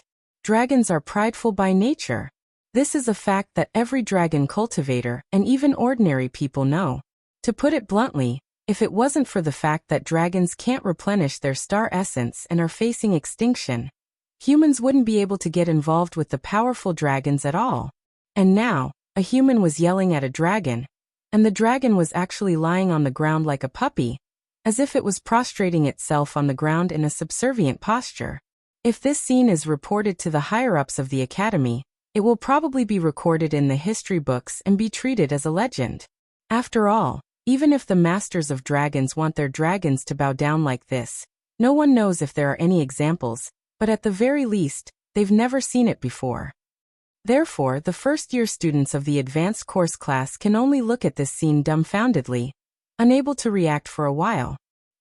The blonde girl stared at Wu Yan standing in front of Bridget.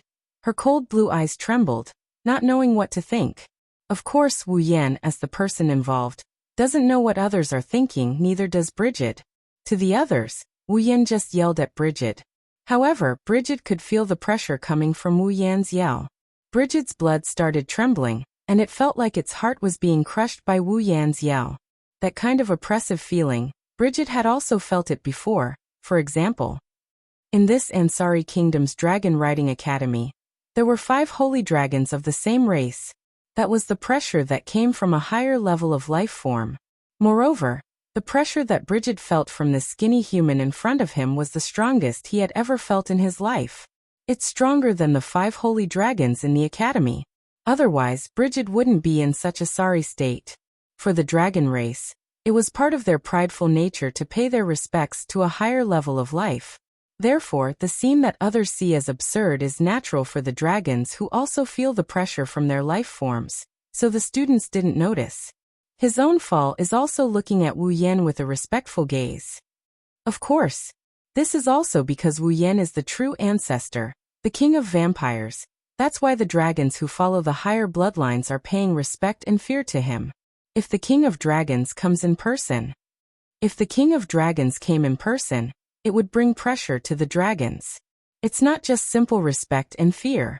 Ignoring the dumbfounded gazes of the people present, Wu Yan patted Bridget's thick back, then jumped on its back. He sat down on the riding gear. Roar! Bridget seemed to have received some kind of order. He no longer looked like a coward. Instead, he raised his head and roared. He exerted strength on his four limbs and stood up.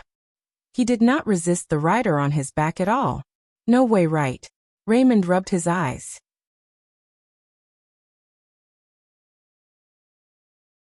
After confirming that the scene in front of him was real, he cried out in shock.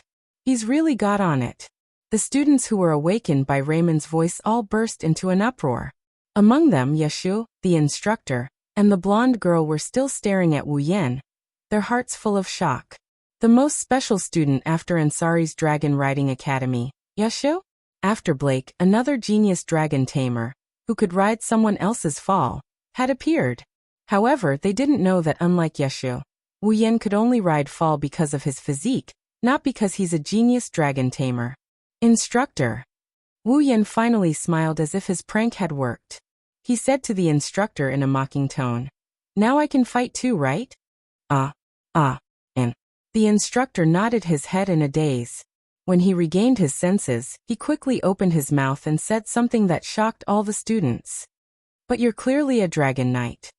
Why don't you ride your own holy dragon and engage in dragon riding combat?" Dragon rider? A dragon rider. All the students trembled.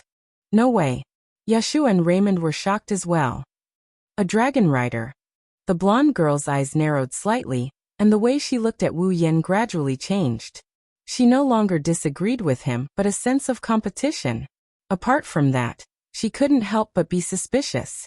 There were only 5 holy dragons in the entire Ansari Dragon Riding Academy.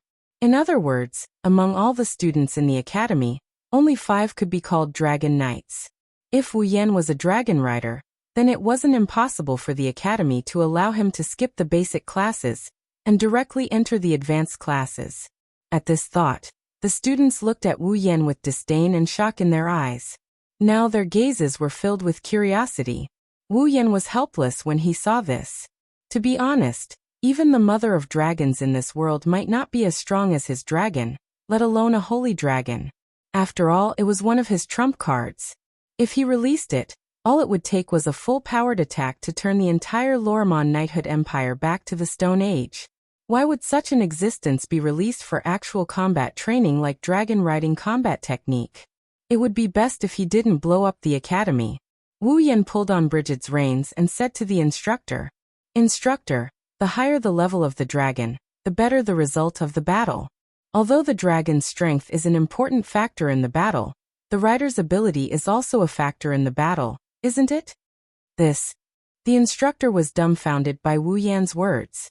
To put it bluntly, the so-called dragon riding skill was nothing more than a direct physical contact with the dragon, merging the rider's will with the dragon's will, and controlling the dragon one was riding to fight.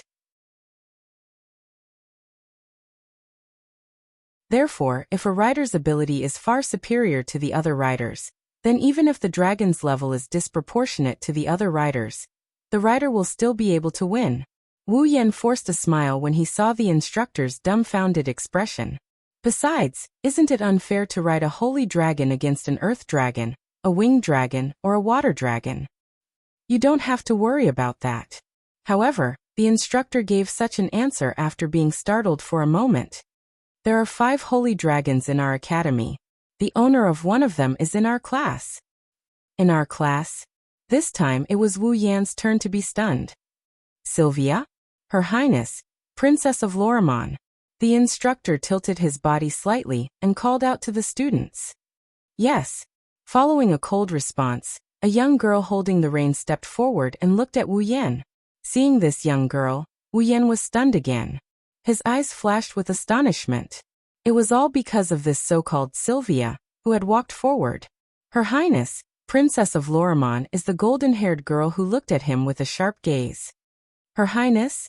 Wu Yan looked at the golden-haired girl in astonishment and asked with uncertainty. Her Highness, is that what she means? What other highness could there be? Yashio couldn't help but ridicule. Raymond also softly explained the situation to Yashio. She's the 4th daughter of the current Night King of Lorea Knighthood. She's also the fourth princess of Laurea knighthood, Sylvia, Princess of Lorimon. Hearing this, Wu Yan was speechless. He didn't think that he would be able to meet the princess of this kingdom while attending school. Should he call himself lucky?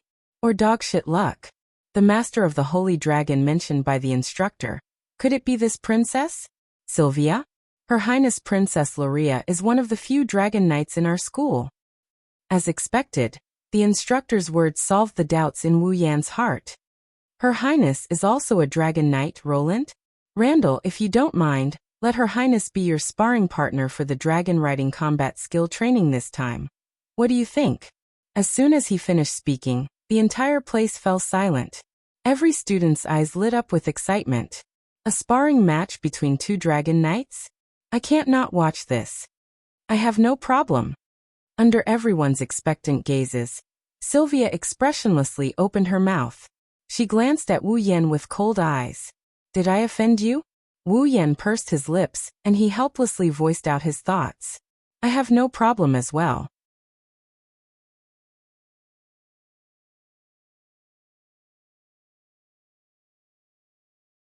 Chapter 1279. The first time she heard about someone transferring to the advanced class was the night before the start of the new semester. That night, Sylvia learned about the matter from her maid who was in charge of taking care of her. And she was very surprised. Of course, Sylvia was not surprised that someone had transferred to the advanced class. Instead, she was surprised that her maid would mention such a trivial matter. After all, Sylvia was a princess. Although her maid was only a maid, she was still a princess maid. Why would she pay attention to the transfer of a student, and even tell her about it? However, after some questioning, Sylvia finally understood why her maid would tell her about such a matter. It was because the person who was about to transfer to the advanced class was not a student with good grades in the academy, but a person who had jumped to the advanced class without going through the basic class. Entering the advanced class without going through the basic class? Wasn't that going through the back door? Therefore, on that night, Sylvia's impression of this unknown new student dropped to the lowest point. Other than having a special identity as the fourth princess of the Night Kingdom of Lorimon, Sylvia's meticulous, straightforward, and tough style was also one of the reasons why she was famous in the Ansari Dragon Riding Academy. In order to obtain results that matched her status and behave in a manner that matched her status, Sylvia's training in the academy was extremely strict. Thanks to her hard work, Sylvia had successfully grown her fall, Lancelot, into a holy dragon while she was still learning the basics. Such results were not bad at all. Unfortunately, Sylvia's words and actions were too unreasonable due to her meticulous personality, causing her to receive a lot of negative comments. Therefore, Sylvia's results were good, her strength was strong, and she was a dragon knight. Her appearance was also second to none in the academy, but not a single student was willing to interact with her. It was also because of this that Sylvia, with her straightforward personality, had extreme feelings of rejection towards the students who came in through the back door. This was also the reason why Sylvia looked at Wu Yan with such a sharp and cold gaze. Originally, in today's dragon riding combat technique practical training, after learning that Wu Yan was a dragon knight, Sylvia's sense of disdain lessened significantly. However, the scene that appeared before Sylvia's eyes caused the fury in her heart to erupt. Looking at Wu Yan who was riding on Bridget, Sylvia suppressed the anger in her heart and spoke coldly. Are you looking down on me? Sylvia wasn't the only one who thought that way. That was what everyone thought. Knowing that his opponent was a dragon knight riding a holy dragon, he actually used an earth dragon that had yet to evolve to meet him. If this wasn't disdain, what else could it be? Listening to Sylvia's cold words and the whispers of the students around him, Wu Yan couldn't help but feel bitter inside. Should he release the black dragon, or the white dragon for actual combat training? The power of a familiar was no laughing matter. Not to mention the familiars of a primogenitor.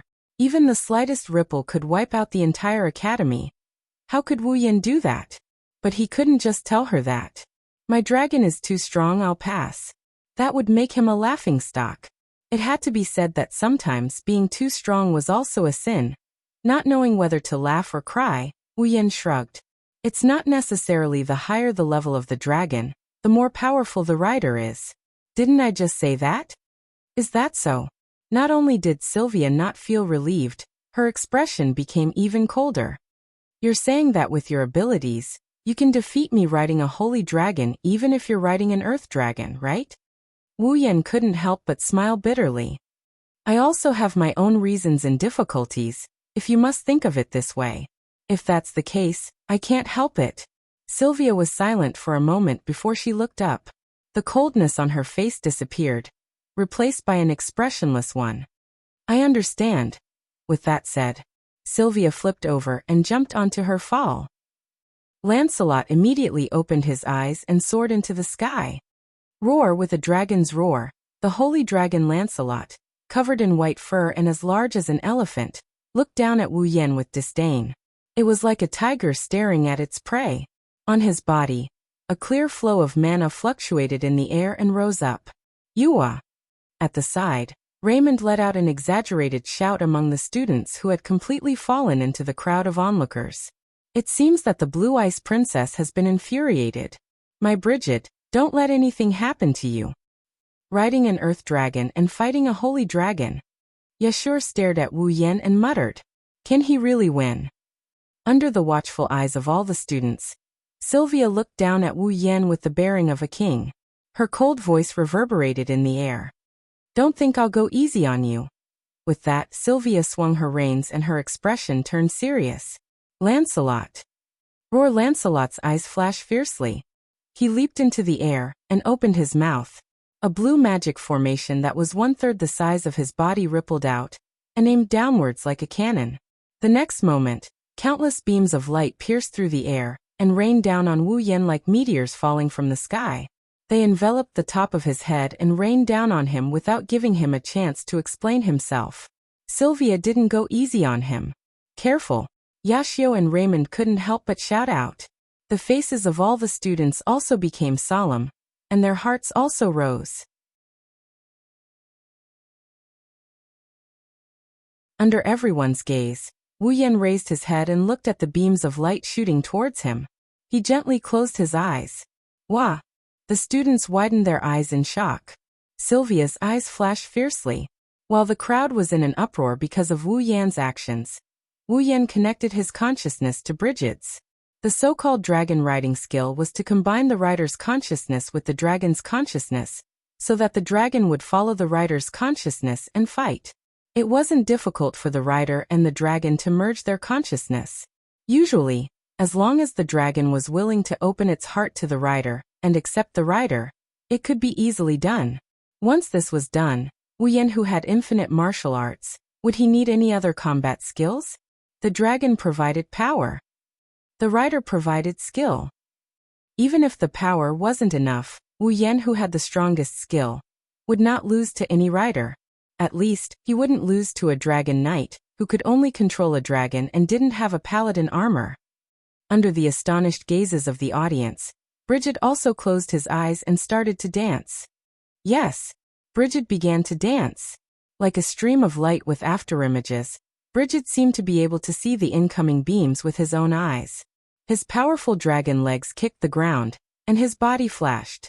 Everyone could only see a dragon figure gliding in the field with ease, leaving afterimages behind as he dodged the beams one after another. Bang bang bang bang bang. The beam of light directly dispersed the afterimage left by Bridget in the field and landed on the ground, exploding a burst of dust and smoke, stirring up small waves of wind that enveloped the entire training ground. When the beam of light fell, small pits had already appeared in the field. As for Bridget, he flashed once again and appeared in the center of the field, undamaged. What? Sylvia's pupils shrunk to the size of a needle. Heavens! The students outside the training field murmured in a daze. What kind of dragon riding skill is that? Yashur's face was filled with disbelief. And my Bridget can still fight like that. Raymond was also stunned.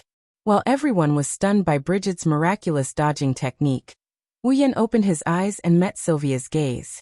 The corner of his lips curled up. Dong! Bridget stomped on the ground and shot into the sky. In the blink of an eye, he arrived in front of Lancelot.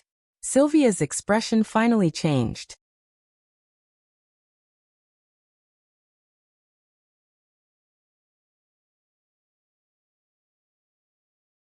Chapter 1280. In everyone's eyes, Bridget rose to the sky like a rocket. With a sharp piercing sound, he shot up like an arrow and flashed in front of Lancelot, who was flying in midair. In Sylvia's eyes, she only felt her eyes on Wu Yin blur for a moment. Following a muffled stomp, Wu Yin appeared in front of her on Bridget. Sylvia's heart clenched and her expression changed when she met the wine-red eyes right in front of her, and saw the cold glint flashing in them. No matter if it was an earth dragon, a pterosaur, or a water dragon, once a dragon that could fly or not, once it evolved into a holy dragon, it would definitely grow wings and soar in the sky.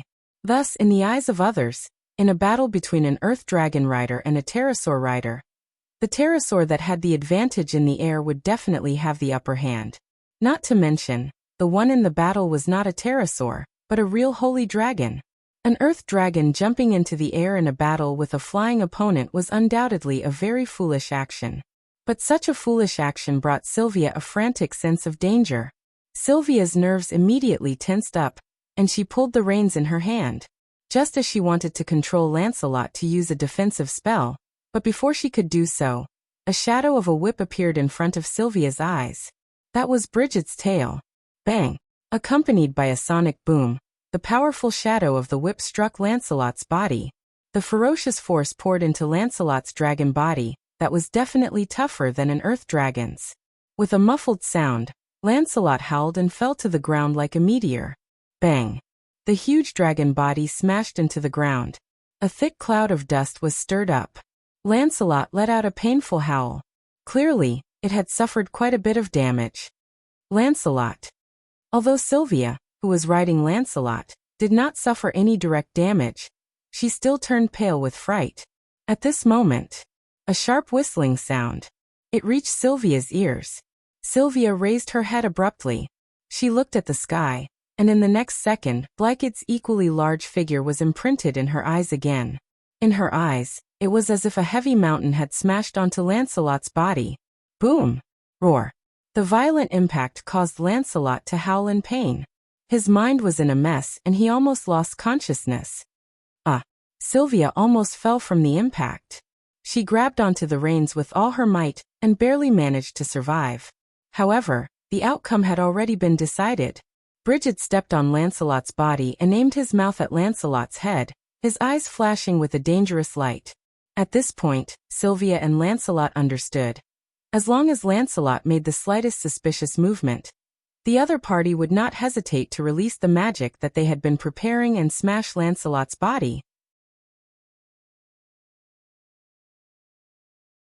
Looking at Wu Yen, who is riding on Bridget, and Bridget, who is stepping on Lancelot, the instructor regained his senses when he saw Sylvia's dazed expression. He quickly announced the order. The winner is Roland? Randall. The instructor's sentence finally caused the stupefied students to come back to their senses. They looked at each other in dismay before a commotion broke out. He won. He really won. That Roland, riding an earth dragon, won against Her Highness, riding a divine dragon. Too amazing, as expected of President Lebecca's guard. In the short span of half an hour, everyone's opinion of Wu Yen has changed from disdain at the start to support him at the present moment. Yashur. Did you see that? Did you see that? Raymond excitedly hugged Yashur and jumped up and down. My Blykett actually won against a divine dragon, and Her Highness Lancelot at that. The winner isn't Blykett, it's Roland. Yashur rolled his eyes at Raymond before looking at Wu Yen with excitement in his eyes. If I have Roland's superb riding skills, I won't be looked down upon even if Ball isn't born yet, right? To be able to display such strength while riding someone else's dragon. This is a true genius dragon tamer. You've worked hard. Riding Bridget down from Lancelot, Wu Yen also jumped down from Bridget's back. He patted Bridget's neck and Bridget whined like a spoiled child. Then Bridget raised its head and roared in excitement. For a dragon, to be able to rely on one's strength to defeat an existence of a higher level is a kind of glory, isn't it? Sylvia snapped out of her daze and looked at Wu Yen, who was about to leave the arena with Blykett. She jumped down from Lancelot and shouted at Wu Yen. Wait. I haven't lost yet. You've already lost. Wu Yan frowned, causing Sylvia to become even more excited. If that's the case, let's fight again. Why? Wu Yan said casually. Do we have a reason to fight again? Why not? How could there not be? Sylvia clenched her fists, her blue eyes filled with despair. I can't let Lancelot lose against an earth dragon. I won't allow it. I won't allow it. You won't allow it. Wu Yan's eyes turned cold. What do you mean? Are you implying that I can't win against you, Your Highness? No, that's not that. Sylvia finally realized what she had said, and her pretty face turned pale. It's just. Tears welled up in her cold eyes, causing all the voices around her to disappear. How am I supposed to become a good knight? A good knight? Wu Yan raised his eyebrows. Looking at Sylvia, who was trying her best to hold back her tears, he sighed. Although I don't really understand what you're thinking, you're only concerned about me using an earth dragon to defeat your divine dragon, right? Sylvia's expression tensed up. Her thoughts were clearly exposed.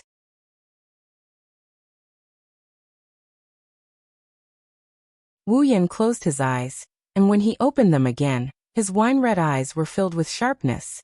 Listen carefully, Sylvia. Sylvia was stunned. She didn't expect Wu Yan to call her by her name. It wasn't just her, even the surrounding students were in an uproar, their voices filled with shock.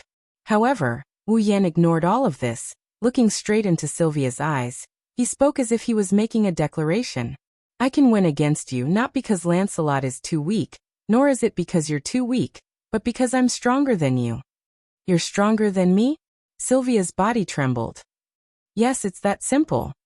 Wu Yan let go of Brigid's reins and walked in front of Sylvia, the breeze blowing his dragon-riding robe, causing his body to emit an oppressive aura, instantly suppressing Sylvia's aura.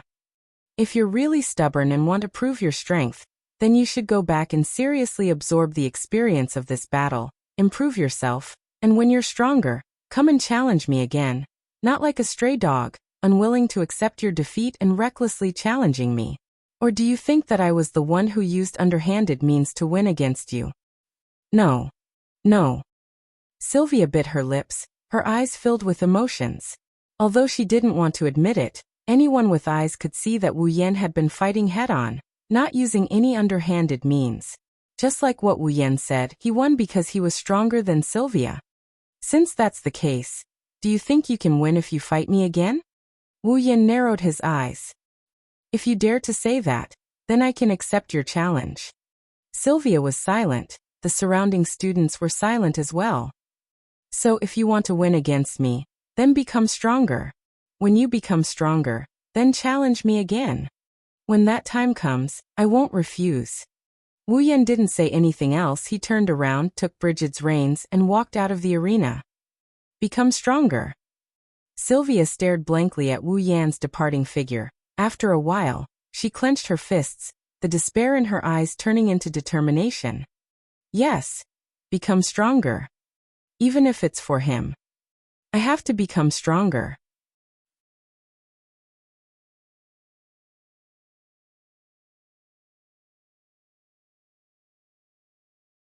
Chapter 1281. The Student Council President Lebecca? Randall's guard rune? Randall, the cheating student who entered the academy through the back door, was not only a dragon knight, but he also used his excellent dragon riding skills to defeat a dragon knight, who rode a holy dragon in actual combat training. The fourth princess of the Night Kingdom of Lorimon, Sylvia Randall, was also a dragon knight. Loria's knighthood. In less than half a day, such a rumor had swept through the entire Ansari State Dragon Riding Academy. Why was it that when the students heard such a rumor, their first reaction was to half believe it? That was only natural. Who was Sylvia? Not only was she the fourth princess of Loria's knighthood, but she was also a true dragon knight. Her grades were always first in the year, and no student of the same grade could surpass her. Although her interpersonal relationships weren't very good due to her personality, at least in terms of strength, there was no doubt about it. First in the year, another dragon knight. How could such an existence be defeated by an unknown guard using an earth dragon? If it wasn't for the advanced classes, Princess Sylvia and Rune? The students in Randall's class repeatedly guaranteed that it was true, that they saw it with their own eyes. Almost the entire class said so. Then the students of Ansari Academy didn't just half believe it, they didn't believe it at all. Until the instructors used this as a textbook example to tell the students the importance of dragon riding skills. All the students had no choice but to believe it. It was indeed true. Realizing this, the students were both shocked and relieved. They were shocked by the miraculous nature of Wu Yan's dragon riding skills, and they also understood why Wu Yan could be taken in by the academy through the back door. And so in just half a day, the negative comments of taking the back door and cheating student all disappeared. In their place, there were positive rumors of miraculous dragon riding skills and another genius dragon tamer. To the students, the fact that Wu Yan had the ability to ride someone else's fall wasn't as shocking as the fact that he rode an earth dragon and defeated Sylvia, who was a dragon knight. As such, many of the aristocratic children who were studying in the Ansari Dragon Riding Academy were coveting Wu Yan's magical dragon riding skill that allowed an earth dragon to defeat a holy dragon. One by one, they rushed to pay him a visit. Hopefully, he can learn the skill that can turn something rotten into something magical from Wu Yan. Of course, it wasn't just the nobles. The rest of the students and even those outside the academy who had heard the news expressed their hope that Wu Yan would teach them the skill of riding a dragon. Because of this, they even offered a lot of tempting conditions. There are even a lot of people who want to be apprenticed to Wu Yan directly. The academy is also hoping to incorporate Wu Yan's dragon riding skill and teach it to the students. Unfortunately, when the entire Ansari State's Dragon Riding Academy was in an uproar in order to find Wu Yan himself had disappeared from the eyes of others and came to the Academy's library. As the famous Dragon Breeding Academy in the Lorraine Kingdom, the Ansari State's Dragon Riding Academy's library was quite valuable. Basically, as long as it was related to dragons and dragon breeding, one could find it in the library of the Ansari State's Dragon Riding Academy. That was why Wu Yan came here to look for books that were useful to him. Walking through a passage filled with bookshelves, he scanned the books on the shelves while opening up his system tab without batting an eyelid. Dungeon World. Star Carving's Dragon Rider Dungeon Mission. Acquire Mission 1. Enter Tokisaki Kurumi's Red Jade mode, and use the ability of his angel, Safkiel, to use the Bullet of 12, Yod Bet. Return to the infant ritual in Abayan Forest when the Mother of Dragons placed the last descendant of the Holy Dragon Royal Family in the Avalon Holy Dragon Royal Family. Obtain a drop of the first blood of the last descendant of the Holy Dragon Royal Family before he was born. Mission Reward: 10,000 equipment points, item points, ability points, summoning points. Mission 2. Yet to be activated. Mission 3. Yet to be activated. After confirming his dungeon mission, Wu Yan put away the system list and started looking for books related to the Holy Dragon Royal Family. The world of Star Carving's Dragon Rider was a world that Wu Yan had never seen before. Naturally, Wu Yan had no idea who the Holy Dragon Royal Family was. Because of this, he could enter Kurumi's Red Jade mode at any time and use the ultimate ability of his angel, Safkiel, Bullet of 12, Yod Bet.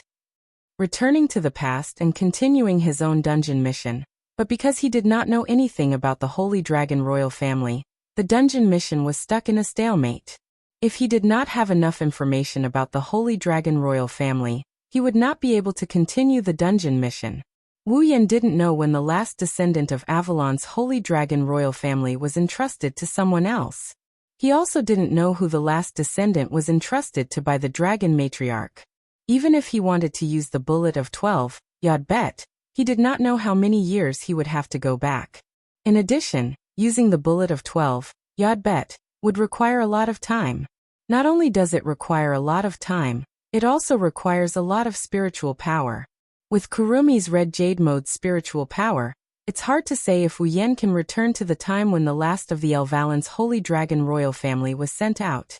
Even if he could, the amount of time he could stay in the past would depend on the amount of time he spent using the Bullet of 12, Yod Bet. It's not realistic for Wu Yan to stay in the past for a long period of time. Therefore, Wu Yan needs to have a good grasp of information so that he can complete Quest 1 in the shortest amount of time possible. He had no choice but to come to the library to search for information. Wandering around the bookshelves, Wu Yan's wine-red eyes scanned the books on the shelves in an attempt to find the words Avalon, or Holy Dragon Royal Family. After 30 minutes, Wu Yan still did not find anything. This made Wu Yan vexed. Why is there not a single book related to this? Wu Yan frowned as he touched the thick covers of the books around him. Is there a secret behind this? Another voice came from behind Wu Yan without warning and echoed in his ears. What secret? The sudden voice woke Wu Yan from his thoughts. He turned around and saw Rebecca's breathtaking face 10 centimeters away from him. Wow! Seeing that pretty face so close to him, Wu Yan jumped in fright. He quickly jumped a distance away with a vigilant look on his face. Yua, what a hurtful reaction. Rebecca pretended to be sad and put on a tearful expression. Am I that scary? The normally majestic and gentle student council president had a unique style when she put on a tearful expression. It should be easy to attract a pack of wolves to fawn over her. However, Wu Yan, who was used to Shokoho Masaki and Kurumi's teasing, rolled his eyes in annoyance. Rebecca, you are doing this on purpose. How could I? Rebecca's tearful expression disappeared and was replaced with her usual elegant smile. The speed at which she changed her expression was astonishing. Instead, I would like to ask, why did the second famous genius dragon tamer of the academy come to the library? Wu Yan raised an eyebrow and smiled. Then, why would the famous Empress True Red appear here? Of course it's to find you. Rebecca narrowed her emerald eyes. Do you know that after you disappeared, everyone came here to ask about you? They even asked me to teach you how to ride a dragon. It's so annoying. Ugh. Wu Yan was speechless. Did you come here to take refuge? How could that be? Rebecca refuted without thinking. Although those people are annoying, it's not hard to brush them off. I came here to ask if you want to participate in the Ares Temple Dragon ritual.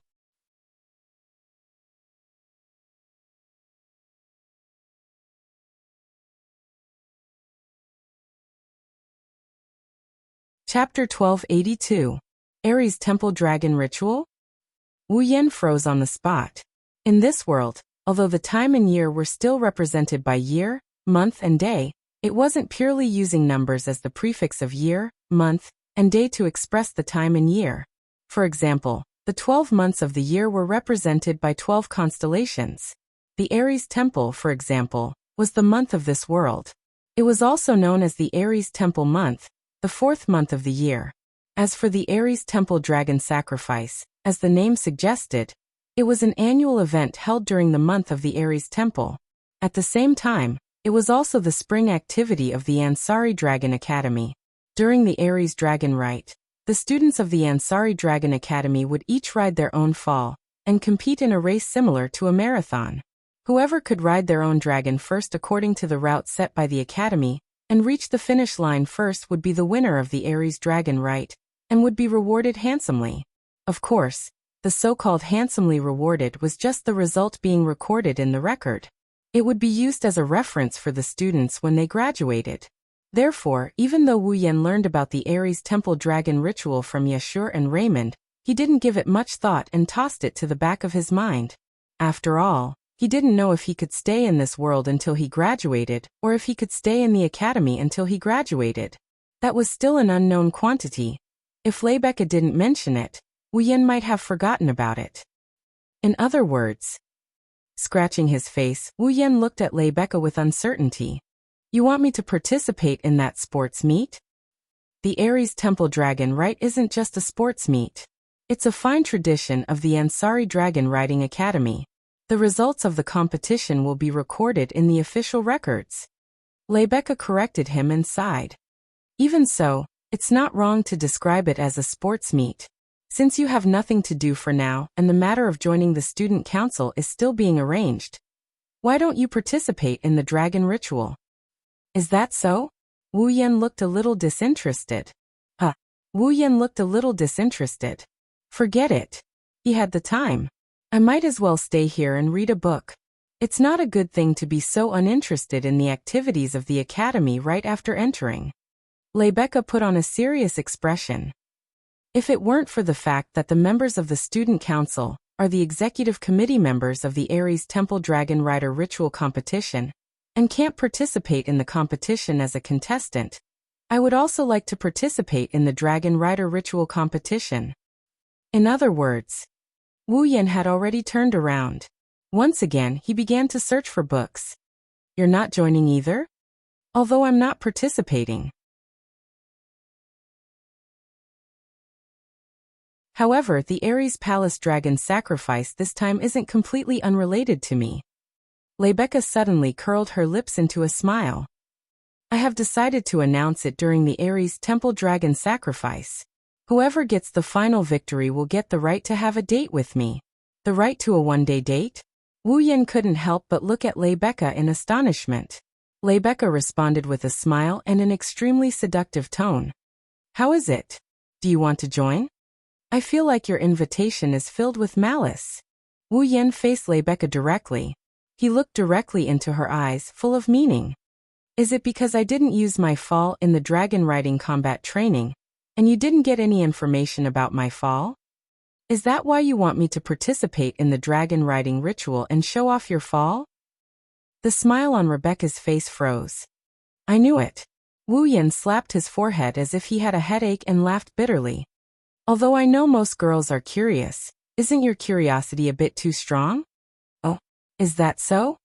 Rebecca recovered her smile and closed her eyes.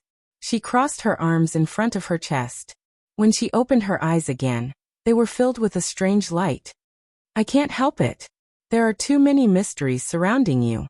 If I ask you personally, you'll definitely use the excuse of memory loss to brush me off. I can only find out myself. Excuse? Wu Yan froze. When he saw the seriousness hidden under her perfect smile, he smiled helplessly. I see. I can't hide it from you, huh? No, you just didn't want to hide it. Rebecca shook her head and looked at Wu Yan. If you really wanted to hide something, you wouldn't have acted so conspicuously. Well, let's just treat it that way. Wu Yan shrugged. Rebecca clearly didn't want to stop the topic. She stared at Wu Yan.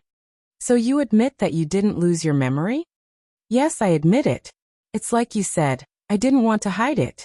I just thought it would be more convenient. Wu Yan didn't hide anything. So if you want to ask me something, you'll have to think about it carefully. There are some things I don't want to reveal. How direct. Rebecca turned her head away. Then she turned back with a smile on her face. Since that's the case, you'll have to endure my excessive curiosity. I don't have a problem with that. Wu Yan chuckled when he saw the provocative smile on Rebecca's face. If you can really obtain a certain position in my heart, then I will definitely not hide anything from you. In the end, the things that I hide are not that shameful. It's just that it's very hard to believe. I think so too. Rebecca nodded when she recalled the Star Essence's rampage. She seemed to have thought of something and looked at Wu Yan. You said you won't hide anything from me if I gain a certain position in your heart? Rebecca suddenly moved in front of Wu Yan with an indescribable smile.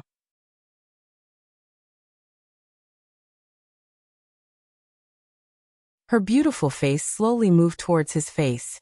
Her emerald-like eyes began to glow with an alluring luster. Don't tell me I still don't have a place in your heart? If I have to say it, I'm your benefactor. However, Wu Yan remained calm in the face of Rebecca's actions. He didn't avoid her beautiful eyes that were getting closer and closer. After all, not only did you save me, you even arranged for me to enter this academy and gain a temporary foothold. I can't thank you enough. Rebecca stopped when she saw Wu Yan's unmoved appearance. She stared at Wu Yan for a while. After a long while, she sighed. You're making me doubt my own charm. I'm also starting to doubt if you're treating me as an innocent little boy. Wu Yan rolled his eyes at her. He turned around and continued searching for books on the shelves. Don't tell me you think you can gain a certain position in my heart by giving me some benefits? That's not what I was thinking. I just think your reaction is boring. Rebecca shrugged. And then? Are you going to participate in the Ares Dragon Festival? I'm not really interested, but it's not like I don't want to participate. Wu Yan replied without turning his head. It's just that my fall isn't suitable for that kind of occasion. If you can lend me your fall, I don't mind participating. What did you say? Rebecca was stunned. She looked at Wu Yan in shock. You want to borrow my fall? Such a big reaction. Wu Yan glanced at her. Is there a problem? There's a huge problem. Rebecca frowned. Do you know who my fall is? Well, I've more or less heard of it. Wu Yan pursed his lips and smiled. The strongest holy dragon in the academy. Then do you think my fall is as easy to ride as that earth dragon? Rebecca's expression turned serious when she saw Wu Yan smiling instead of backing down. My fall's temper isn't as good as those little dragons. It won't let you ride it as you please. Even if I'm present, it'll be dangerous if something goes wrong. Of course it'll be dangerous. After all, the opponent is a dragon. But how do you know if you don't try? Wu Yan waved his hand. It just depends on whether you're willing to lend it to me. Rebecca's frown deepened when she saw Wu Yan's nonchalant attitude. She shook her head. Looks like you won't give up. Fine, I'll let you try. You're tuning in to the Li Mei's Wuxia Whispers YouTube channel. We're so grateful for your support, and don't forget to subscribe to join us on this incredible journey through captivating stories. Your generosity through donations truly makes a world of difference, as it's the primary source of revenue that allows me to expand and enhance this channel for you. Thank you from the bottom of my heart for being a part of this adventure.